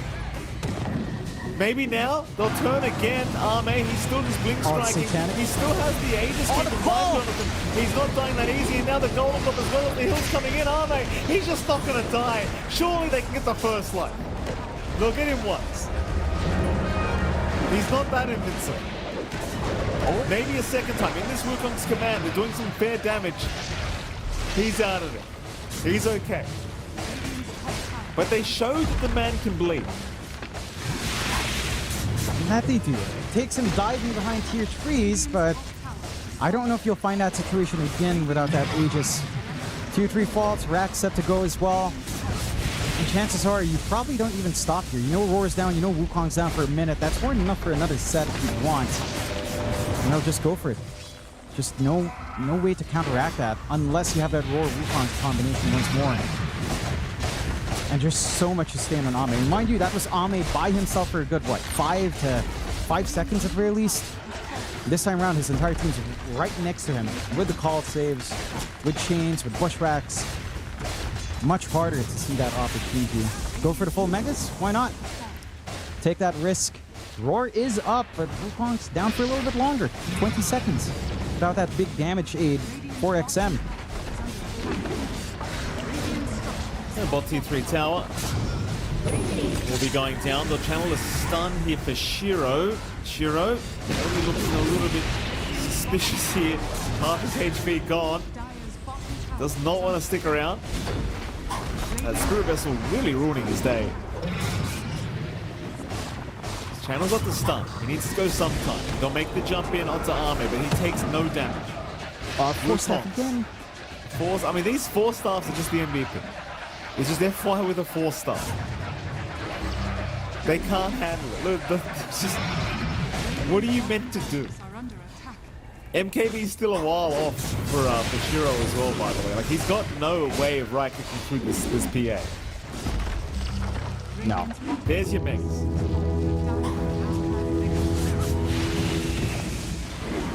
And they'll try. They still have Roar, I suppose. Maybe. No. He's retired, John. Except. Bark.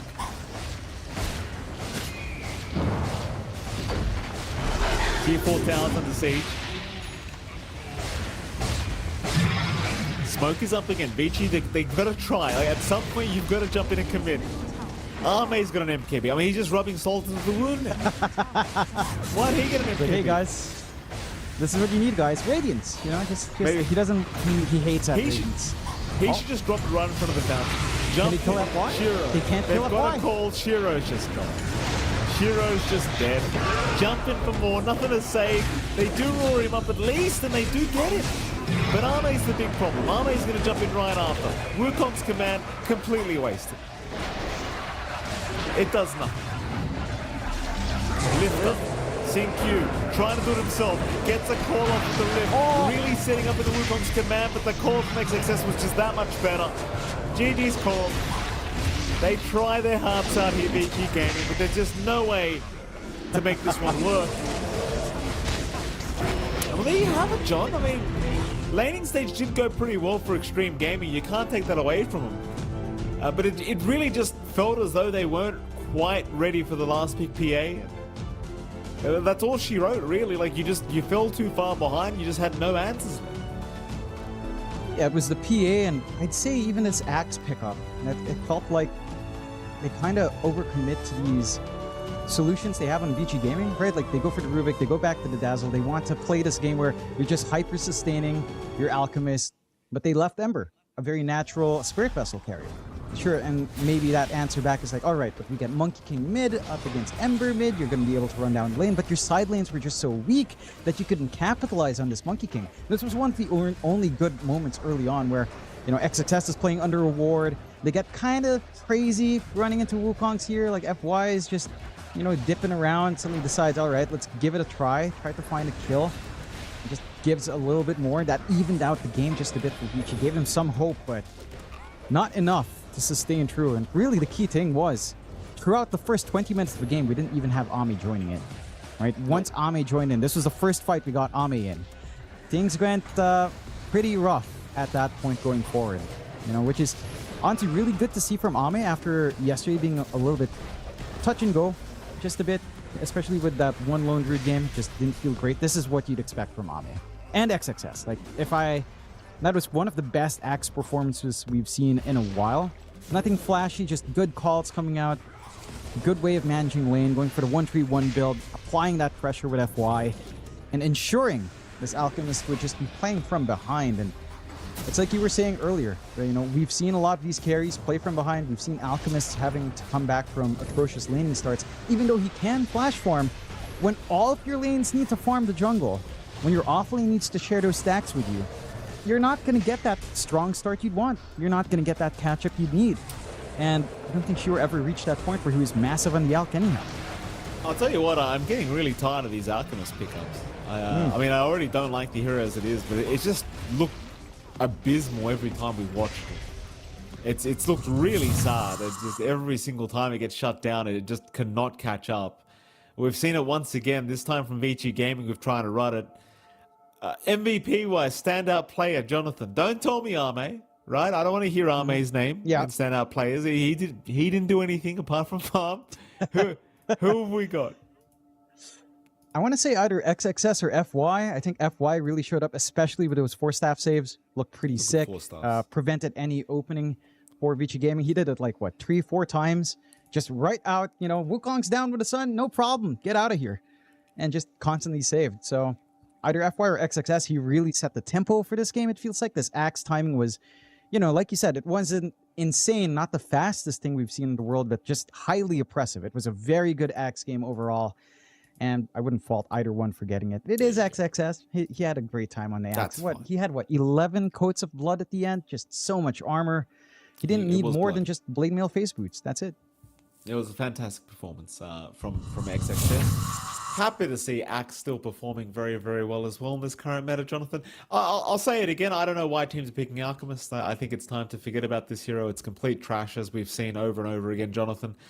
See if Vici want to try and run it back. Maybe Xtreme Gaming want to try and run it. We'll find out, because we are heading to a break. And right after that break, we'll be back with Game 2 between Vici Gaming and, of course, Xtreme Gaming. We'll see you then. The new breakthrough, an innovative phone with 1xBet app. With 1xBet app, you can register and start betting in just one click. Intuitive interface and thousands of sports events every day. User-friendly app, big wins, fast payouts. The human body was built to move. Not trapped at a desk in one singular posture for 12 hours a day. It's time your chair evolved. This is Secret Lab Titan Evo. Ergonomically engineered for you. Gamers, hybrid workers, artists. Backing your every move.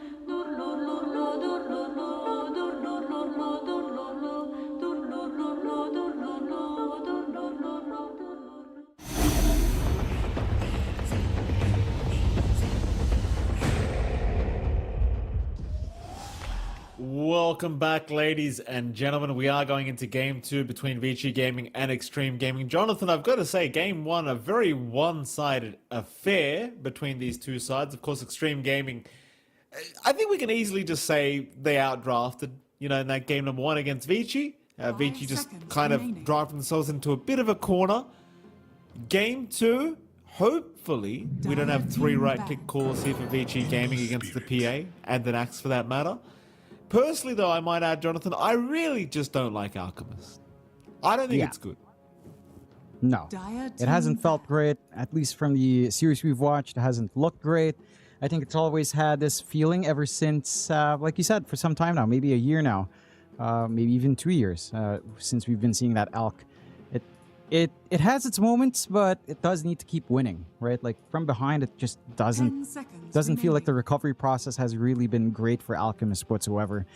Interesting openings already here from both sides. Vici Gaming prioritizing the IO, where Xtreme Gaming, for their part, start off with the Ember, which I'm surprised the Ember is the priority, but considering how well Nothing to Say played, I think they're just expecting it to get banned, which is fair. For Vici Gaming, surely they ban out Doom, right? Like, this is something we always point out with the IO, but we've seen way too many Dooms go into IO, and it always looks pretty darn good. Even a Grimstroke ban. But Doom has to be the priority. Mind you, you already have some healing reduction anyway with Ember, who naturally goes into Spirit Vessel. So, even without Doom, you kind of have answers. We saw that Spirit Vessel just negate all the advantages of the Alchemist. Same thing will go with the IO and whoever he's tethered to. So I wouldn't mind if it's taken out. And they actually ban out Underlord. So again, Doom's a factor here for Xtreme Gaming to think about if they'd want for good old XXS. And he has played Doom before. So I wouldn't fault them to just kind of go back into it with a Grimstroke as well. Why not? And you're fairly secure. 10 seconds remaining. Oh, it would certainly make a lot of sense. That would Xtreme Gaming's turn to pick. That would make a lot of sense. Grimstroke Doom, is that what we're about to see? We'll see from Xtreme Gaming. No, Venom apparently is where they're going. I mean, fair enough. Venomancer, it's been pretty good from the games we've seen. So the Snakebite win rate. It's very annoying. It's an annoying hero, right? It's always been an annoying hero, but in particular, because you've got Poison Sting as an innate and you've got this Snakebite ability now, it's pretty yucky. You know, it's not a very fun ability to have to play against. No. It's really pesky. It's, I like it. I think you do still get some health reduction, health regeneration, or health restoration, gosh. Health restoration reduction with Poison Sting anyhow, so you do still get some of that utility as well. And it makes right-click carries just not...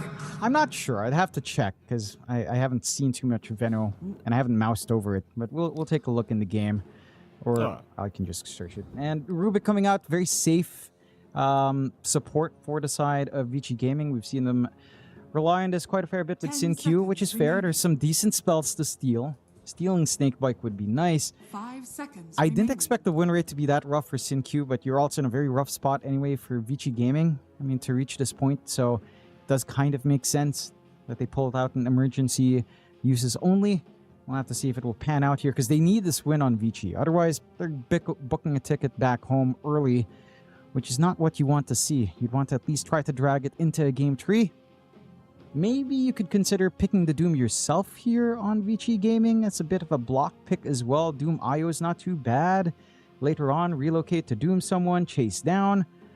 Or even just running, say, Doom Rubik lane is pretty good. Lift back into Scorched Earth chase down. Quite nice for pressure. They'll go with... Okay. Yeah. Just pick Doom. Like, literally right now. That's it. Seems like a good game for it. Yeah, Doom seems pretty good. 10 seconds remaining. I mean, I don't think you need to even consider heroes like AA, but you could AA as well. I mean, I guess. Doom's been very popular, though. I think it's been pretty strong as a hero. Yep. Okay. That was an easy one.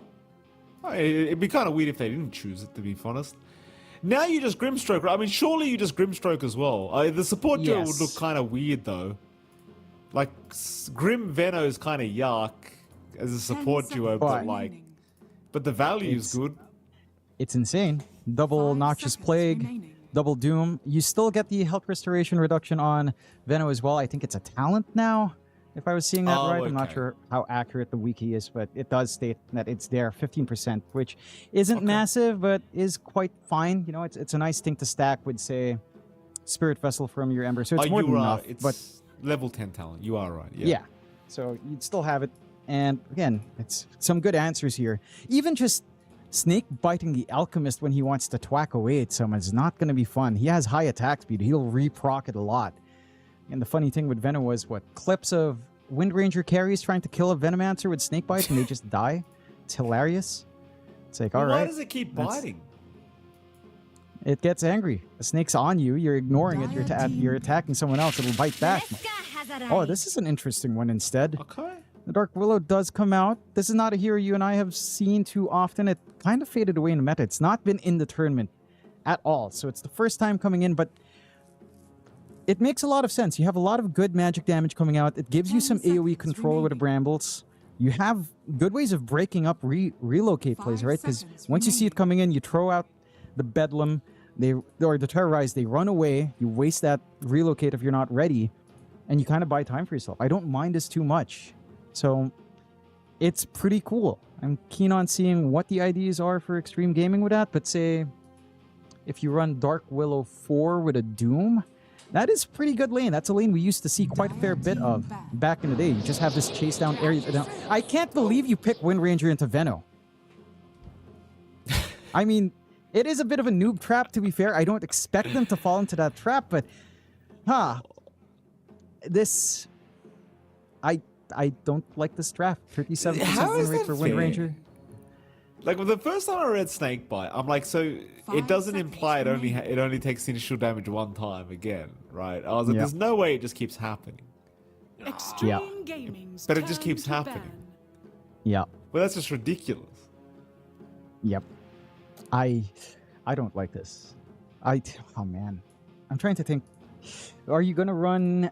I think your play here is you have to run the mid Wind Ranger for sure on XM up against the Ember. 10 seconds remaining. Maybe that's the idea. Just win that lane mid, poke out, you know, pressure the Ember a bit, get some momentum there. You play really nice with Io as well, because sure as heck the Alchemist is going to need some time to farm. But they're banning out mids.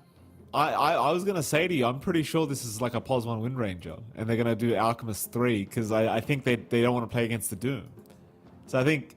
my prediction is Alchemist goes to 3, Wind Ranger 1. I'm not saying it's good, by the way, Jonathan. Yeah. But I'm saying Wind Ranger 1, Alchemist 3, or even Alchemist 2. Even Alchemist 2. As long as the Alchemist isn't the right click, you know, the guy you need to rely on, because you do have the counters already in the Veno Doom, and even the Ember, like you said, with Spirit Vessel. So, you know, but to have to rely on POS 1 Wind Ranger, that's just... It's a sad place to be, you know, for Vici Gaming. I want to say. 10 seconds it is. I'm trying to think if you're crazy enough in Xtreme Gaming to go back to Dark Willow 1. That hasn't been relevant in at least 2 years. Well, why would they do that, John? Well, why would they do so you can just go in Shadow Realm and just hit. You don't need to care about anything, right? Like, haha, Wind Ranger can't touch me. I'll just get MKB Ags. It's dumb. Okay. You're likely not to do it, but would make some sense if you were also just kind of concerned. But it's a long stretch. You're likely looking at just a very safe pickup here for 10 Ame. seconds remaining. Nothing too crazy. If you wanted something crazy, well, Lone Druid was banned, but 5 seconds he has remaining. his Weaver in there if you'd want. That's something that's a little bit... It's actually pretty hard to pin down here for Vici Gaming. Extreme Gaming. Like, you have Shackle, you have Unstable Concoction. No, it's the Doom Carry mid Storm. Or, oh no, sorry, yeah. Vici Gaming with a Storm. So, off lane Alk. And you get the Storm versus Ember, which is fine for Storm. Static Slide. 10 seconds You have remaining. the Wind Ranger carry. Man, this is not a winning hero, though. 5 I don't know. seconds. The one thing I see here... Yeah. What are you saying? No, the one thing I see is maybe you can actually argue that as an off-lane Alk can farm Ags. Then you get Blue Hole. You get Tailwind procs. You get maybe even the Rubik Ags. Although chances are you're just giving it to Storm and then you're stopping to farm some aura for yourself. But I don't know. This is a lot of pressure on good old XM to deliver the goods. Mind you, we've said that about XM multiple times, where he has to kind of play his heart out in the game twos here for Vici Gaming, and he has done it. So who knows? Maybe he has a standout performance here and just wins it for the team. I mean, I feel like XM has to. They're going to go Void. Okay. I do feel as though XM is in the position where he's just carrying the game, you know. Unless Shiro has just a magnificent game, which could happen for sure. There you go. You have your Arme Void coming out from Xtreme, and Vici, they don't look too impressed by it. I don't know. Do I like Void? I like it better than Pos1 in range. You know? Yeah. I like it better than that. For sure. I'm with you on that one. And the lane is actually kind of hellish, right? Faceless Void with Venomancer is not a fun time. So time dilation plus all the slows from Poison. There's actual chase down potential here from Ame to actually be aggressive if he gets a value point. I kind of like it. You can't do anything against the Void, right? Like, you're like, no. Maybe if you get lucky, you can chain. I mean, you can chain stun the lift into the Alk stun, but he's just gonna time walk off all the damage, pretty much every time. So, we'll see. We'll see. I mean, Vici Gaming, they had a really rough game one. They'd rather not have a rough game two. Their lives are on the line here against Xtreme Gaming, and Xtreme obviously looking for a quick 2-0 victory here to end off their night tonight. Shall see if they can make it happen. Again, I will say it certainly does feel like it's going to be one of those games where, you know, XM's going to put the team on his back on this this mid-storm sprint. That he does. The one thing I guess here for the side of Xtreme, if they lose out in these lanes, and then you have a Doom that's going to be farming, you have a Faceless Void that's going to be farming a ton, and nothing to say, doesn't have the best connections with a Veno Dark Willow. There are some plays, but generally speaking, in this tournament overall, if you have 2 cores that aren't ready to go, you're not going. You know, you need at least 2 cores to be ready with your supports. So that's the one thing I can see for Vici. Try to win out your lanes. It's harder to see that happening when you have, you know, an IO that's mainly focused on regeneration. Although nowadays with the spirits, perhaps you can run down a bit. And I guess there's this cheeky play you can get out. Like back then when Slaughter IO was the new hotness, where you just Guardian sprint around with all of that move speed and keep the chase down. You can kind of repeat that with Wind Ranger as well. Wind Run, Tether up, and then Spirits chase down could be one way to get the aggression going top as well. So there are options here for Vici. It's just down to how well they execute and how well they expect us on Xtreme Gaming. Like if they can hold up against these potential plays that Vici Gaming might try to bring out here. Well, here we go. Game number 2. A lot of tips coming out towards Nothing to Say. Did have a lovely game number 1 there, Nothing to Say. Been a bit on and off for the man, but game 1 certainly more of what we're used to. It's like XM's going to run into FY. I didn't mind the Dark Willow pick, I might add. But I mean, I would have still probably rather seen the Grimstroke combos, but it did feel like they were lacking quite a bit of control for these team fights. Yeah, you know, the Dark Willow against IO is just so annoying as well. You know, it's basically the Pit of Malice on steroids with the Bramble Maze. So it's, you know, it's nice when you're playing up against heroes like IO with the Dark Willow. Even Storm doesn't enjoy it very much. No, feels like catching Storm is a little bit more difficult overall, though. And we'll have to see if FY can land those hits. You know, I guess. I think the one funny thing as well, like there's a very funny interaction when you're playing a range carry into Faces Void with Distortion Field, the projectile slow. Yeah. So if you're trying to hit him, and he just somehow, you know, disjoints those projectiles, you're in for a nasty time. It makes it harder to feasibly try to catch Ame, at least early on for this Wind Ranger. So there's some fun stuff that'll happen later on, some cool tech that comes in here for the side of Xtreme Gaming and Vici Gaming. We'll have to see as the game goes on. Mid lane, of course, you've got XM and Nothing to Say in the Brotherhood matchup, Ember versus Storm. This should be quite fine for XM. You Static Remnant, you Overload, should have a bit of an easier time applying pressure onto NTS. Nothing safe for his part. Probably going for the Flame Guard build here. Maybe just the value points in Slight to sustain, clear Wave, try to mitigate some of this magical damage from XM, and just get some easy level. It's very hard at level 1 though. No, it's a lot of damage being applied from XM. That static remnant with the static slide. Well, we don't even have to call it static slide anymore, John. It's just static remnant. It's gone. You know. Yep. It's no gone. need for facets when you're playing a Spirit Brother. Apart from, you know, Earth Spirit, who doesn't need facets anyway because it was so garbage. X-Nova, bottom lane, taking a fair bit of harassment. I mean, if there was a middle child of Dota 2, it's Earth Spirit, John. Yeah, he is the middle child. Like, there's 4 Spirit Brothers and he found a way to be in the middle. That's what happened. Pretty much. Gale connects. Nice Gale onto bot. I called it, John. Look at that slow. In trouble. Oh, mate. Gonna find first blood. That's a concerning sign, right? Like, if you're Vici Gaming, the one guy you weren't expecting to give first blood to was Arm. On a Faceless Void, but that's where we are.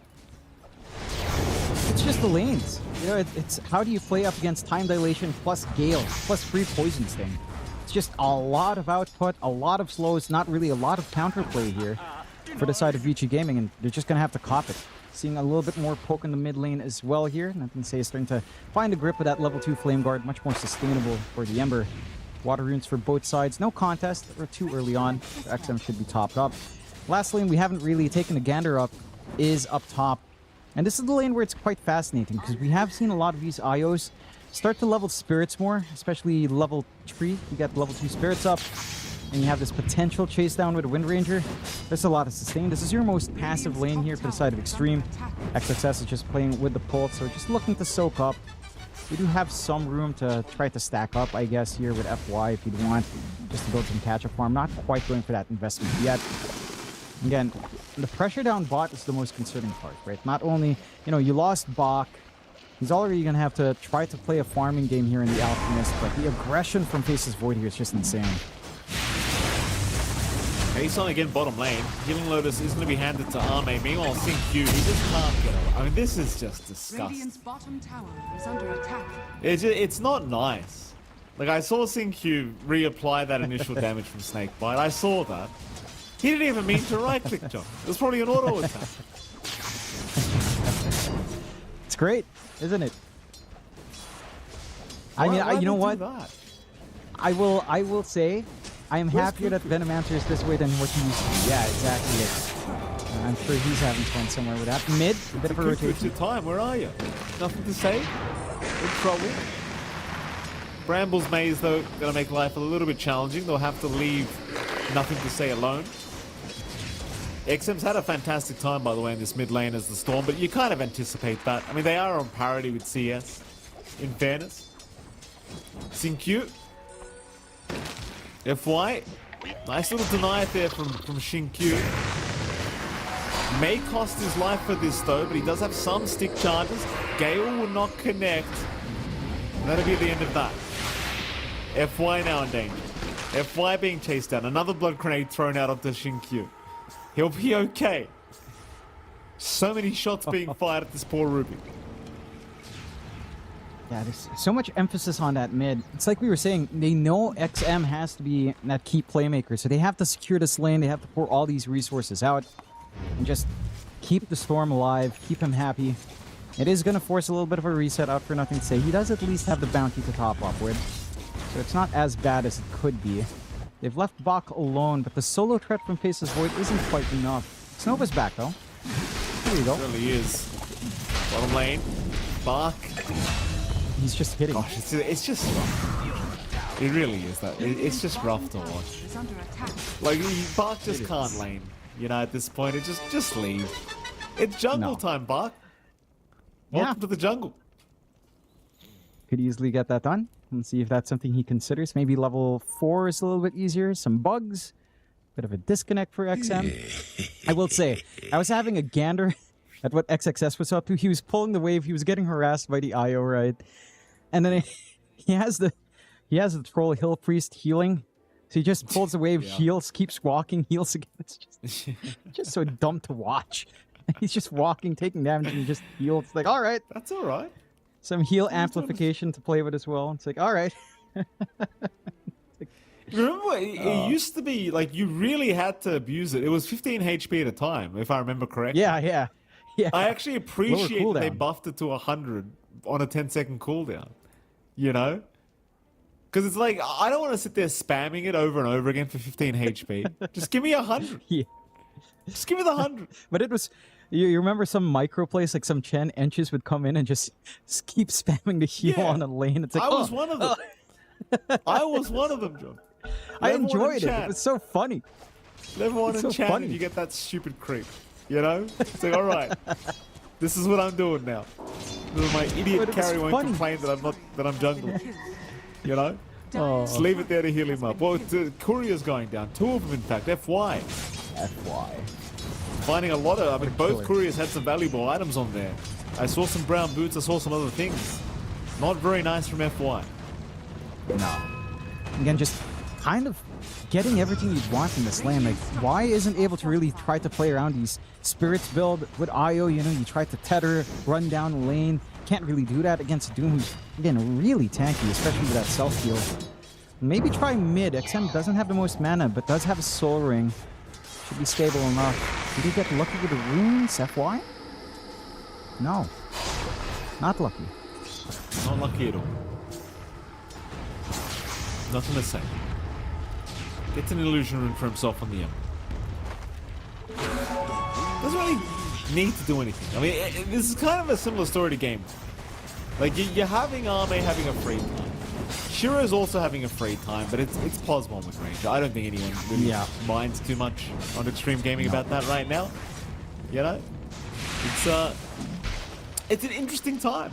It is, because it feels like a repeat of Game 1. Maybe not quite as bad as what it was with Vici's draft. Like, they were really locked in during Game 1. Not so much this time, but here we go. Bark stuns himself by the looks of it. Shrine of Wisdom is all they wanted anyway. They don't even care for Bark at the moment. Not worth their time. And that'll be a nice little Shrine of Wisdom take. And it seems like XXS will be able to successfully find the other. So also denying off both shrines. No, Bark stuck at level 4. Yeah. Oh, again! FY! Treads and the stick now treads. gone. Full power treads and a full wand. For Shiro gone. What a Imagine menace. that. There's no way he does it a third time. There's no way. You wouldn't do it again, would you, FY? I want to see it. Well, we're going to have to wait 48 seconds, John, to see it, but, you know, it could happen. Why? That's a nice ward. Unfortunately, Y would have seen it being placed. Except they're both watching each other right now. FY. Well, I mean, I guess Y can't see him in fairness. Now he can. They'll make the jump on Shiro. Shiro having no choice but to try to run, but he's got no boots, Jonathan. There's no movements. There's nothing. Nope. Bright side is, you know, he'll respawn as the courier does, John, so he can't lose it a third time. Now you're Impossible. thinking like that. He's gonna have those boots. Good news. Some bit of good news for the side of Vici Gaming. 4-0, 2K lead for Xtreme Gaming already here at 8 minutes in, up against an Alchemist. Not what you want to be seeing for Vici Gaming. At the least, it's an offlane out, right? Like you've been saying, it's an offlane out. Doesn't need to be number 1. Doesn't need to be your win condition. Can kind of play Aura bot, maybe some Ags later on if the game goes long enough. FY really loves this position between the tier 1, tier 2. He's just preventing good old Y from even being as an IO. It's working. Like, he's literally just he's just old command, just walking. Yeah. He's given up now. It's alright. Y can go back. I mean, yeah. all Y is doing right now is just jungling with the spirits. He's not even helping. He was jungling with the spirits a while ago. He's not even bothering to tether. You're looking at X-Nova. X-Nova successfully farmed the jungle, you know, as Speed would have intended. Speed's definitely smiling somewhere in Wallachia at the moment. Unfortunately for this IO though, this was not in the guides. Can't even remember the Game Leap, that's what it was. I've always got to give them a shout out. Game Leap, of course. Haven't seen the IO jungle in the guides, unfortunately. new technology here by, you know, by these players that were live here season 8. Yeah. Not by speed. No, Sync Q. not this. Gonna die at F1. Yeah, nice and simple. Nothing to say. Starting to reach that point where he gets his full Mage Slayer up. You do have urns being built up by X-Nova. And you already have one here to jump. They're gonna find FY. FY does end up going down. Double chains, and now the Chrono Arme gonna move in, but a very nice setup here from Shiro as well. Taking down nothing to say. Zame still trying to fight, getting some very nice bashes, but he doesn't have the damage output, so he wants to continue. Because XXS is rushing in with Doom available, but it's all too late. Or is it? He'll rush in again. You've got X-Nova around now. But it is indeed too late. Vici have successfully retreated. And it looked like initially looked like a great chrono coming out from Arme, but Shiro, he also joined the team fight unexpectedly. And it certainly felt like it paid off a little bit more for him. Oh, for sure. Getting this major kill and nothing to say. Getting that gold injection you really need here on the Wind Ranger. And some free EXP is a massive boon for the side of Vici Gaming. They don't even lose their Storm. XM just a little bit too tanky, not enough in the tank there for Ame. Just a Mask of Madness. Not quite it. Maybe with a Maelstrom up, you start to feel more confident in that kind of jump in. Still, a shot in the arm for Vici Gaming. Does allow them a little bit of play. They are looking up top once more though, FY. What's an angle in? They still have that Doom set to go. Shackle out. Now going to lock down XXS. Zip in from XM as well. No messing around though. XXS still able to get the Doom off. And he's actually walking away. Excuse me. FY is going to go down. They do still keep everyone alive, at least on Vici Gaming. My apologies. No, they don't. Xingqiu's going to die in the mid lane. Meanwhile, top, X-Nova trying to avoid the gank that's incoming. He cannot, though. He is going to die. It's a little bit demoralizing, though, the fact that XXS can just walk out of there like that, but nonetheless, they still find a good set of good little fight here at the top lane. They do. And it's all down to the fact that we're starting to get some connections out with XM. The Storm is starting to get some activity. We talked about it. He has to make these plays for his team, and he's connecting nicely with Shiro. Xtreme Gaming are starting to drag nothing to say to play, though. He's got the Mage Slayer. They don't have the Doom up, but they might have enough with just December here. Speedy rune of haste. They're looking. Nothing to say. Oh, they're going to run into him too. Shiro. Chained up, Shackles, only going to lock onto one. The chase will continue. Oh, nice relocate. Y was ready. Shiro, he'll get a full reset here with this relocate. And XM, meanwhile, is running towards the top lane, ready to help out for this fight. I think they're bringing Shiro back. In fact, Shiro is running his way back. They'll lose Y perhaps. They're trying to help him out. Y, he will go down. XM now zipping towards XXS, trying to at least pick off the Doom, and it seems like they will eventually have their way with him. But here comes Arme now with the Chrono. He'll jump in onto XM. Do they have the damage? They do. Arme, not done yet, but he really lacks damage, especially with that Chrono, to hold somebody down. But very well worth him coming in to just claim a quick kill onto XM. Yeah, some really nice in and out there. Like you said, some good saves coming out from Vici, but the follow through just a little bit too slow. Maybe if you... Oh, they stick around. They certainly are. Nothing to say, not done yet. We'll move on to Xingqiu. Does find another one. Buck throws out a stun, but that's about all he can do. He's rushing Ags on this Alchemist at least. He's still contributing. That's all he can really do. Again, the blue hole would be massive.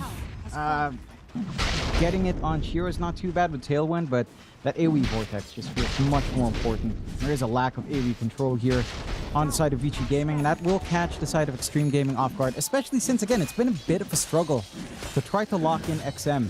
Unless he missteps into the Brambles, it's been relatively free for the Storm to just zip in and out. Outside of Chrono, of course.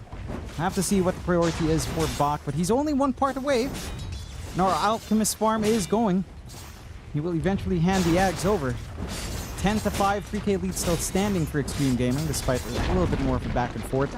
And Ame's starting to get some damage, right? Maelstrom's up, Mjolnir next, Manta next after that. He just needs a little bit more time, but he is finding that space.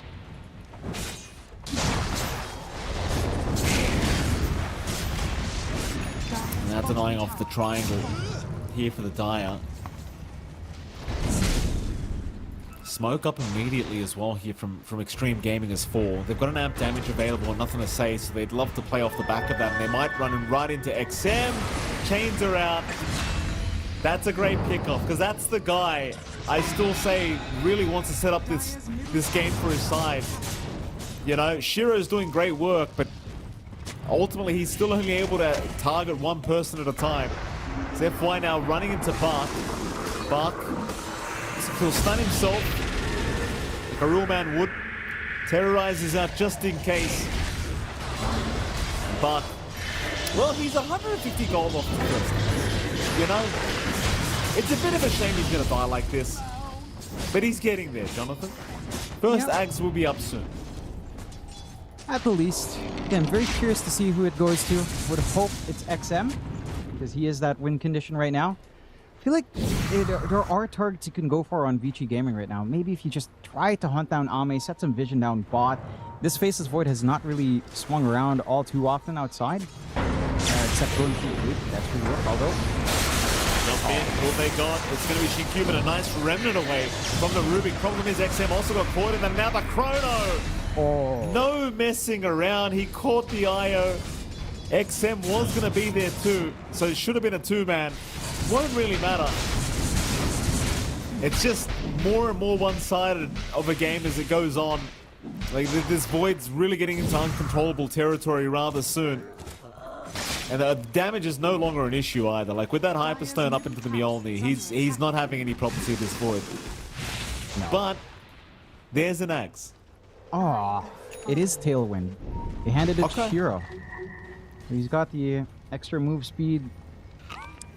I don't know. Yeah, I question if this is that good. Right? You don't get evasion, it's just move speed. That's it. The evasion's tied to wind runs though, so. Huh.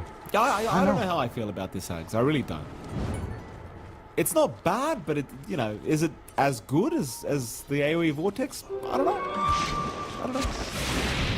We'll see. FY. Brambles, not going to land on too much. Terrorize is not going to connect either. In fact, he does cancel it off. Just trying to find Shiro. So just pump faking for now. Chrono's not up, don't forget, for this team fight, but it may not matter. Y's already just dead. XXS is just blowing him up on his own. No doom necessary for that one. And that's just a fight without a Void Chrono. Just not really required. No. There's no comfort here for VG. Chrono, they can't fight. Without Chrono, they can't fight. What's the answer? I don't know. I think the name of the game for each game, it's almost like a, again, hit and run, pick off, look for someone that's isolated. It has to be the supports, because I don't think you have enough damage for any of the cores. Maybe the Ember, maybe Nothing to Say is a little bit easier to manage, but even he has just a tad bit more HP. They just run up the block like this.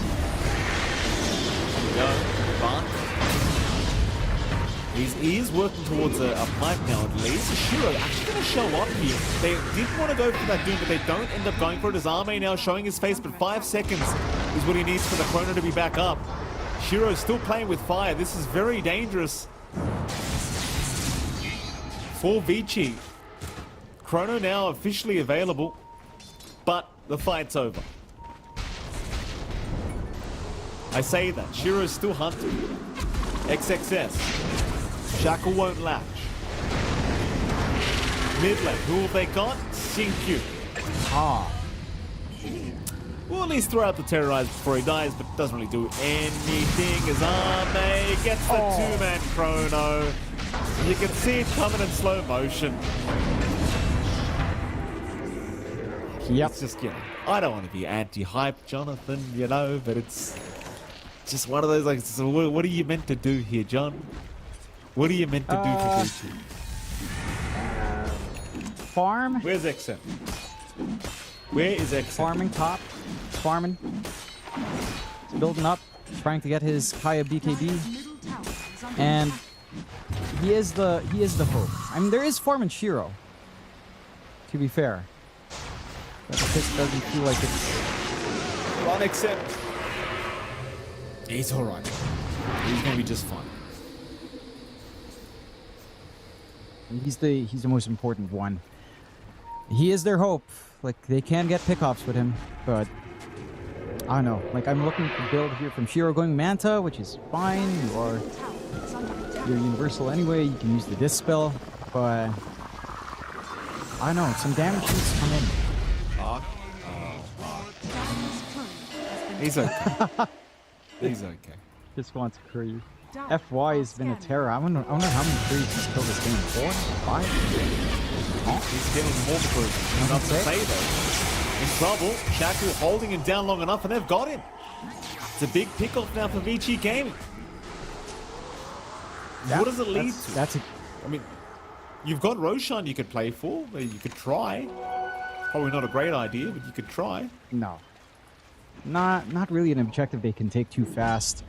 I think, again, the key thing is try and pick off, get some farm in yourself, get XM with all of his utility. He's doing great work with the Orchid. Bit unfortunate for it, though, I can say, but very important kill for Vici to find. The issue is, can they take a follow-up fight? It doesn't look like Ami's going to be joining in. Chrono's still half a minute away. So they are safe. They can't find the objective, but they force the side of Xtreme Gaming to stop farming around the map. So small win, some space up top, some space down bot to farm, and just try to get some build up here. Still, you're ready to go, and just find Y like that, I guess. Chrono's up, by the way.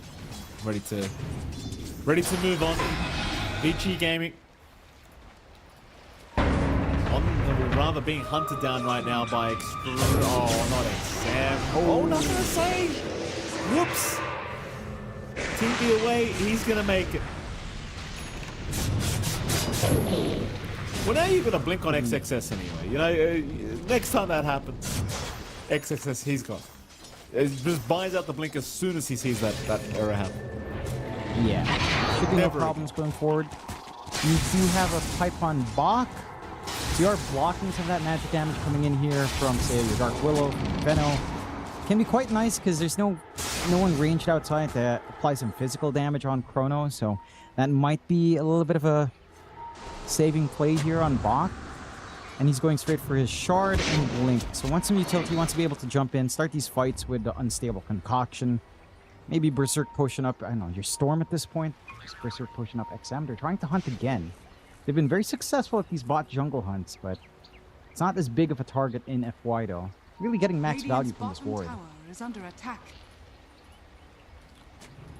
Roshan going to be started here by Arme and the crew. So we've got a T1 tower in the meantime, not really meaning too much, unfortunately, in the grand scheme of things. Roshan really being taken, nothing they can do to stop it.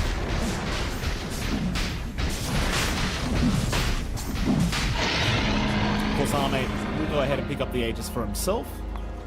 Don't even know if he needs it, quite frankly. Like, he's still not been killed once in the Void. Almost feels like you could have just given it over to nothing to say. You know, just to really be annoying in the middle of these fights, but that doesn't really matter. XG, they can just choose whoever they want right now because they're that far ahead. And here we go again. I've seen this script before. Shiro. To back off. Unfortunately, though, for Shinkyu, he will not be able to do the same. Question for me now is, are Xtreme ready for high ground attempts here? Because they can take their time. I don't think there's too much of a rush right now for No. XXS? But there's always that risk, I guess. Huh? For Bach, maybe. Bach. Whoops. Hello. We'll see what Bach... Maybe the Boglets. The Boglets are looking. TP away. No, he can't do it. He can't do it. He was hoping... But Bach is going to die. And, oh, XM's going to die too. I mean, Chrono committed, but it's well worth it for XM. Still have the Chrono back up before the Aegis expires anyway. Great times for Xtreme Gaming. Just in control. There's just no initiative left for Vici Gaming outside of, again, some pickoffs here. They've been trying with smokes. I haven't really seen offensive relocates, but again, you don't really have the positioning on the map to get that done. Amp damage on Shiro for a little bit longer here. Maybe they try to force something out. They managed to catch anything. Oh, they found Xnova. It's still going to cost them support in the end anyway, but any kill's a good kill right now, and they do get it on Shiro. Shiro just trying to work towards his own Mjolnir, and it looks like they might force a fight off the back of this, knowing as well the Chrono is not available. XXS, he does have Doom available, but he might get jumped first. In fact, he is going to get jumped first. They'll silence him up, but they don't really have so much lockdown yet. They'll try now once again, but he's just so tanky. XXS still going. Get the Doom on XM. Oh, no. I'm going to say as well, it really felt like Shiro just didn't want the fight. I don't think he had focus fire even. It was on cooldown at the time. Here comes Arme now. Buck has been left behind. Yeah, they went in without focus fire. Shiro, like Shiro just stood there. He didn't know what to do. What was he meant to do? Yeah, I don't know. It's like, yes, he killed the Veno, but is the Veno really the big problem in these team fights? No. Like, it's this Doom, it's how tanky they are, it's your lack of damage. And you saw how much Xnova is worth, by the way. Just looking at the net worth right now. Xnova is just about at the farm of XM. Not too far off from that. 600, 700 gold behind or something. Above box farm because he gifted out Ags. Right? Like, it's a rough state of affairs for the side of Vici Gaming. And they're going to have a Scotty faces Void to have to play up against more tankiness. Healing reduction, again, is going to be very important, especially up against the IO. Ame just does not care. Nope. And Chrono's back up if he wants to make a play. Even the Ags is fully done now for nothing to say, so all the utility in the world, even more mobility to catch the back line. And Vici Gaming, I mean, they're trying. This BKB on XM could help at least make it a little bit harder to just chain stun him into Doom. And still a ways off from it, but he's given enough space to farm that up. It could be a little bit of a boon for the side of Vici Gaming. But again, it feels like everything's on XM. Like, he has to get everything done. He has to be the damage, he has to be the control. He has to be the initiator as well, because you have an off-lane alchemist. It's so much pressure to just one player to do everything the team needs to do. It's kind of insane your draft ended up this way.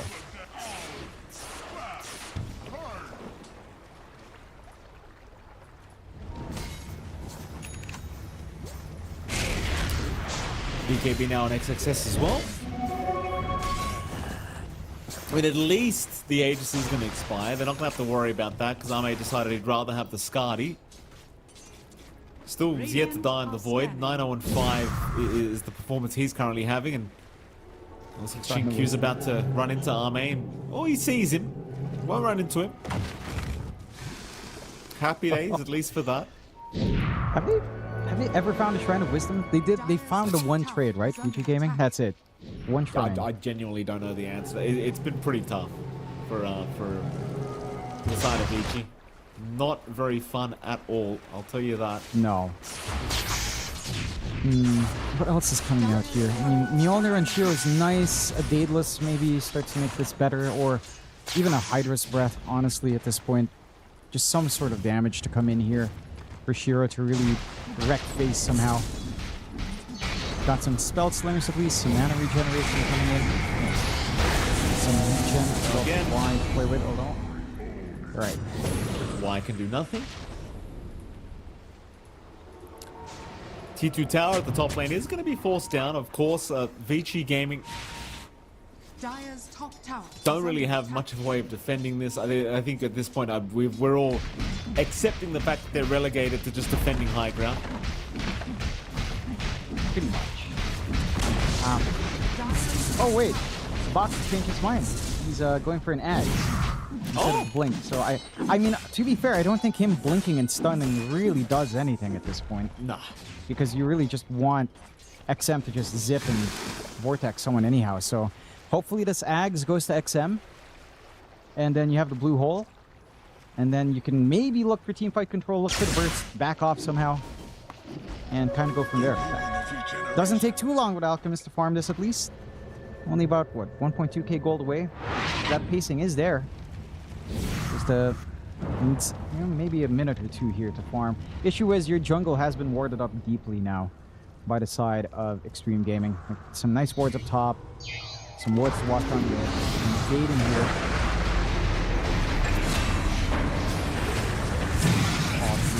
Shiro.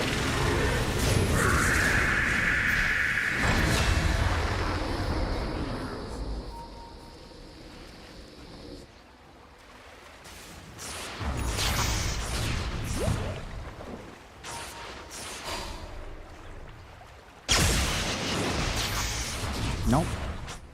Chrono not the best as well, just catching our IO, good old Y, but doesn't matter. Reshard up for Ame now. So you can kind of has even more coming out with the time dilation.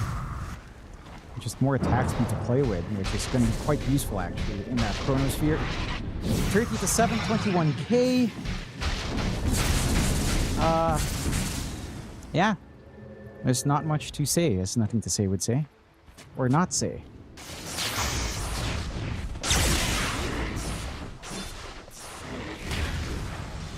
Been a rough time for Vici Gaming overall, and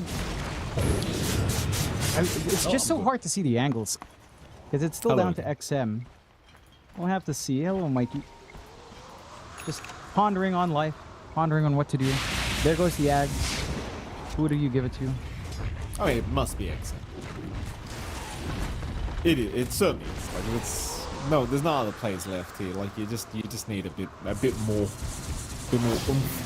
The no, the Rubik. It's no.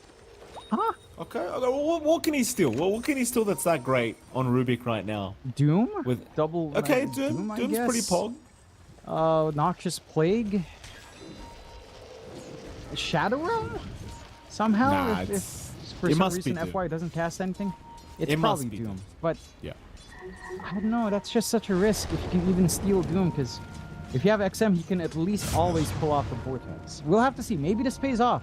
Big gambit here.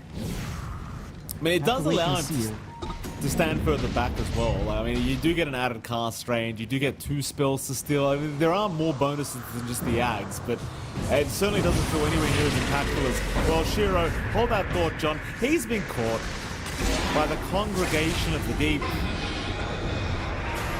There's your Aghanim Sept to steal. He got Scorched Earth, very pog. He can steal another one. You'll Scepter out. Maybe he can't. He's got Plague Ward. He's got Plague Ward. Very pog. He's done it again. XM in trouble.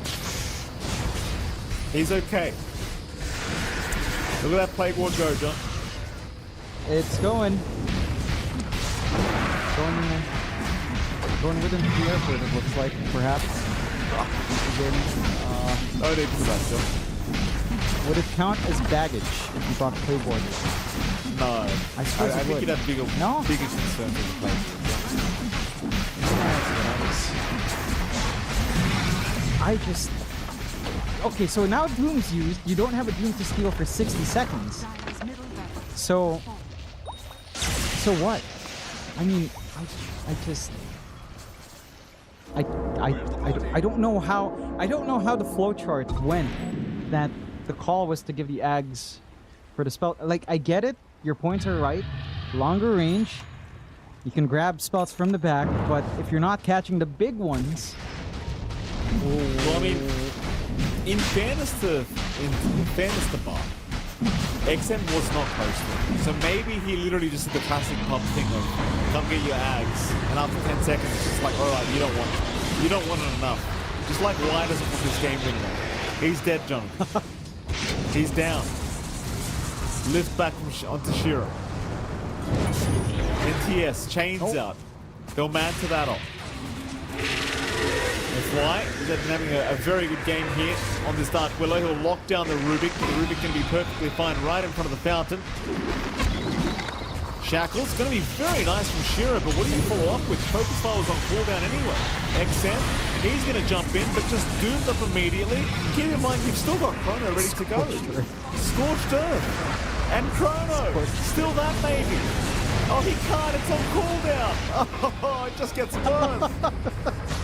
He's got Chrono. He got it, he got it. He got it. All right, here we go. Now, if he tries really hard, he can make life even easier for Armin. There you go. Shiro in trouble, he's gone. Why? Also down. GG's call. They've seen enough. Fair enough. They've seen enough. That's all right. The ultra kill for Armin. Rampage, man. No. He doesn't want it. Doesn't care. No. But a very dominant series coming out from Xtreme Gaming. Vici Gaming just, again, it feels like these drafts have not gone their way. I think there's been a lot of issues with the drafting from Xtreme overall. It just feels like from Vici Gaming overall, and Xtreme Gaming, well, they had none of those issues. They saw a path to take forward. They managed to take it quite nicely. They execute really well on it as well. But I have to say, these two games just felt like a big factor was kind of draft. Really, again, Vici Gaming, going back for what's their comfort, didn't quite line up, and you can see in the execution here, Xtreme Gaming were not messing about. They wanted this win. They wanted to, have another day in Wallachia, have another chance to make it to the playoffs. And they were really prepared. This is one of the things as well with, say, regional matchups, right? Like, some teams are just know their opponents way better regionally than they would internationally. And it really shows up here for the side of Xtreme Gaming. Vici Gaming just didn't have answers. Like this confidence pick for Nothing to Say. First pick, Ember, pans out perfectly. The IO, again, well, on paper, it does provide a lot. They just left a lot of counters. The Doom was there. This Venomancer pickup was insane, especially with the lane they had. Like, Void Venomancer was so toxic. It just made it nearly unplayable. And having to flex your out to offlane for a player like Bach, that is just so rough to see, right? Because there's no way Bach says, I'm just going to play this Alk offlane straight up when they pick it. It's an adjusted choice because they see that Doom. And the Gambit just doesn't pay off, and you can't fault Bach. Like, what is he supposed to do as Alchemist this game? Except hand Ags and, I don't know, get Aura, which he did do. And it's just not enough.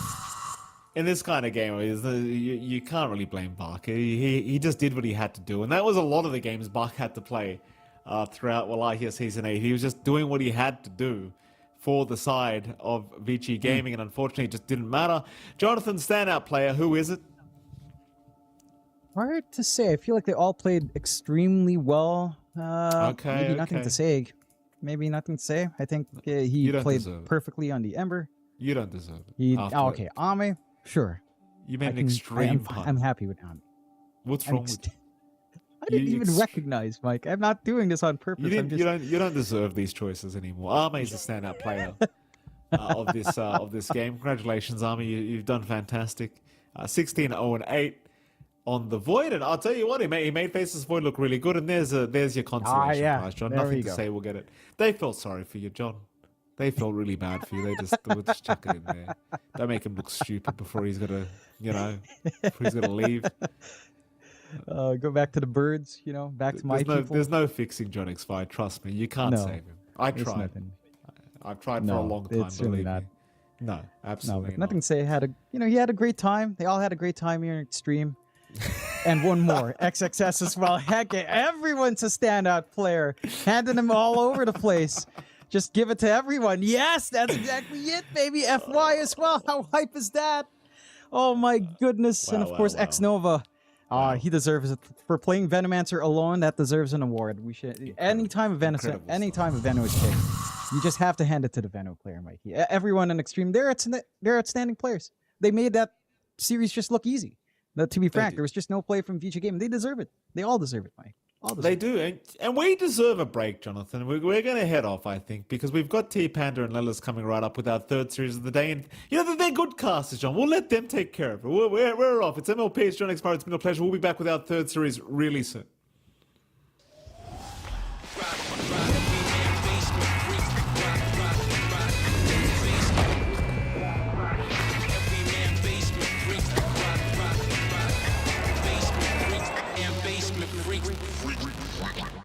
human body was built to move.